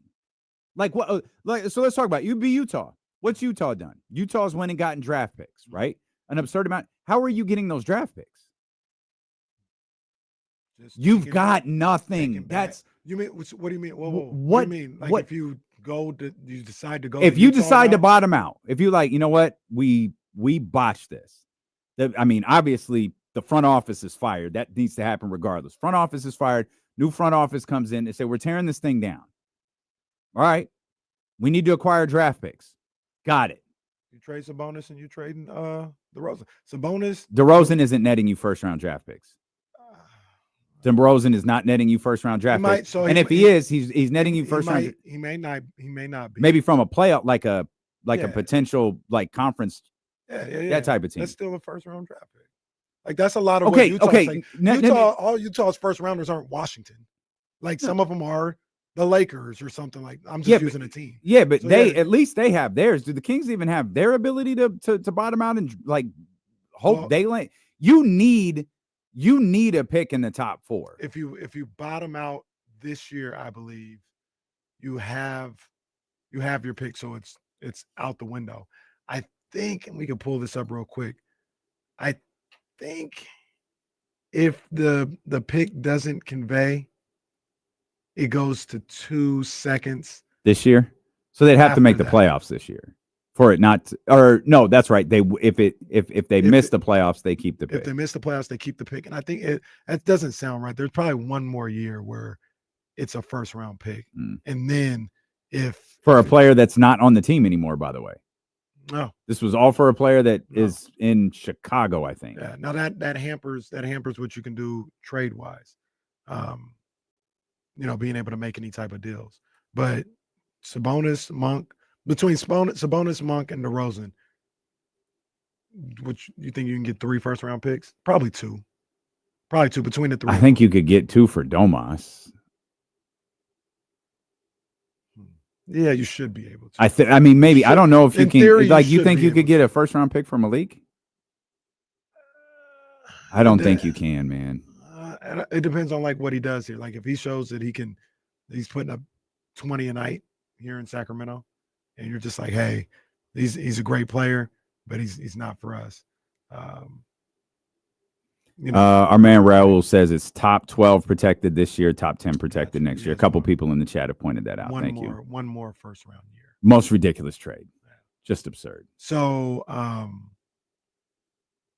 but like that's what we're talking about. You're going the Utah route. You're selling all your assets, just getting rid of them all, Mm-hmm. and getting people back. And that is fine. You're gonna have to stop raising ticket prices too, because they just sent those emails out. That's already done.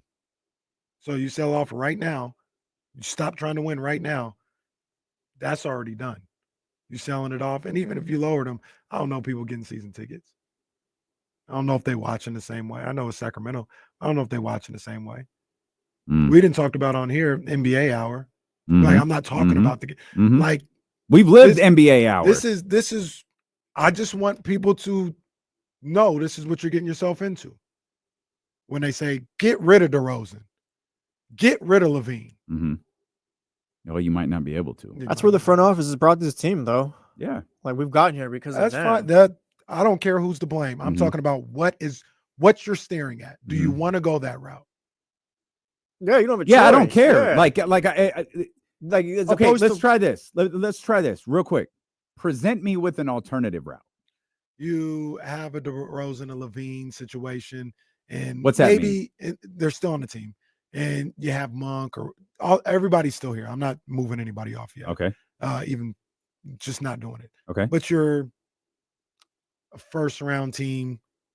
You're probably losing the first round. Maybe if things are really popping, you get to the second round. This team hasn't shown that they can get there yet. They haven't shown it there yet, but this team has also been together for 2 minutes. That's just kind of what we were talking about. That's all you might have. No, I'm just but you. No, I I'm hear saying you. like this summer, you say no. I'm bringing everybody back, and we're gonna try this again. Okay. And the ceiling of that team is the ceiling. Not saying this is where I know they're getting, but the ceiling is a second round team max. I mean, you do that next year. Man, this is a far cry from that Western Conference championship that DeMar DeRozan was talking about in July. Like you do that next year, but DeMar's contract's not guaranteed the third year, right? No. So I'm sure Correct. that's part Yeah. you start the rebuild after that. Like I said, we're all stalling till a rebuild. Well, I'm sure too, if he wants to leave, that comes this offseason. That doesn't come the non-guaranteed offseason. This is a joke. It's everything everyone has ever said it was. Get me out of here. Call it what you want. Like this team can maybe scrap their way to the second round, first round next year or whatever. But this front office botched this whole whatever you want to call it, this build. Like they just botched it. There's no fixing it. There's no reaching the heights that they wanted to before. So I thought about this too, and when people say they botched everything, I look at it a little different. I do think they botched it, but I don't think about it the same way as others. A lot of people are like, they didn't go out and improve this team after the Beam Team 1 year. And I'll ask everybody here, what was the move at that time? After Beam Team 1? Yeah. Improvement. You could what was the move? Traded Kevin Huerter for all I care. You needed to improve. Like it was 2 years ago, so I can't tell you off the top of my head, but you needed to improve. I feel like some of the same issues that were discussed a couple of weeks ago were discussed then. Like I don't know the ability to acquire Jonas Valanciunas at the time, or the backup big position, or the stretch, or the alternate big position. We always say backup, but maybe someone who could just play differently than Domantas Sabonis.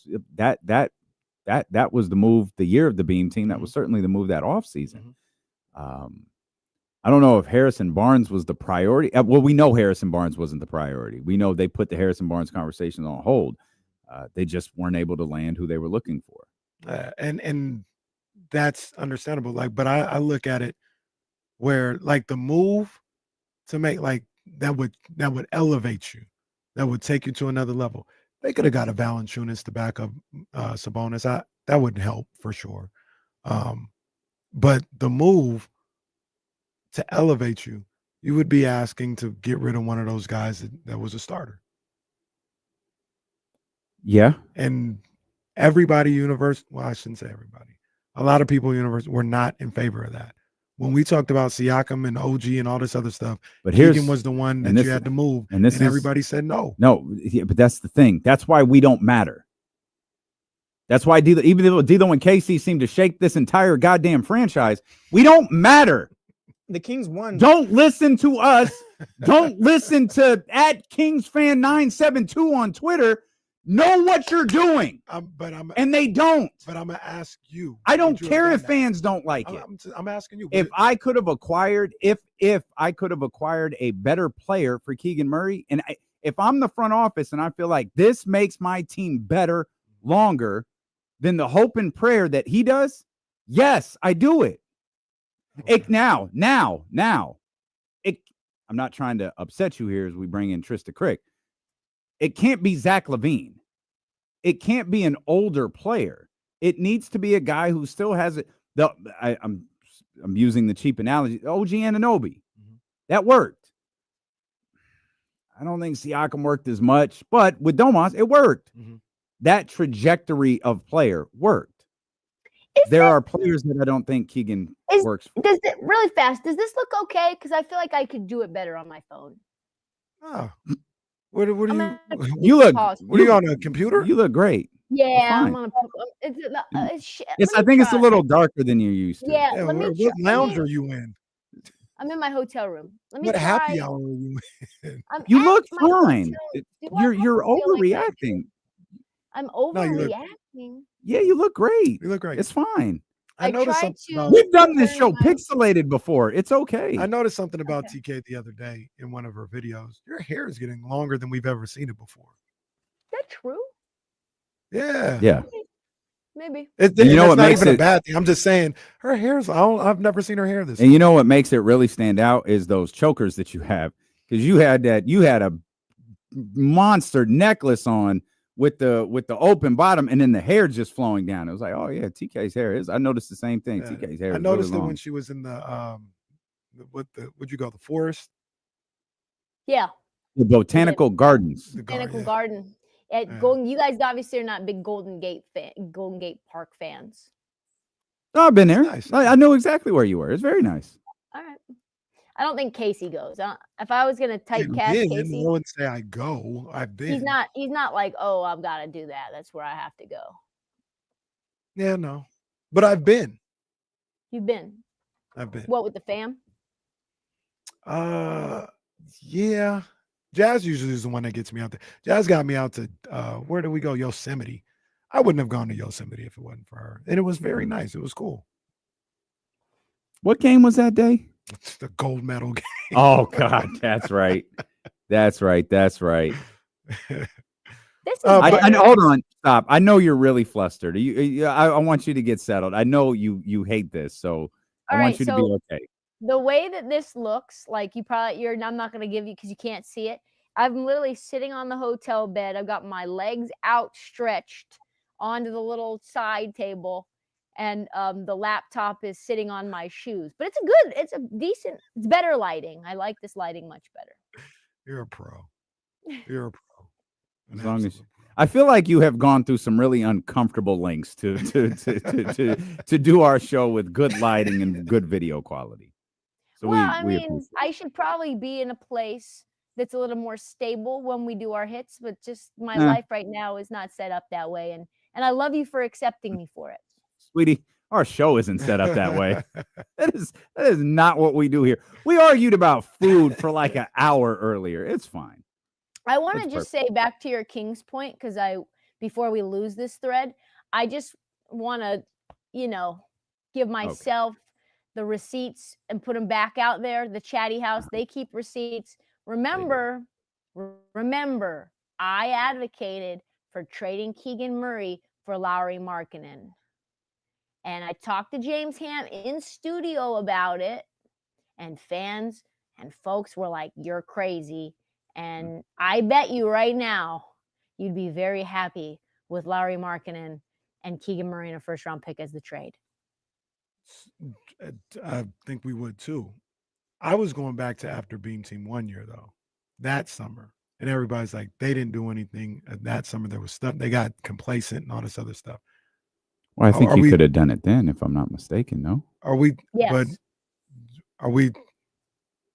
I know we're just fans. I understand that, but should we have been trading Keegan Murray after his rookie year? Like who was in that mindset? Yeah, no, I mean, no, I get that. Like I completely understand that, but this is the game you play as a general manager. And if your belief is like that's who he is, yo, you write it out. Like, all right, this is what we're going with. The problem is there has allegedly been a number of offers on the table that involved Keegan Murray in trades. And they said no to all of them, and they all look really bad right now. Now we don't know the true validity. Can we talk about what those are? Because I don't think I'm up on what those are. Well, no, because we don't. I think there's extenuating circumstances in all of them. The long belief has been that Toronto, in both player conversations, were pushing for Keegan Murray. The problem with that is the players had a lot of control in that. OG Anunoby had control because of their contract situations. Pascal, yeah, they didn't want to go to Sacramento. I don't think that's true about OG Anunoby, but Pascal Siakam, maybe it is. And maybe Sacramento didn't want to pay Pascal Siakam the deal that Indiana did. That's Siakam's agent to that's his job, his agent's job to know that stuff. So Keegan Murray being involved in that isn't good business if you don't know you're signing OG Anunoby or you're signing Pascal Siakam. You can include Keegan Murray in those deals. Outside of that, I don't know what else Keegan has been involved in. Certainly not that has been public. I think also, and that's a rumor, by the way. I don't even know if Masai pushing for Keegan is accurate. I think it really boiled down to the contract stuff. Sorry, TK. Good point. I think if you're a GM, you have to assess where you are in the developmental life cycle of your team, right? And so how important is it to add a young player where your team is and what those aspirations are? And given that the team went to the playoffs, went 7 games with Golden State, and then Golden State ended up winning the title, and you gave them such a tough fight along the way, you think to yourself, well, we're not in a mode of developing guys and waiting 3, 4, 5 years for them to turn into who they are. We need a guy who is largely around what Keegan Murray's upside is, or at least the median of his upside right now. We can't be waiting for that. And so if you have Domantas Sabonis and you have De'Aaron Fox, you say to yourself, well, we need to sort of figure out a way to be in a win now scenario. And a rookie, this is the best time to trade a player, is when their value is the highest. You can't wait for, a sophomore slump to start thinking about putting your guy on the trade block. You have to kind of maximize the amount of value that they have. I agree with you. I believe Trysta would probably said the same thing in the summer of 2023. But everybody, I got to stop saying everybody. A lot of people were like, yo, you just found this next two-way, great player with the 4th pick and Keegan Murray.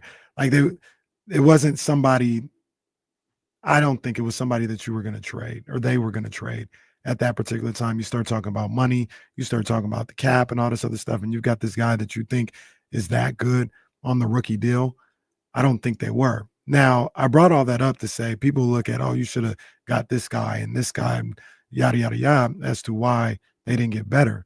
To me, the front office is on thin ice, if not gone, and they butchered this whole thing because they haven't drafted correctly since Tyrese Halliburton. Mm-hmm. They've missed on damn near everything.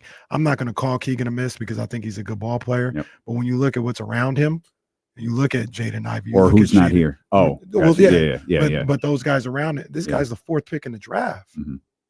And you can, like right now, whether it's good business or not, Detroit, just in a fantasy world, could say, you know what? I've seen Jaden Ivey pre-injury and everything. We're going to build around him. He's franchise. Portland, they can look at Shaden and be like, it's a little risky, but he's our guy. Let's build around him. There's no way you can say that. Dyson Daniels to a certain degree. There's no way you say Jalen Williams. There's no way you would say that about Keegan Murray.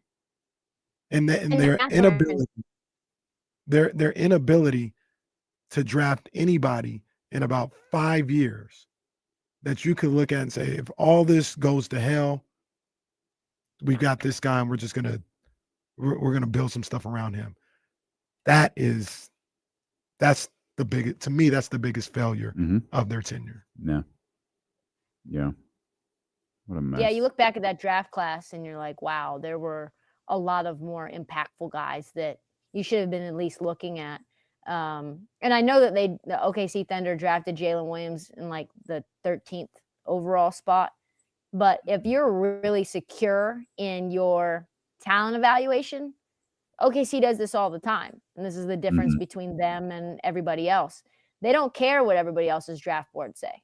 They stand 10 toes down in their takes and what their eyes tell them and what their scouting does. I think so many times evaluators, GMs, front offices in general get so tapped in to what the Athletic is putting out and what Sam Vecini in general and like Draft Express, and like it gets into this almost echo chamber mentality where you draft guys based on what the media tells you is the draft board, not what you see. And I think that is a massive mistake and one that'll get you fired. Well, the Kings definitely didn't do that with Keegan. No, and we focus on Keegan. I put emphasis on that draft class, but the Davion draft class, this one that just passed, the Devin Carter, that's the nail in the coffin. The Devin Carter for this front office group. TK told us, pat yourself on the back again. Told us day one. That's the nail in the coffin. Like you can't go 5 years with, and just for argument's sake, only getting one guy in the draft that you can even look at as being a rotational guy.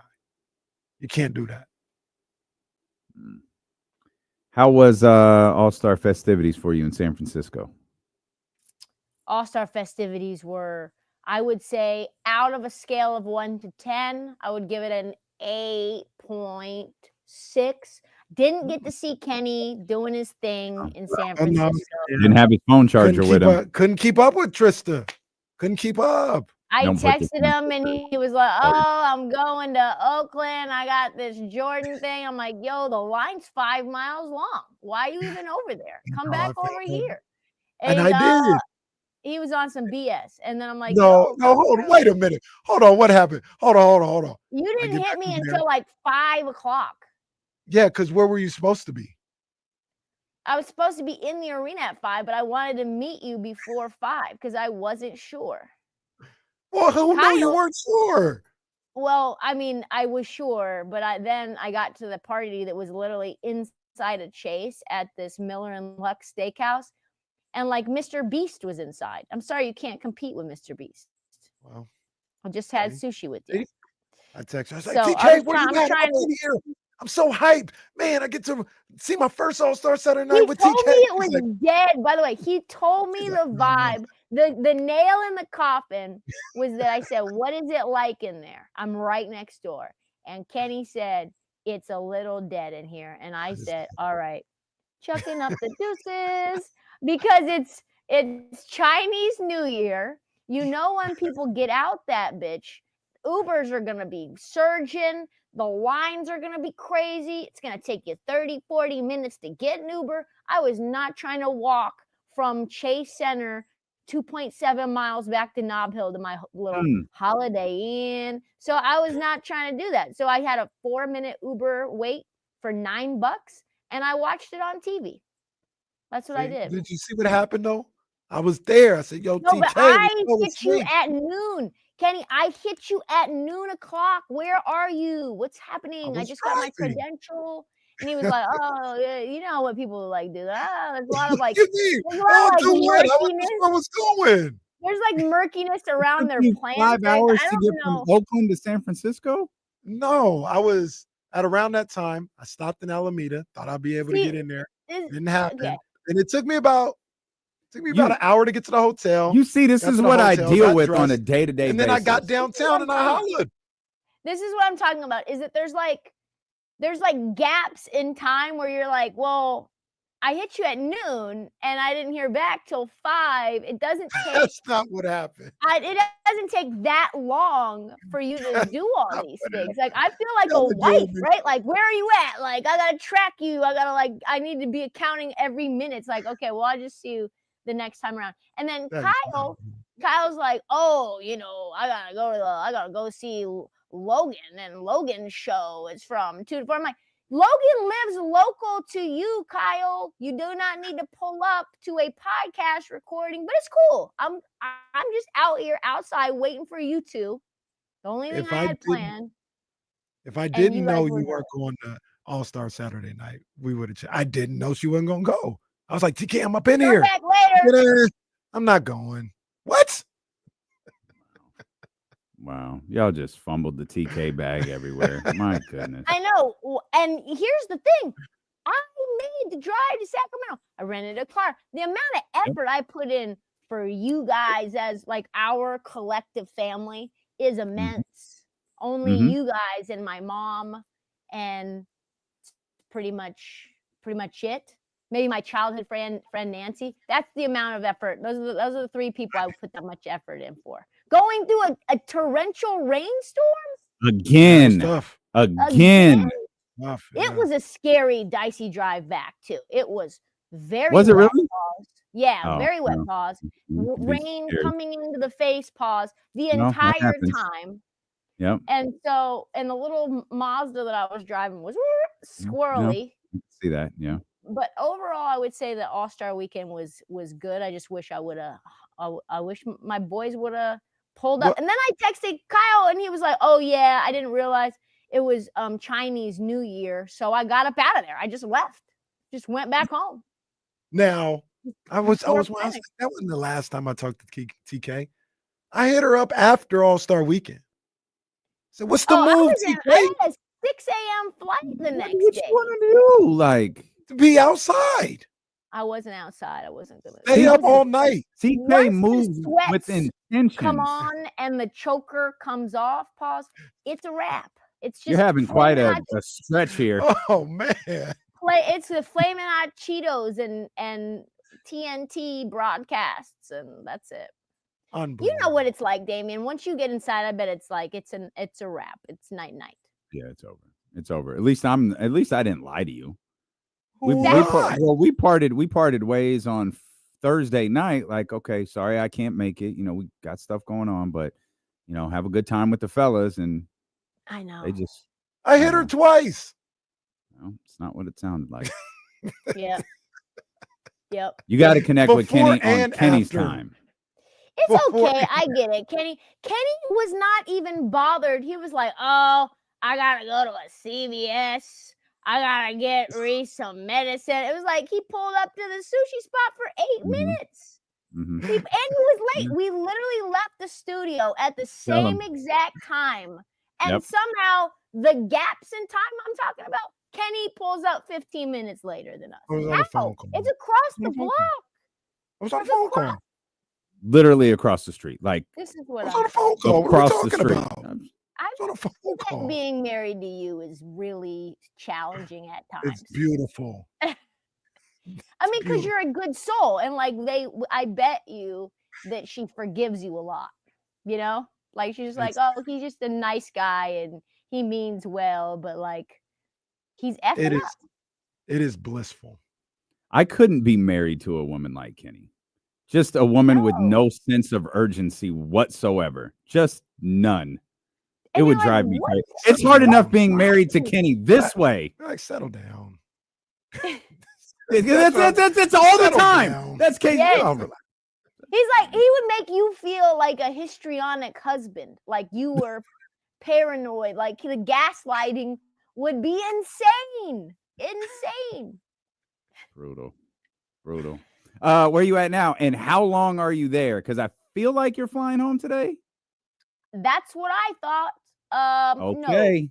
No, I am not flying home tonight. I will be on the show on It Is What It Is for Thursday morning and Friday morning. So I fly back. Oh, Friday. wow. Okay, that So- was not the case the last time we talked, so that's Yep. good. I got to the studio yesterday and they were like, something. What's happening for the rest of the week? And I didn't pay any attention to it. And Cam said, yo, Tris, can you stay another couple days? And I said, yes. That was that. So Yes, I rebooked the TK room. sends me the eyes emoji. I'm like, Yeah, it didn't What- pause. what's Pause. I was What's like, happening? what? I'm looking at the phone like, what's on the way? And here comes a video. I'm like, yo, she's at the win. And when she's in Las Vegas, I know what that means. So we back cooking with that was a hell of an intro too. Like I enjoyed the intro to yesterday's show. That was You know solid what? stuff. Listen, you know what I mean? Can't say much, but you just thank you. That's what, You know? that's what you say. You know what I mean? You know, just yeah. Yep. It's been this way, but thank you. Appreciate it.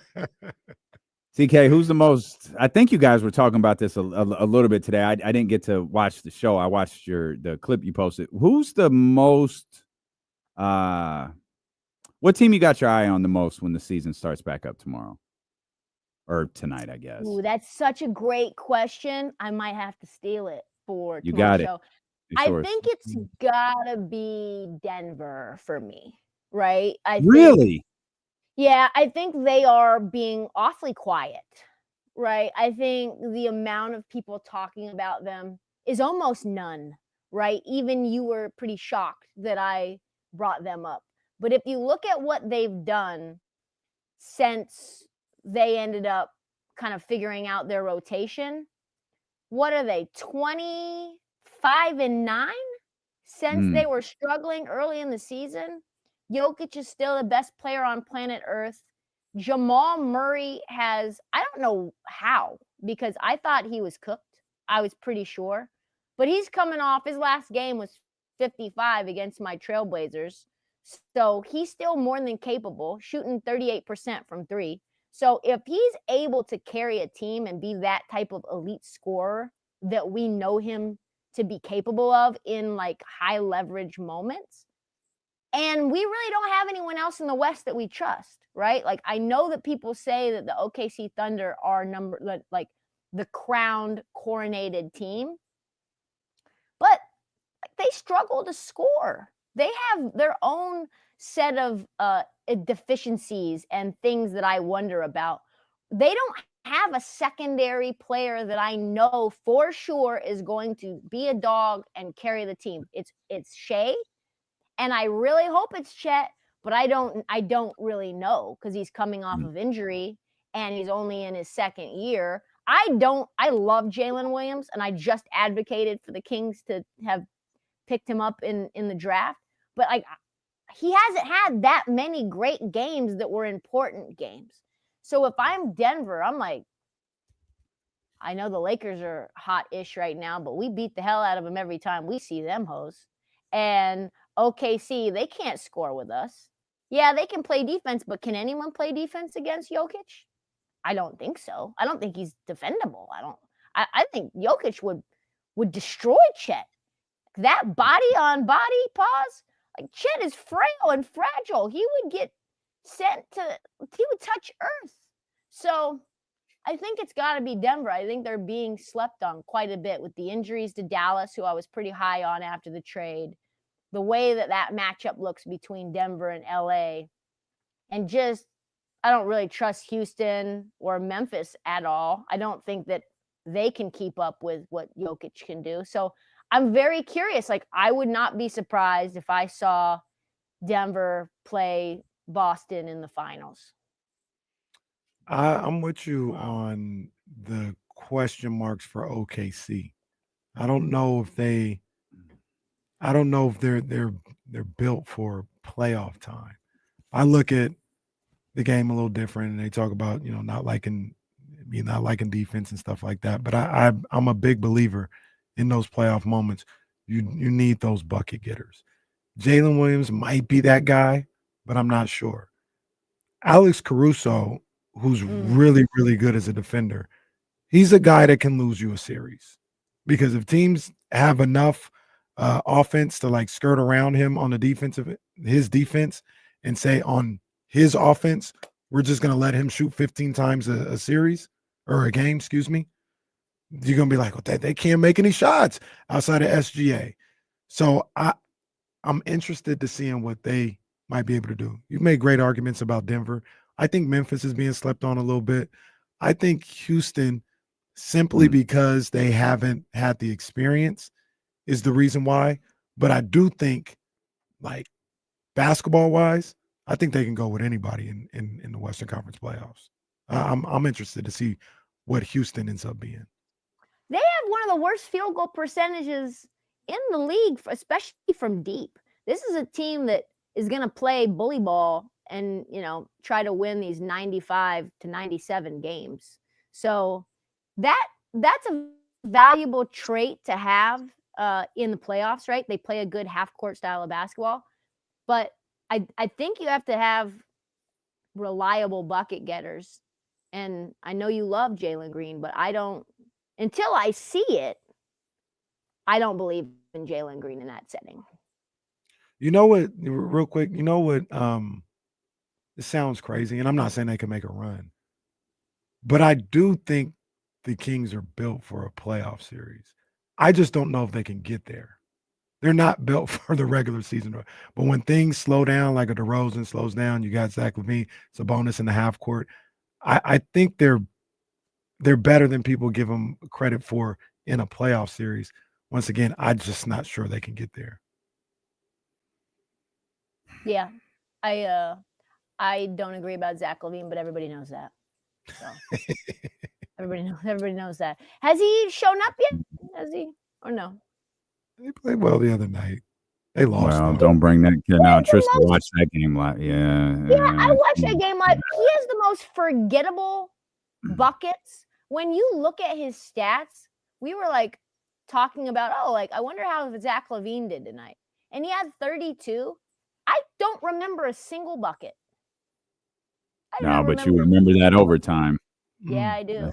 She damn near threw a tuna roll at the screen watching him play.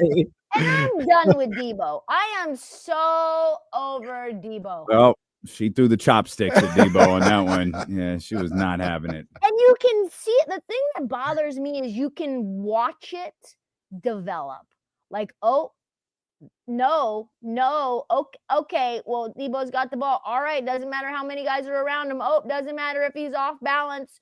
Guys draped on him, pause. He's taking that shot, and it's not going in.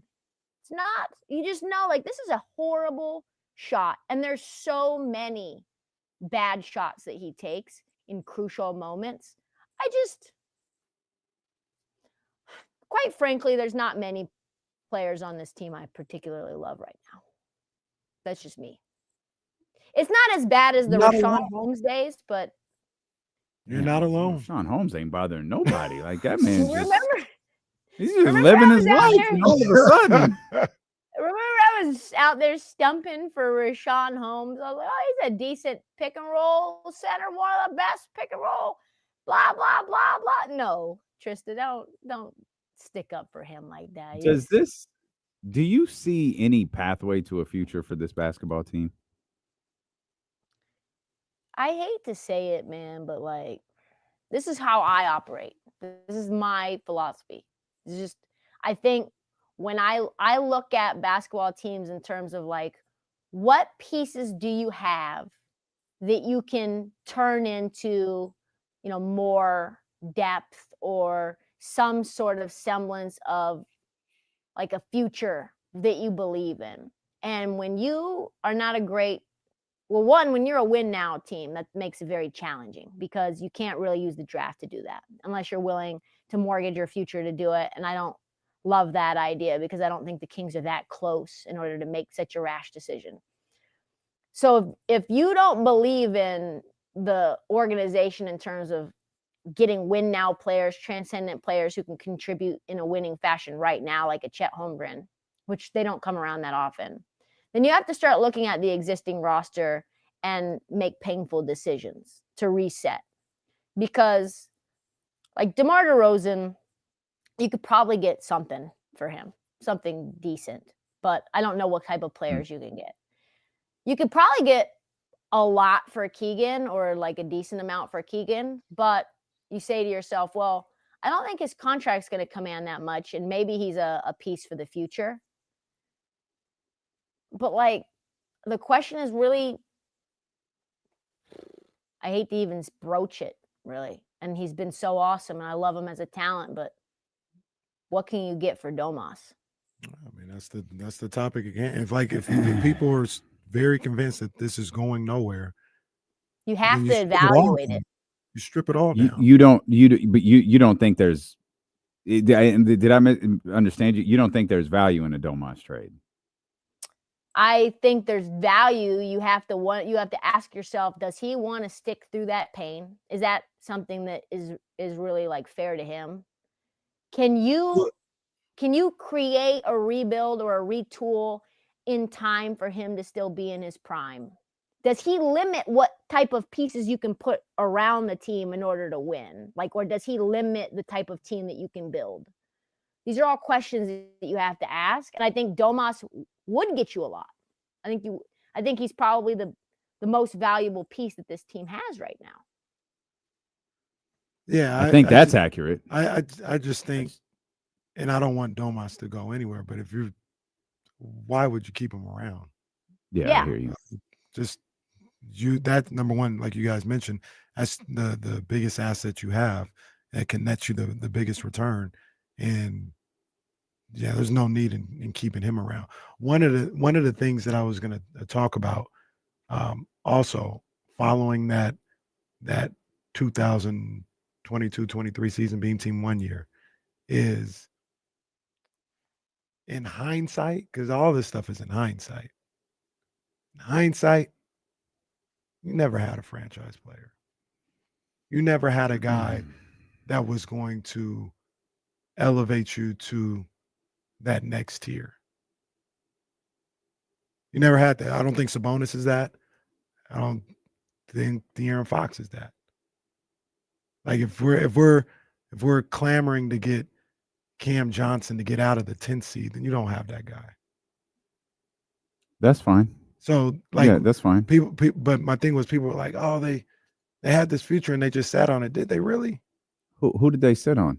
They just sat on the team. They didn't do anything to improve. Oh, did they really though?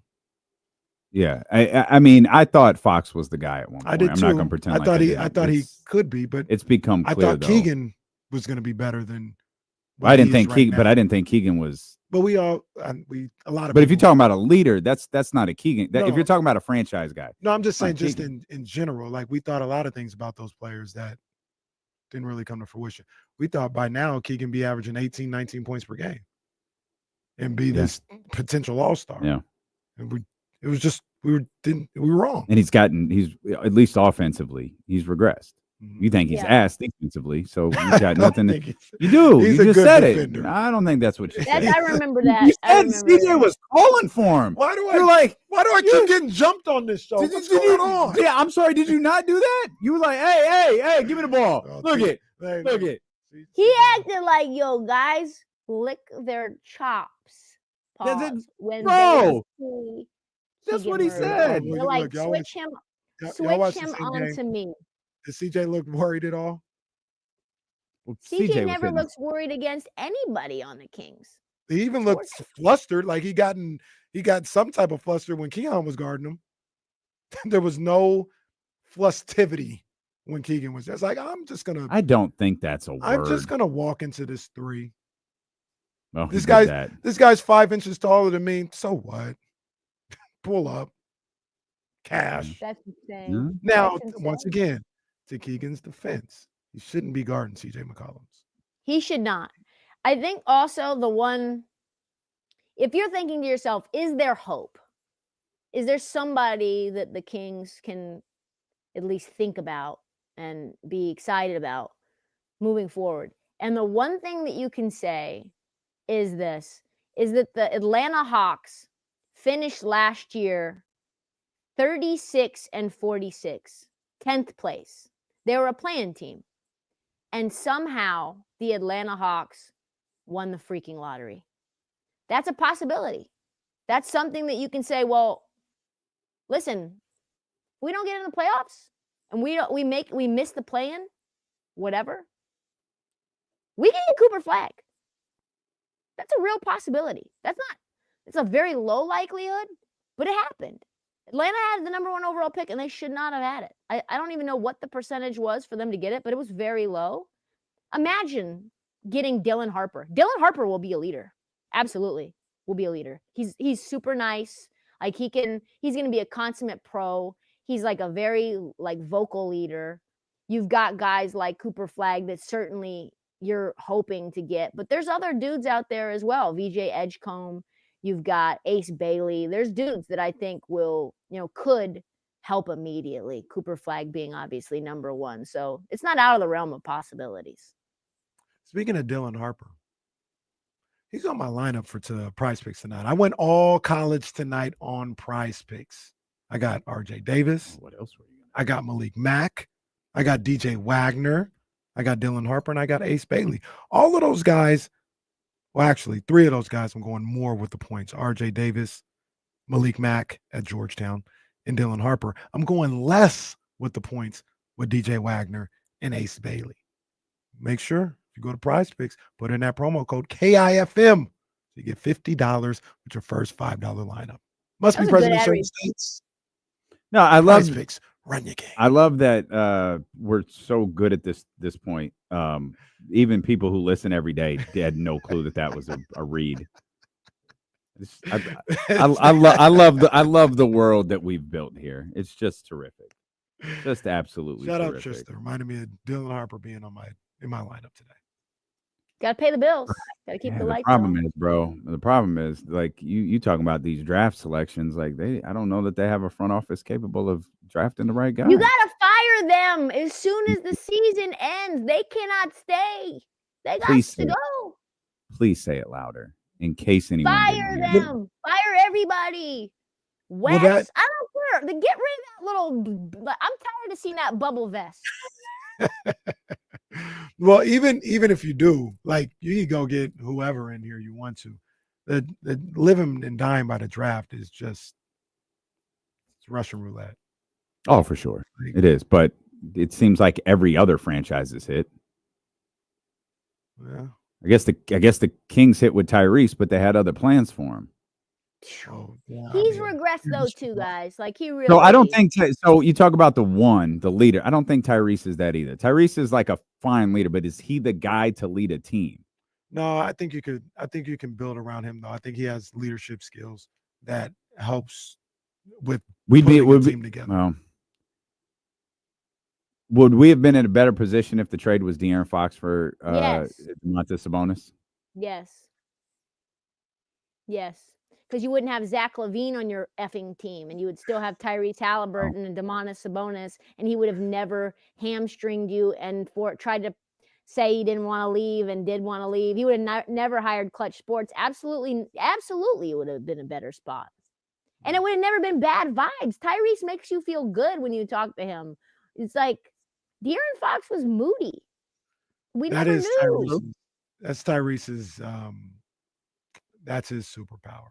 He is a leader. He is a galvanizer of people, and he's good at basketball. So I don't want to make it like he's. No, he's very good. Yeah, but I never thought he was better than De'Aaron Fox as a basketball player. But what he didn't have as a basketball player, he would be able to make up for in his leadership and galvanizing abilities. Yeah, De'Aaron's like a very talented. He's like that coworker that you have that's very talented, but they just are always complaining about something. You walk in and you were in a great mood and like, traffic. You see, my DoorDash was late. These effing our manager called me and what's he want? My old lady wants to go to the movies. Like, dog, you don't. This is not. Yeah, these shots at Kenny all day are just so unsolicited. that ain't me. I don't say two words in this. No, Kenny don't walk in. Kenny's in a good mood a lot. Kenny will just walk in and go, man, it was an accident. No, Kenny's good vibes. Kenny's the kind of guy. Well, Kenny complained once, and man, did stuff get done after that. No, Kenny's the type of player Kenny's the type of player who is a certified bucket, but eats 8 bags of Chester Cheetos a day. Cheetos are gross. An Aunt Edwards, if you will. Makes everybody feel good when they're around him, but like he doesn't really want to put all the work in because he's so immensely talented. He doesn't feel like he has to.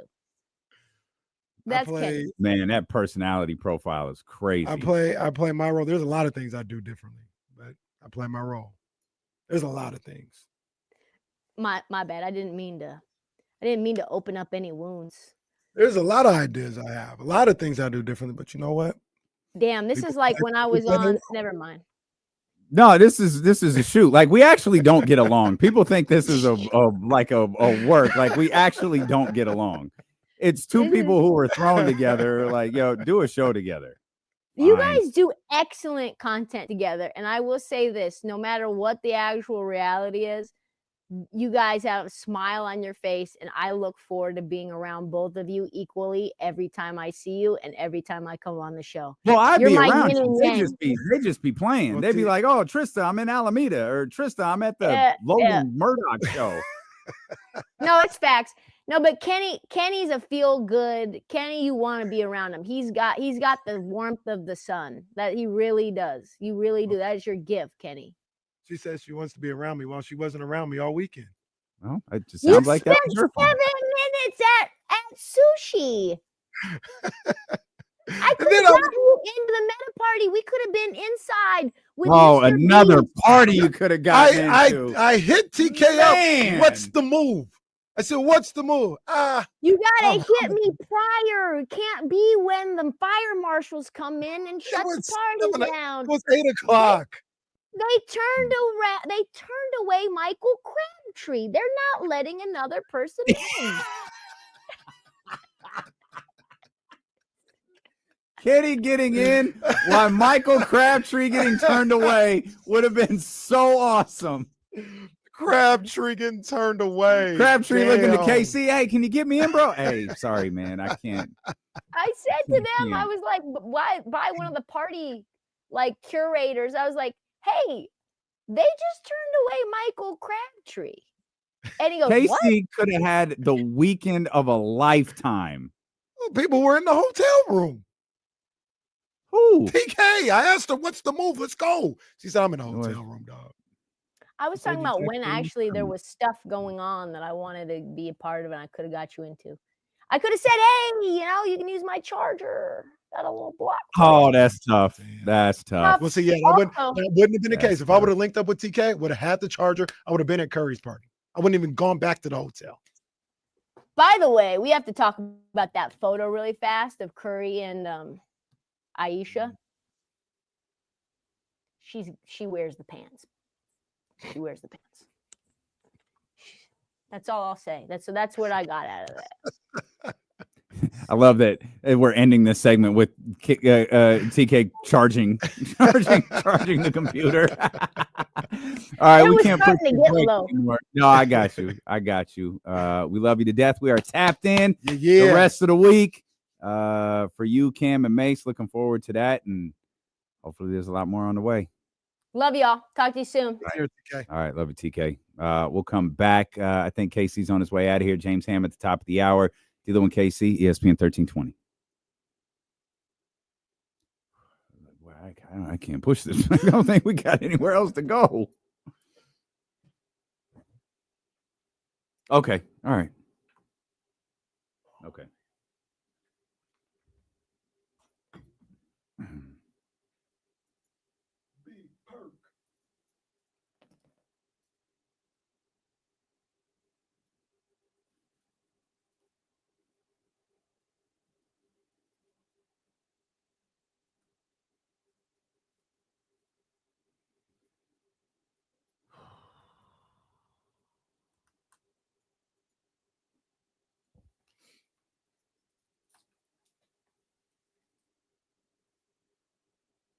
I'll take care of the case. I think stuff for tomorrow too.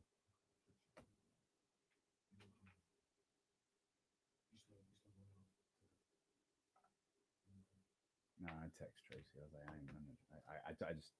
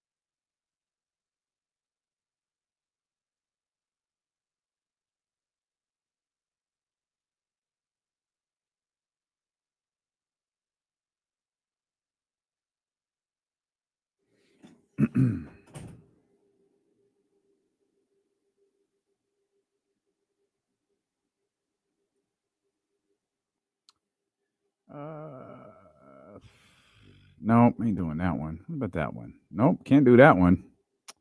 What about that one? Guess we'll do that till James gets here.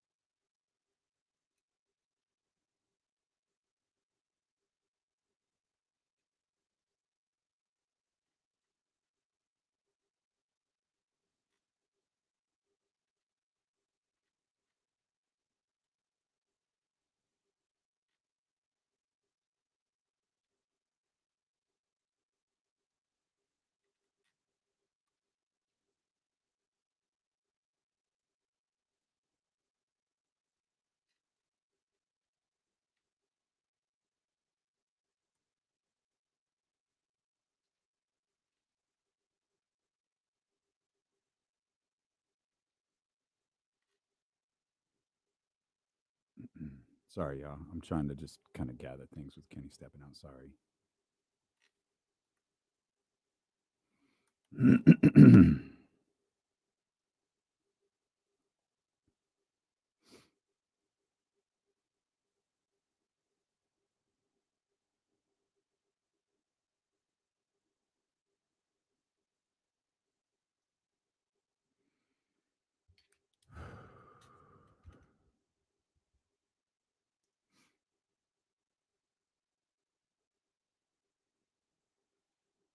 Yeah.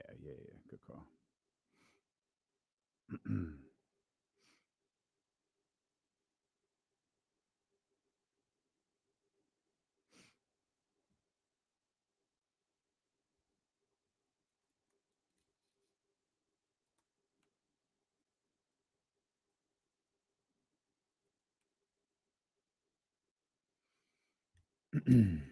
Sorry, y'all. We combined commercial breaks because we talked with TK so long.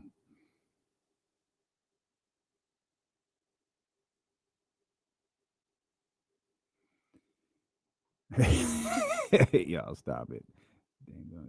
Yeah, I'll be alone, Michael, for till Hammer gets here.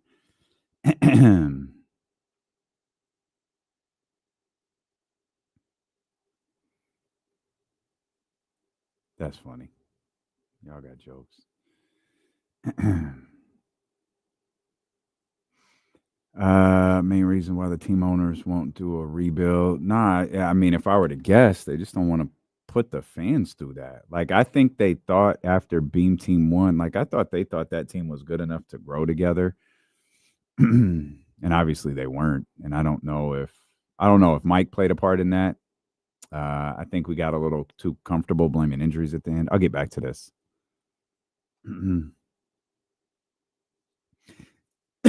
Perfect time to start coughing right when we get back from commercial break. Longest commercial break ever. Didn't cough once.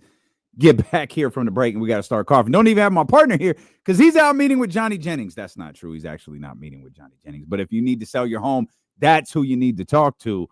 Johnny Jennings and his Made for More real team. They are the professional realtors in the area. And the real estate bar has been raised. Clients today expect more net proceeds for their home and a faster sale. Casey was telling you about Jennifer who was selling her house in Rockland. She was able to sell it quickly at top dollar in her neighborhood. She sold it for more than other homes in her neighborhood sold for.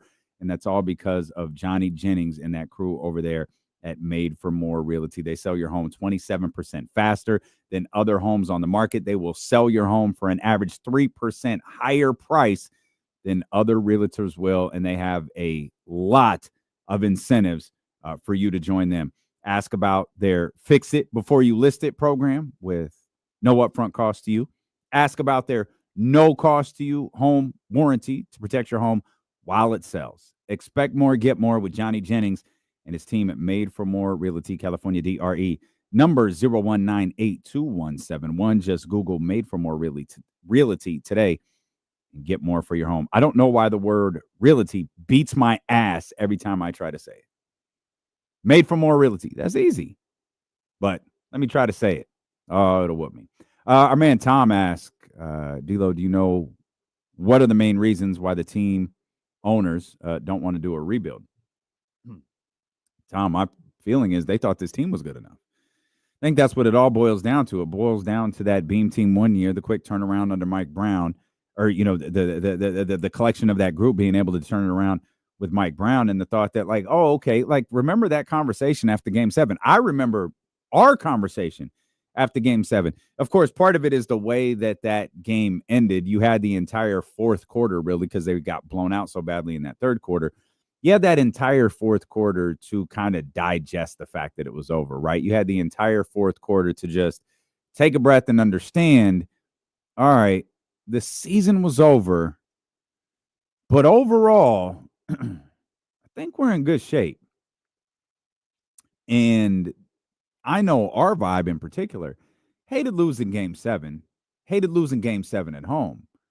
But the vibe the next day was, that's all right, man. This team has a bright future. We saw the season that Keegan Murray had. We saw De'Aaron Fox play at a superstar level in the playoffs. And Domas, man, he's just got this figured out. We good. Maybe a few tweaks here, a few tweaks there, a little additions, whatever. We good. And as we all learned, man, that wound up not being the case. And it feels like since things kind of went wrong that second year, this front office has been chasing their tail. And it's clear they still, and like part of me wonders, man, the question the question of this season that I will ask myself for a while is, if you had forced San Antonio's hand, and because all of this, oh, we could have done it in the offseason, oh, we could have gotten more for him, like all of this the San Antonio stuff of, if I'm the Spurs, I don't have to give anything up. He wants to play here. Oh, we'll sign him in free agency. That is so terribly unrealistic because of the money involved. The money is important to De'Aaron Fox, and equally as importantly, it's important to Rich Paul. It's important to Clutch Sports. Go listen to, I didn't, for the record, I want to make this clear, but Rich Paul was on your boy's podcast, Gilbert. Y'all know my rule. I'm not listening to a podcast or watching a podcast that Gilbert Arenas hosts. I will never care what that man says about anything. But, yeah, Rich Paul on it. And I saw some quotes from it on Hoop Hype. Now, I do like Rich Paul. I am curious what Rich Paul has to say. And Rich Paul talked about De'Aaron Fox. He talked about Anthony Davis. I mean, if you have not wrapped your brain around the power that the agents have within the league, go listen to Rich Paul. Rich Paul talks about the Luka Doncic, Anthony Davis deal. The line that sticks out, yeah, I didn't know, and it's a good thing I did, because if I did, that trade wouldn't have happened. Talks about De'Aaron Fox. He wanted to get to San Antonio. I knew I could get him to San Antonio. I wanted to get him to San Antonio. I could do this. I could do that.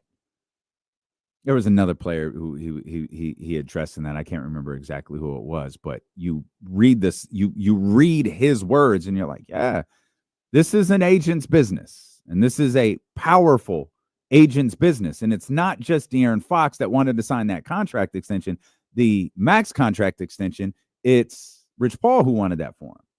So this whole wait till free agency, oh, we don't have to do anything, that's cap. San Antonio knows that's cap. That's fan talk. Fans do that stuff because fans don't recognize how this really works. So fans go out and do that stuff, and we think that it's reality. It's not reality. It's being a fan. It's being invested. It's being emotionally invested. Nothing wrong with that. But it's not reality. And so the question I ask myself repeatedly is, if the Kings had forced San Antonio's hand and left the Zach LaVine thing aside, and they acquired, we'll leave Castle out of this, but we'll say, one, Keldon Johnson, we'll say whatever other player, we'll leave Stephon out of this, right? One of the other players, Keldon Johnson, whoever, and a draft pick, maybe two. We'll say one draft pick and two players, because that fits into what I'm going to ask you a little bit closer. That team with, and I'll just use Keldon as an example. So Keldon Johnson. And then you got Valanciunas, you got LaRavia, and then you've got the rest of the crew here. Malik, Domas, everybody else is here. Is the team just as good as they are with Zach LaVine? Like, are they exactly the same? Are they mildly better? Are they mildly worse? Are they way worse? Are they way better? Because to me, I feel like the team is at worst the same. It's the same. But you have that extra draft pick now. Now we have, whether that draft pick is in 2 years and we believe San Antonio is going to be whatever, it's fine. I don't care. Fine. But you have something. You have the equity. You probably have a more defined space for Keon Ellis in this, which is what fans are frustrated with now is, Keon not playing at the end of certain games because DeMar and Zach LaVine are out there. Will you eliminate Zach LaVine from this equation? Are they better? Or are they exactly the same? You just aren't saddled with the, $90-some-odd million or whatever it is over the next 2 years that Zach LaVine is owed, and you've got one or maybe two extra draft picks involved.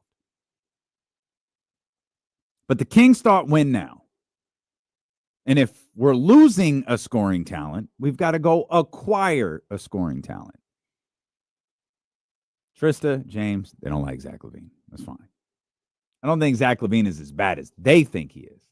However, my eyes are starting to open a little bit. Not that Zach LaVine is a bad basketball player. It's not at all what I'm suggesting. It's that I don't know how Zach LaVine, DeMar DeRozan, Domantas Sabonis, Malik Monk, Keegan Murray, I don't know how this all works together. And that was the feeling coming out of, that was my feeling coming out of the Dallas Mavericks game, which I acknowledged. I wasn't going to rain on the parade because that game was phenomenal. Kings won. DeMar is, crazy. And then they go on and beat the Pelicans. It's like, whatever, my feelings don't matter in all of this. They're winning games. They've won 3 in a row. They got a chance to make it 4 going into the break. Perfect. They don't. Right? And then really that second Pelicans game was about getting roughed up defensively. Gave up how many points? 130 something to a 13-win Pelican team. You get to 130 something, it was 140. 140 in a single overtime to that Pelicans team. And I just sit here and I look at this, and I'll propose this question to James Ham that joins us here, Kings Insider from the Insiders. Ham, I asked if, a theme of today has really been like, does it like what is the future of this Kings team? Like, how good can they be? How bad could they be? Like, what is ahead for them? And I asked the question, if the Kings had perhaps taken a different direction and maybe push San Antonio a little bit harder. De'Aaron Fox deal is still getting done. And, instead of taking this big glamorized deal with all of the young players that they like and all of these draft picks, I'll pose you get Keldon Johnson back, right?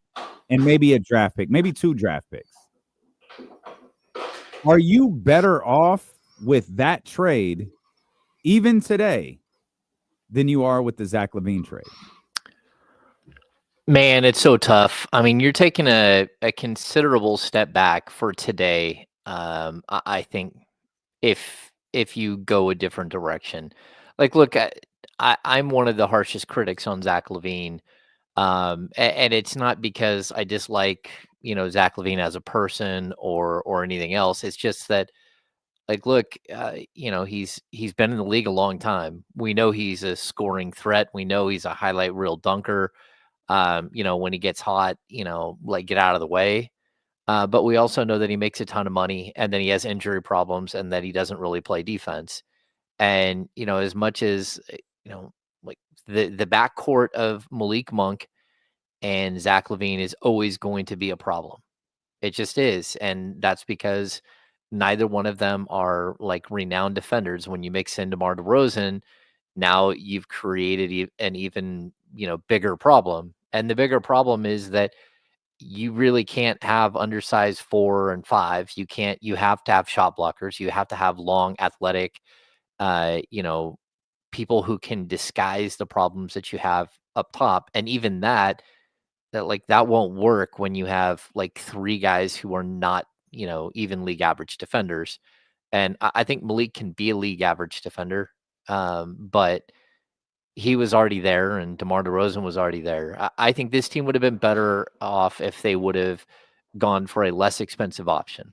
If they would have gone for a player who fit better than LaVine. But I also understand that, it's not just as simple as that. You have an owner who wants star power on his roster. And unfortunately, there wasn't a lot of players out on the market that were available that would have brought like sort of that cachet. And that's one of the reasons why they went for LaVine. He's a player that wanted to be in Sacramento. He's repeated that over the last couple of years that, or his agent has, that it would be a good fit, but a good fit with De'Aaron Fox. And I think that is the crux of this. There's a big difference with this roster with De'Aaron Fox and Zach LaVine than there is with without De'Aaron Fox. And that's because De'Aaron Fox does play defense regardless of, what some people think of him. He is a guy who led the league in steals last year. He is a guy who can impact the game on both ends of the court when he wants to. And Malik Monk really just isn't that player. And that's okay. It's okay. Right. You just don't pair those types of players with multiples like him, right? And it's about like advanced team building. You have to be smart about when you're building your team. And sometimes if like they figure out a way to get like a really good defensive point guard to pair alongside Zach LaVine, and they make some moves down the road that end up, either pushing Malik Monk to the bench or DeMar DeRozan is no longer there, then maybe Zach LaVine works perfectly fine. But this team had an issue with defense already, and you created, it's not even an issue with defense. It's like a 4-alarm fire with defense. Their defensive rating is one of the worst in the league in the last, 10 games. And that's because you have defensive players you have players who don't really naturally play defense. Yeah, giving up 140 to the Pelicans is brutal. Like, one overtime or not, like, that's insane. And that just might be the season, Hammer. That might be what we're looking at the next 20 something games, whatever it is that's left. Like, that could be what we're looking at. No, I agree. And, like in the chat, Kyle Williams, perhaps we should allow this situation to unfold, right? And observe how they play and develop a rapport. Like, I'm all in on that. Like, I'm all in on that. I'm not gonna hang my hopes on it, but like I'm in. Like, I believe in what Kyle's talking about right there. Well, yeah, but I mean that's fine, right? I that's the situation you're in. There is no other recourse, so we will have to do that. But at the same time, like, man, DeMar DeRozan's been in the league 16 years. Zach LaVine's been in the league 11 years. This is year 8 for Malik Monk. They don't have like a stretching device to make Domantas Sabonis, like 3 inches taller and his arms 6 inches longer. So we're not talking out of turn here. if you're going to analyze basketball and be honest with people, and then you have to like look at the positives and the negatives. And like we talked about it earlier on the Insiders about the Jordi Fernandez situation, right? Like Jordi Fernandez is a star in this new Dream Team documentary, right? And Kyle asked me, "Hey, do you think Doug misses Jordi Fernandez?" I said, "No, I don't think Doug does. I think Mike did." Yeah. And like, as tough as that sounds, people are like, "What do you mean by that?" It's like, what I mean by that, like, there was a trust and a bond between Jordi and Mike, and they depended on each other. And when Jordi left, he handed that trust to Doug, and they didn't have the same trust and rapport between them, and it didn't help the team. And so, yeah, did you miss Jordi? Of course you missed Jordi. The players missed Jordi. Mike missed Jordi. But as far as Doug missing Jordi, no. Like, could he use another defensive mind? Of course.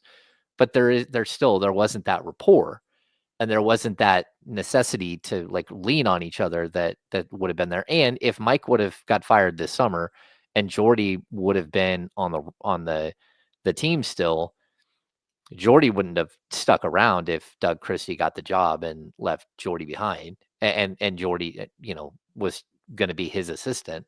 That's not the way it would have worked. So, like, look, the reason I bring that up is just like things like you don't have to let something play out forever to know that it's not like the right thing. Like you don't back up the fastest point guard in the league in De'Aaron Fox with the slowest point guard in the league in Corey Joseph. You don't go out and draft the fastest power forward in the league in Marvin Bagley and back him up with Nemanja Bjelica, the slowest power forward in the league. Like that just realistically doesn't make any sense. And then when you watch it play out, you're like, oh, okay. Wow, that doesn't really make any sense. Like, yeah, that's all we're saying here. It's just that, like, you can, if you watch basketball, if you study the game, you should be able to see components that should work together and components that won't. And then on top of that, we just had 3 years of DeMar DeRozan and Zach LaVine in Chicago together. It's not like you didn't have a sample size. You knew exactly what you were getting, and you probably don't even have the defensive pieces they had in place in Chicago to make it work. You don't have the defensive pieces, but I do think you have a better basketball team. Talent-wise, you have more talent. Yeah. Okay, but maybe okay. So I see what you're saying. They have more talent, but maybe not a better team. Maybe not a better group together. Yeah, I mean, let's be honest. Like, a paper championship has never existed. Like, you don't win one on paper. Like, even in during the pandemic, they made these guys play out the end of the series and see how it worked out. They didn't just hand somebody a championship because they thought they were a better team. And so, like, you got to go out and play. And if there's already a history of how this works and how this doesn't, like, it's just going to take a hell of a coaching job. And so, like, I don't know how you disguise the weakness, but it's what you got to do. You got to, I mean, it's not going to be easy. And, I do like some of the acquisitions. I really like Valanciunas. I like Jake LaRavia. And for that matter, I like Zach LaVine in the right situation, but the right situation isn't the one the Kings were in when they acquired him. And so it just makes it extremely tough. Like, there are teams in the league that could have supported this without like having to reinvent the wheel.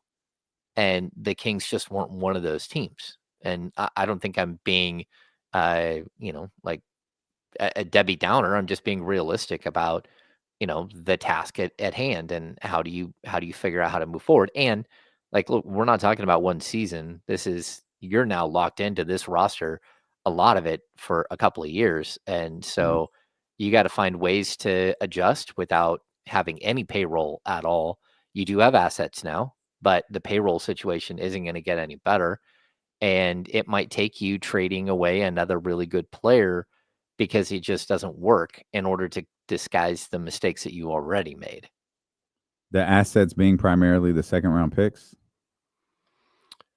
No. The Kings have they have a lot of first round picks now. They have an extra 27 and an extra 31 first round pick. But that 27, you have to remember that actually has it helps them a lot. We'll know, when we get to April, whatever, whether this is a playoff team or not, whether they might be able to keep their pick this year or not. But if they don't, if they give away their pick, now the Kings have a 26, a 227s, a 28, a 29, a 30, a 30, a 231s, and a 32 once we hit July 1st. So now you're looking at a team with like 8 first-round picks, and that's a good thing. So then they can go out, and if they need to use first-round picks to go acquire somebody, they can. And, again, if you want to use DeMar DeRozan's salary to go acquire somebody, now you're looking at a $24 million, $25 million placeholder. And you can go out and try to move some things around. So it's not all doom and gloom, but you're in a situation that is going to be very difficult to move away from, where you have two players that are going to combine to make close to $90 million, and you don't have a playoff roster. And that's not typically a good place to start. You have 2 players combining to make $90 million, and you probably don't have a team leader either. You probably don't have like a definitive number 1 on your roster either. No, I mean, that's the problem. Because I love Domas, but I don't believe he is a definitive number 1. He is a perfect, 1B or 2 or however you want to phrase that to massage, the ego a little bit. But he is perfect for that role, in my opinion. But you need a 1. And the Kings just don't have that 1. Yeah. And I don't know. And I think that was a conversation Kenny and I were having earlier. I don't know that they had it with De'Aaron either, which is, that's part of the issue. Is I don't know that De'Aaron is a definitive number 1. And that's why I think he's in a great spot now, because he doesn't have to be. But Kings were just kind of milling around here with guys who were good. But when it's time to get to the playoffs, when it's time to make the playoffs, when it's time to make a run, time to make a push, time to do all of that win a series, you had that guy who was like, yeah, I got it. Okay, so I would say this too, outside of the 2 catastrophic events that have happened to the Sacramento Kings, right? So the Ricky Berry situation and the Bobby Hurley situation. The next most catastrophic thing that's happened to this team is when Chris Webber blew out his knee, right? I think we can all, that was the end of what could have been the Kings dynasty, which, or whatever you want to call it, the golden age of the Kings. It died that day, right? Yeah. It lived on for 3 more years, but that day is a day that we didn't know it at the time, but it was a catastrophic blow, right? But that's when you have to make really tough decisions. And, Jeff Petrie, on his way out the door, made a ton of, calculated errors. He tried to do some things, and he had no payroll and all that stuff. But one of the things you can say that he did do that helped the franchise sort of survive and move forward was he took Chris Webber's gigantic salary for that day and age, and he broke it into 3 salaries, one of which expired the next year. One that was 2 years of salary, and one that was 4 years of salary. And Kenny Thomas, who I think is still getting paid. Kenny Thomas, exactly. So sometimes that's the best thing to do. It's the most difficult thing to do, but it's to admit that whatever you built isn't working. And to move forward, you do have to take some steps backwards. And that's not what the Kings chose to do. So 2 years from now, we're going to be looking at a situation that could be, greatly different. Again, maybe Zach LaVine isn't on the books, maybe, and DeMar DeRozan probably isn't on the books anymore 2 years from now. And then you figure out how you move forward. But we have to worry about what happens between now and then, and how much change happens between now and then, because just like De'Aaron Fox looked at this situation and said, I don't think this is the right spot for me. There could be other players who do the same exact thing, because they're looking at this the same way that you and I have been looking at this over the last couple of weeks. How do we get to the next level? And am I going to squander the prime of my career doing this? And that's where, there is a snowball effect that is already rolling fast down a hill. How many of these things does it consume on the way down the hill? And you hope that it doesn't just keep rolling and consuming more.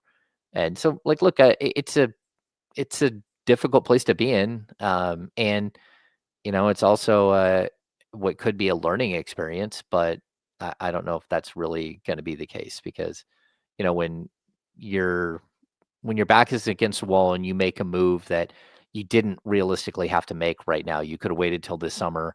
You could have opened the search up. You could have tried to get more teams involved. You could have seen, not even if it's like De'Aaron Fox going to the Spurs still, there's still an avenue that you could have gone and got your team better in a different way by not including the Bulls, by including a different team that had someone else that might become available this summer. By not doing that, you put yourself in a very, I would say, compromised position where you've got to figure out a way to like do smoke and mirrors to get through the season, and then really reassess your entire basketball program this summer, and that's going to be difficult. Yeah, and I think the thing I hate most about that is I'm not a believer in this front office at all. I think they do need to be let go before any other impactful decisions are made for this organization. But my fear is that has a massive impact on Doug. Doug is not just trying to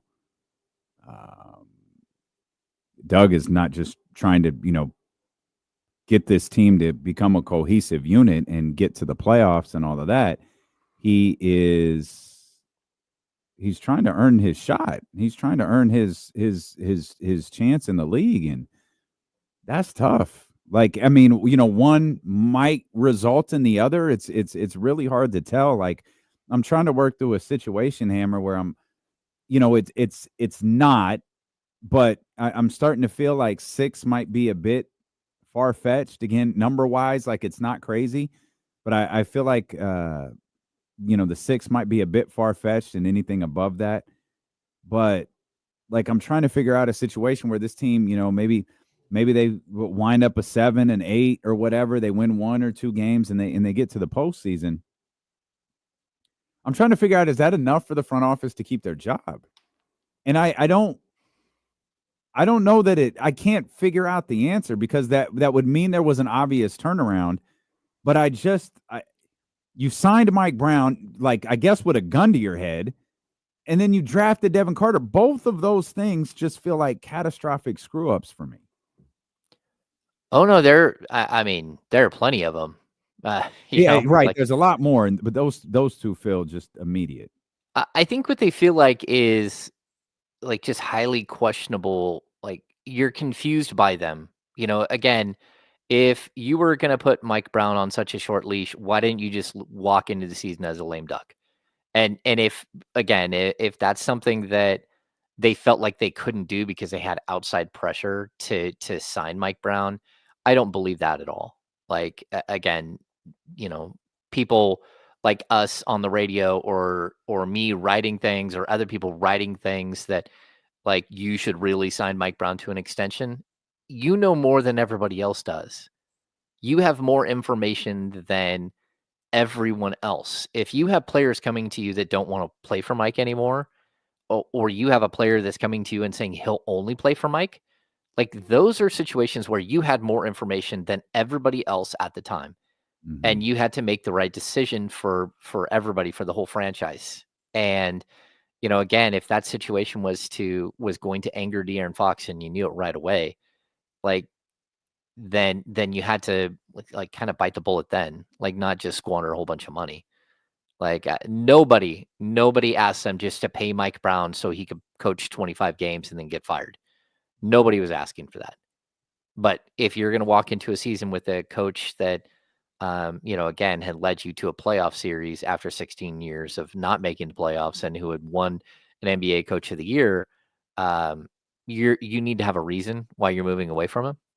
And, I think, again, in a way, Mike Brown actually gave them the out they needed. Mike he opted out of the final year of his deal, not the other way around. They had a mutual agreement for the 4th year. He opted out because the salaries in the NBA went up for coaches, and he was going to renegotiate that deal. Mm-hmm. Right. But you had the opportunity then, like, okay, you opted out. Okay, we're just going to go a different direction this summer. But that's not what they did. And so, like, again, I don't know like we're just, I feel like we keep dredging up the same exact stuff, but like this thing feels like avoidable. And not only that, but it just like it feels predictable. Like all of it felt predictable the entire time. And like, saw this one coming. The thing I just don't get is how did this Mike Brown thing go south so quickly? You make the playoffs the first year, you're the coach of the year, you're the executive of the year, you're the clutch player of the year, you're riding high, all of this. Things don't go well the second year, and I do think Mike is responsible for some of that. But how did we get to the point where they did not want him back? And we know this now to be fact. They did not want him back as the head coach. How did we get there so quickly? It makes me wonder if they ever wanted him to be the head coach and somehow they got stuck with hiring him. I think they did want him to be the head coach. And I think that, again, that was Monty like winning a battle. Like that was Monty saying, okay, I interviewed 6 coaches. I whittled it down to 3 coaches. And this is one of the coaches. This is a coach I want to hire. Mm-hmm. And sure enough, like, let's be honest, Monty was right. Monty struck gold. He had a coach come in, have an 18-game improvement, bring his team to the 3rd place finish in the Western Conference, and make the playoffs. So like that move in itself was right. And that's after, I don't even know how many coaches, because I can tell you Mike was my 8th head coach, but before that there was, I think, 3 other coaches after Adelman. So we're talking like 11 head coaches that couldn't get the team to the playoffs. Yeah. And Mike does it. So I don't think that that's the wrong move. But like I look at what DeMarcus Cousins told Hoops Hype, right? And I don't know if you read the article, but they had a Q&A with DeMarcus Cousins, and like we could talk for an hour about the legacy of DeMarcus Cousins and what he believes is his legacy, and or what he believes is the narrative around him and what wasn't. But that's not my point. My point here is that DeMarcus said something I thought very profound, that they like the goal was to make the playoffs, and then they didn't have another plan after that. And you saw it, like after they make the playoffs, where do we go from here? And that's usually something I don't want to misquote him here. He said, I think De'Aaron Fox is a very special player. I think Sacramento is lucky and blessed enough to get that talent. I think he did some things that a lot of people didn't think would be profitable. That maybe that's a weird translation there. That team reaching the playoffs again, I think that makes him as a legendary player and Kings player. But I felt like once they reached that moment, I don't think they thought past that, and in time it showed.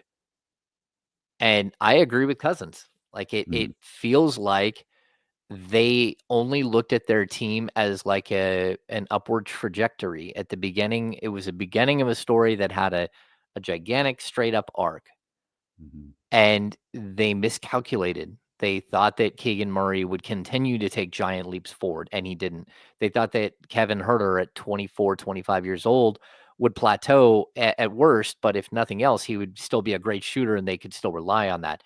That didn't happen. Like all of these pieces that they thought might work out didn't, and then they didn't do the things to support the team in the right way. And so like year 2 of Mike Brown, like you could tell, number one, that they didn't have the horses to go, like to take this team and make them an actual playoff team, not a play-in team. And you had opportunities. You had opportunities all throughout the season to go and improve the roster, and they chose not to. And so, like, I think that there's a lot of blame to go around for all of it.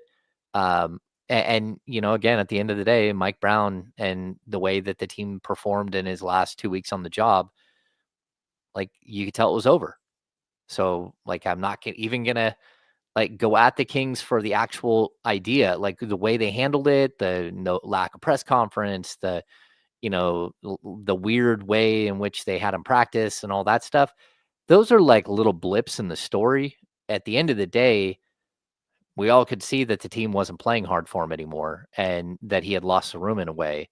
And again, I don't know why that is 100%, but it doesn't change the fact that it happened. And when that happens, it's usually time for a coach to go.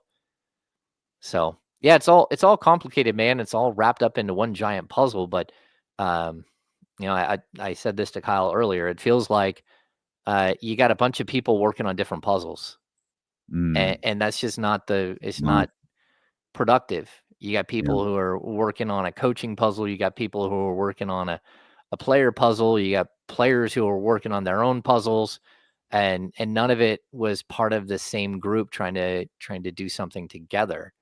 And like outside of everyone breaking their fingers at our Odyssey field Fingers, trip thing. hands, wrist, Yeah, like outside of that, I think we had a puzzle building competition, and everybody's got to work together to work on the same puzzle. That was very intense. Yeah, it was, and it's not super simple. But the only way to do it is to like have a plan going into it, and everybody work together to try to create something. And I don't feel like that's what we've had here. We've had a lot of like too many fingers in the pie, too many cooks in the kitchen, whatever you want to call it. It just feels like there's just too much all the time. And then there's a lot of finger pointing and a lot of like ducking. And at the end of the day, like the whole story, like the story behind the story on this one is like gross. Like it totally is. Like you and I have been way too deep into this one. And it's like from start to finish, it's all weird and gross and like funky. And like you're not sure who's exactly telling the truth, but you think you do. And you can put a bunch of pieces together as somebody who's like on the outside trying to reassemble the puzzle. But I think that's where we keep coming to the point where you look at it and it doesn't matter how many pieces I get from other people. It's not the same puzzle. Everyone wasn't working on the same puzzle. And that's a problem. that's why when people call to tell me stuff now, I just say, call James. I'm out. I don't want to tell you this. Just call James. We'll come back. We'll come back. We'll talk about this second part of the season, what it looks like for the Kings and what it looks like for the teams around them. That's when we continue here with our insider from the Insiders. It's James Ham with D'Lo and KC on Sacramento Sports Leader, ESPN 1320.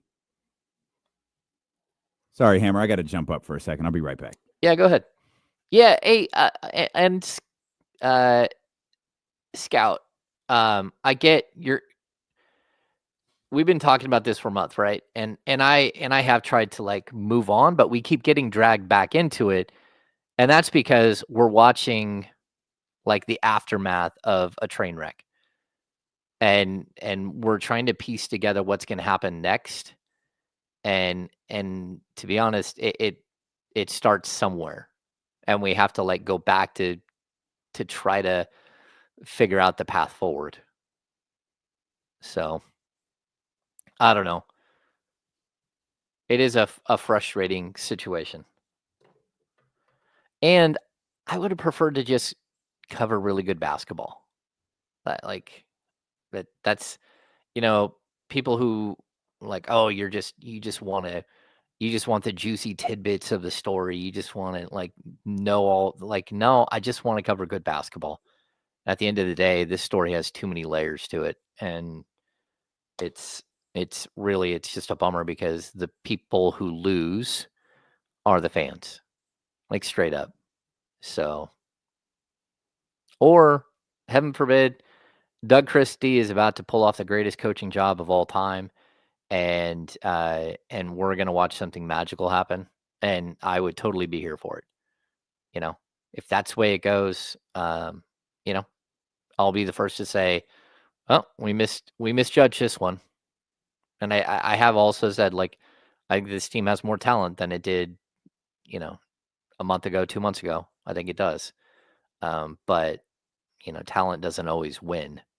And talent that doesn't fit together is a problem. And talent that hasn't dealt with like the negative underbelly of all the things that have happened, that's not going to work either. I too, Scout, am hoping for something better moving forward.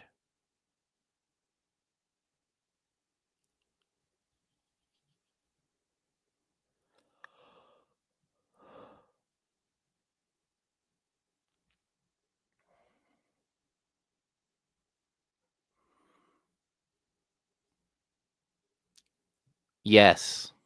Casey Tucker Band. Yes, this is exactly the problem. We still haven't got to the three-headed cats and stuff. It's all there. Yeah. And Doug does need to be Superman, and that's not fair.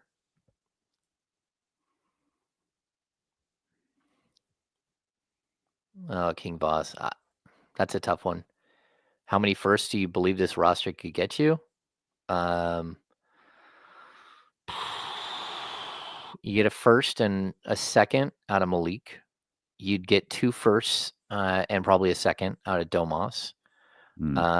You would get a mid to late round first out of Keegan Murray. And the rest of the roster, I think, would be net neutral or less.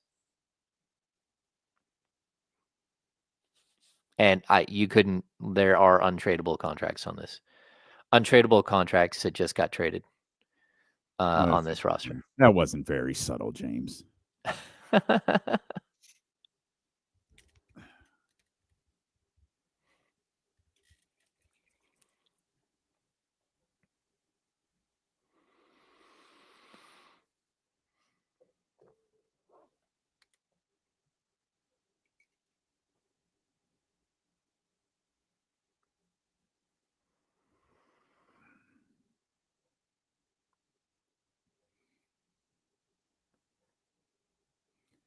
There's a lot you could really dive into with this DeMarcus Cousins Q&A. I think so. Yeah.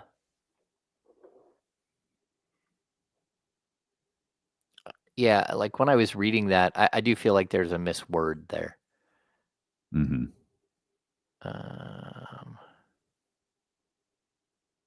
Oh, yeah. I think he did some things there that a lot of people didn't think were profitable. It was probably possible. They probably used an AI to transcribe and then go word for word. Ban artificial intelligence. I have been on. Sorry, go ahead, Hammer. I don't use a software to transcribe still. They have it's on Apple computers and phones now, and it's really dumb. If I text on my MacBook and someone texts me, hey, do you want salmon for dinner? You'll have the option of clicking an automated that says yeah, sounds great. Oh, yes, that would be great. That's what it has here on computers now. And I was like, this is stupid. Mm-hmm. Just let me write yeah or whatever. Leave me alone. Yeah. I know Kyle's fallen in love with the group chat. It summarizes, right? And today we ran into the first problem. It summarized a group chat telling Jesse sent a message telling us that we had 3 people on the line, but the group chat summary said you have that. 1 person. You have somebody. I absolutely hate that. And Kyle's like, wait, there's more calls? It's like, yeah, man, the text said there's more calls. It's like, oh, I read the summary. It's like, and then we got done with that one. It's like, hey, we got another caller. It's like, wait, there's another? It's like, bro, the text says there's 3 of them. What are we doing? He's like, damn it. The summarized text and the summarized emails are awful. Just absolutely awful. Yeah. It'll learn, and while it does, it's reading all of your texts and it's reading all of your emails. Mm-hmm. We're coming back, Hammer.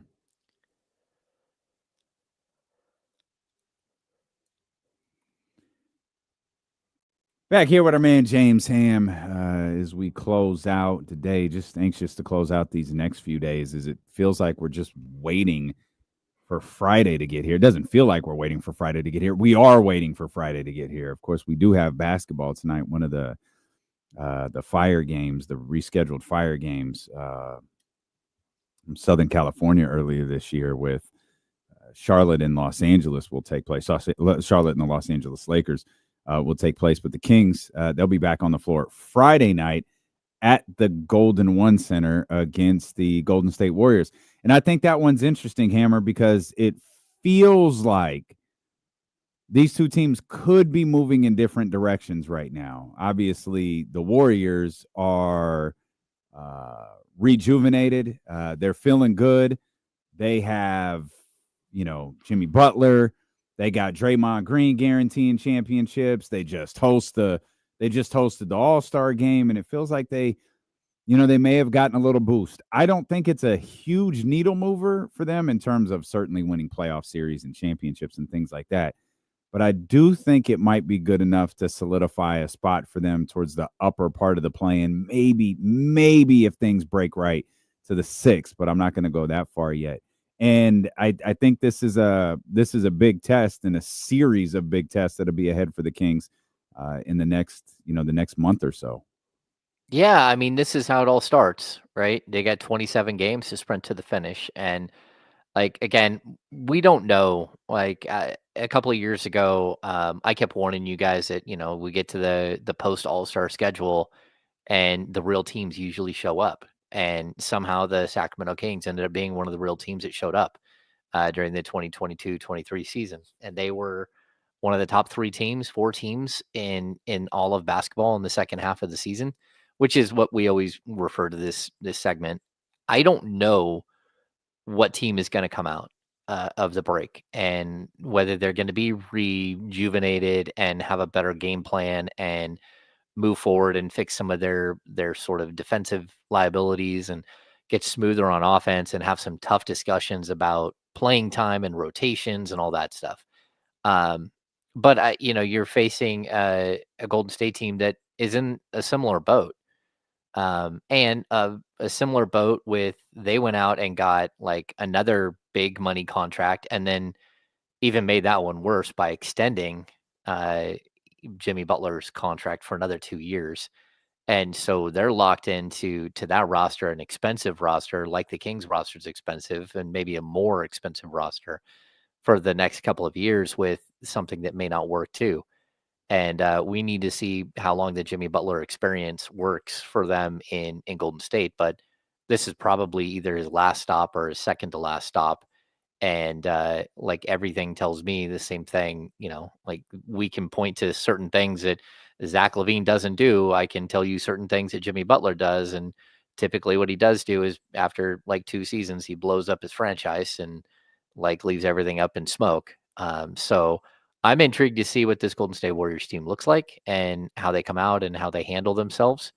I just don't know that they're going to be able to piece everything together on the fly and think that this is a championship caliber roster, because that's not the case. Yeah, it's definitely not. I think there are a couple of other really interesting teams to watch for a couple of different reasons, Hammer. We talked about the Warriors and how they may be going in a, perhaps an upward direction. I think Phoenix is a really fascinating team because there's obviously talent there on Phoenix, but there is bad vibes in there. Yeah, there's bad vibes in there. So I don't know what they wind up looking like. They're, a game and a half back from Sacramento right now. And the other one I'm really fascinated. 2 of the teams that I'm fascinated as to what direction they go are Phoenix and Dallas. Yeah, I think Dallas is a mess. And, first of all, they're a team that just traded their best player, and then they traded their best player for another star, and he went out and tore his adductor or strained his adductor badly, in the first game. And now they have 3 other centers on the IR, most of which will be out for at least a month, and some of them even longer than that. That team is super beat up, and I think that there's a good possibility that they fall in the standings. Kyrie Irving, it might be able to keep them afloat for a while. And maybe they figure something out there, but it's just really tough to go into every single game completely undersized. And I think, again, we saw it early in the season with the Warriors, where smoke and mirrors coaching can disguise a lot of the issues that you have as a team.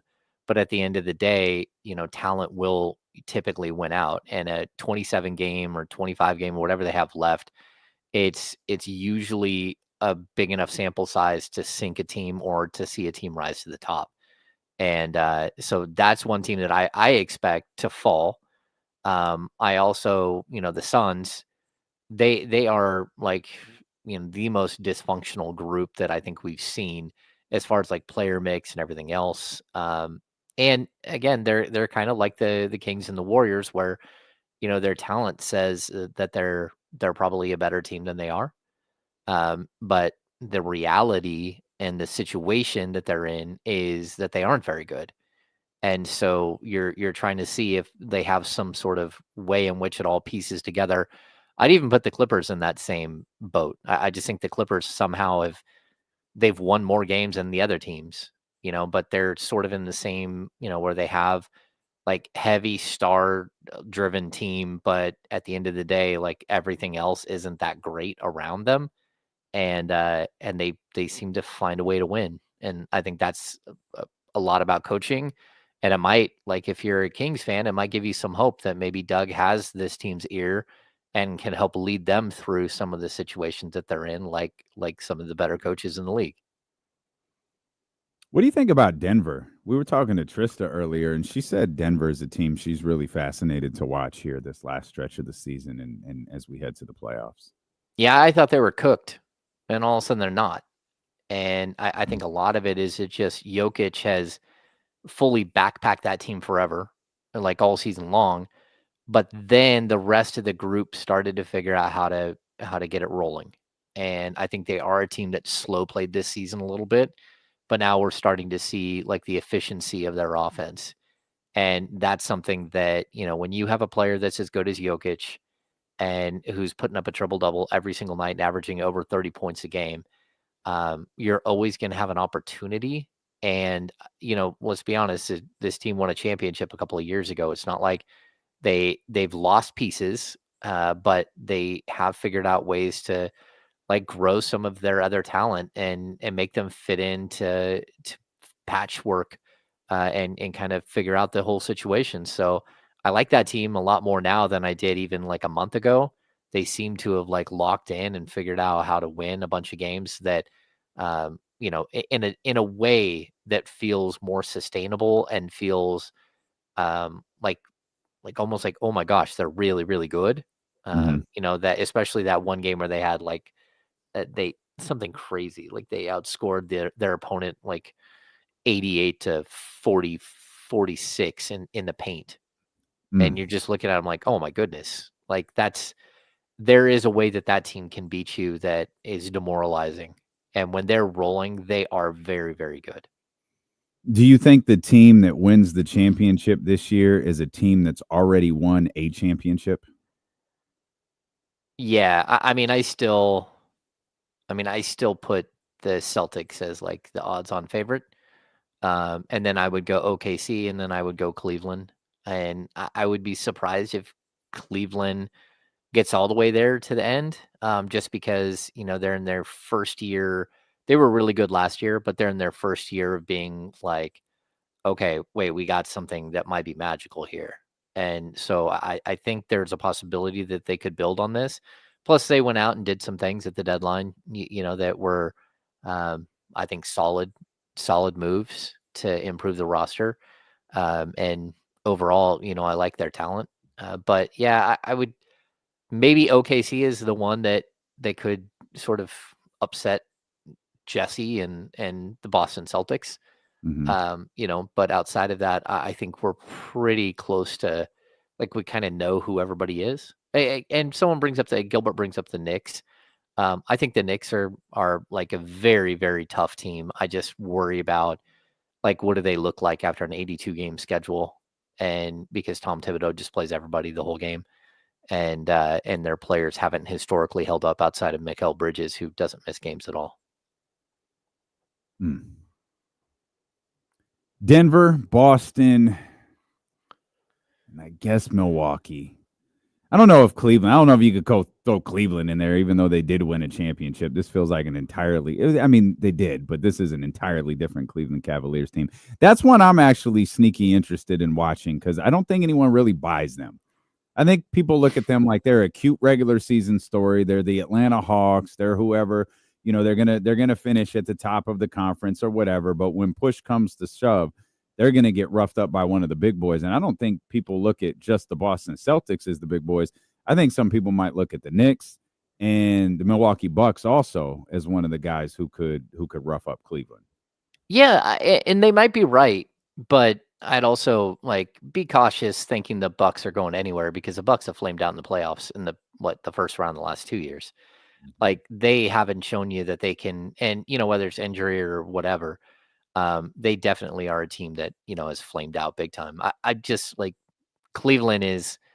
They won 48 games last year, so they sort of took their big step, and then you would think that they would get up to the 46 to 40. I mean, the 55 to 56 win season, but they're going to blow right past that. It looks like they're 44-10. They're tied with OKC with the best record in basketball. They're really good. I just, I think they are a team that you worry about, where, they're not I would say, not to be disrespectful, but like the Houston Rockets. They're not the Memphis Grizzlies, who, took a year and a half hiatus, whatever, and are now back up, and they're the number 2 seed in the West. I still don't buy either one of those teams as contenders, as far as the Rockets or Memphis. And in the West, I think there are only 2 contenders at this point. Someone could try to make the argument that LeBron and Luka can win a championship this year, but I'm not buying it. I would say OKC and Denver are the 2 teams that I would look at in the West.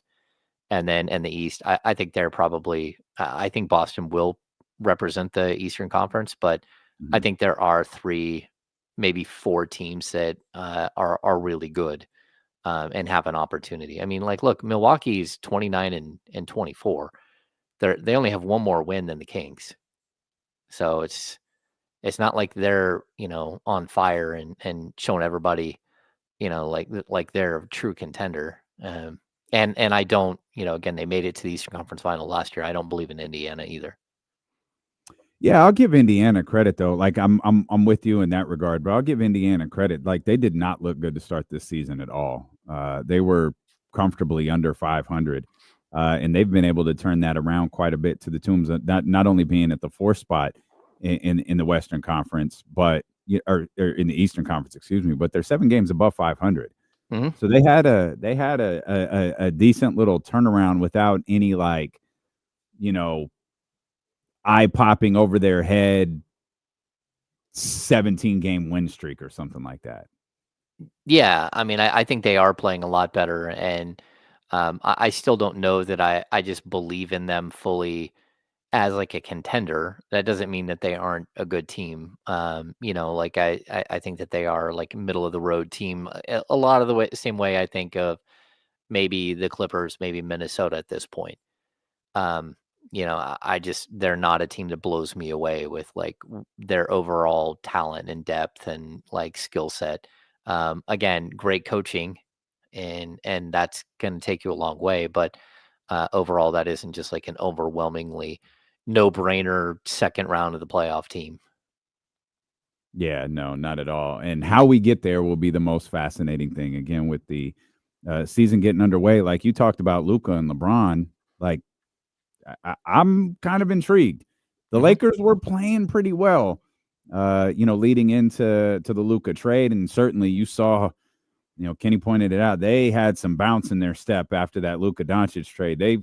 I'm sure they liked Anthony Davis, but you've got to be kidding me. We did what? We've got to get, Luka back to health. We got to get him back to cooking and all of that. But the Lakers are a team I am kind of intrigued by. I'm kind of interested to see, how high they can get into the conference. It's not outrageous for them to be, they're 3 back. I think they're 3 back from Memphis. 2 isn't outrageous. No one's getting to 1, but can they get to 2? Can they get to 3? Can they, jump Houston right now? Does Houston continue to fall back? I think there's a lot of really good storylines entering the second part of the season. Yeah, we'll just call that Lakers team the Alex Len effect. Yeah. You go out, you get Alex Len, and you start winning instantly. Yeah, I do think the Lakers have an opportunity to get right back into the conversation. I don't know that like again that Luka and LeBron they're just going to find some sort of chemistry that makes them a contender right off the bat. Like, do I think that they can make the second round of the playoffs? Absolutely. LeBron can make the second round of the playoffs by himself.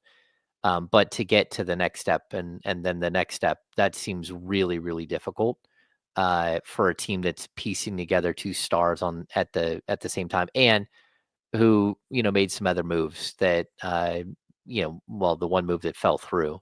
And I don't know that I would like them better today with Mark Williams, but certainly over the next couple of years, I would have liked them better with Mark Williams if his body holds up. But I don't think it will. Well, they get a chance to see Mark Williams tonight.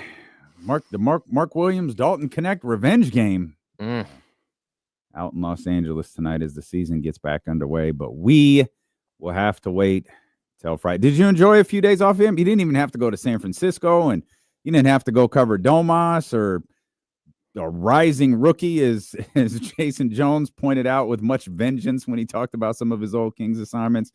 So you were able to kind of chill out here for a week or so. Yeah, I definitely took the weekend and tried to get away and try to watch as little of the basketball as I could. Yeah, that was pretty easy. Yeah, just kind of get a fresh, clean look at what's happening here moving forward. And, I'm surprised we haven't, it is Wednesday. We haven't heard of a practice or anything for the Kings yet. And so that's a little odd. Usually we have at least one practice already. But we'll have to see what happens there. And then tomorrow, I'm sure the Kings will practice. And, it's time to get ready for the stretch run. And this thing is it's going to go fast. There's so many games in the month of March. It's going to be an absolute blur. And we'll know very soon if this team has got any shot to be at least a play-in team or possibly a playoff team. Yeah, you mentioned it's going to go by fast. Like, I can't believe how quickly this season has gone by. Again, it's been 3 different seasons all wrapped up in one. The Mike Brown season, the Doug Christie season, and now the De'Aaron Fox season. And I'm going to connect Mike Brown and De'Aaron Fox with my man Johnny Jennings at the Made for More Realty team.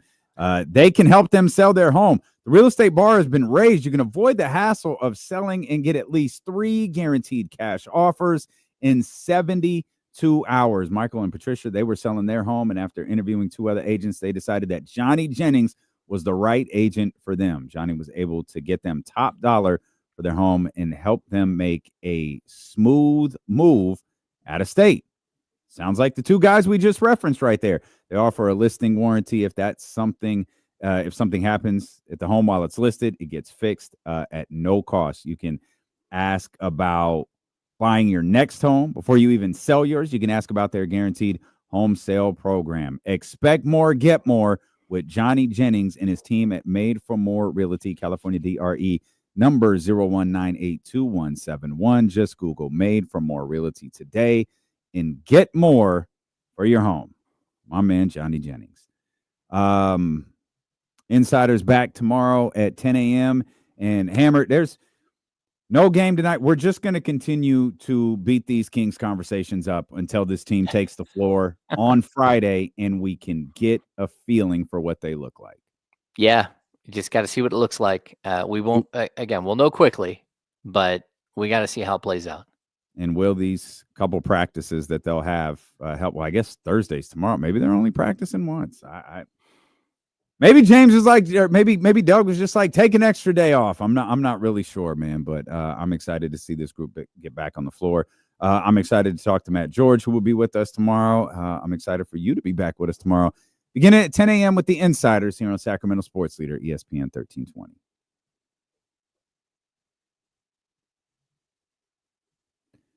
Good stuff, Hammer. Everything good? Yeah, man. All good, baby. All good, all good. I'm going to KSFM and do a little show over there.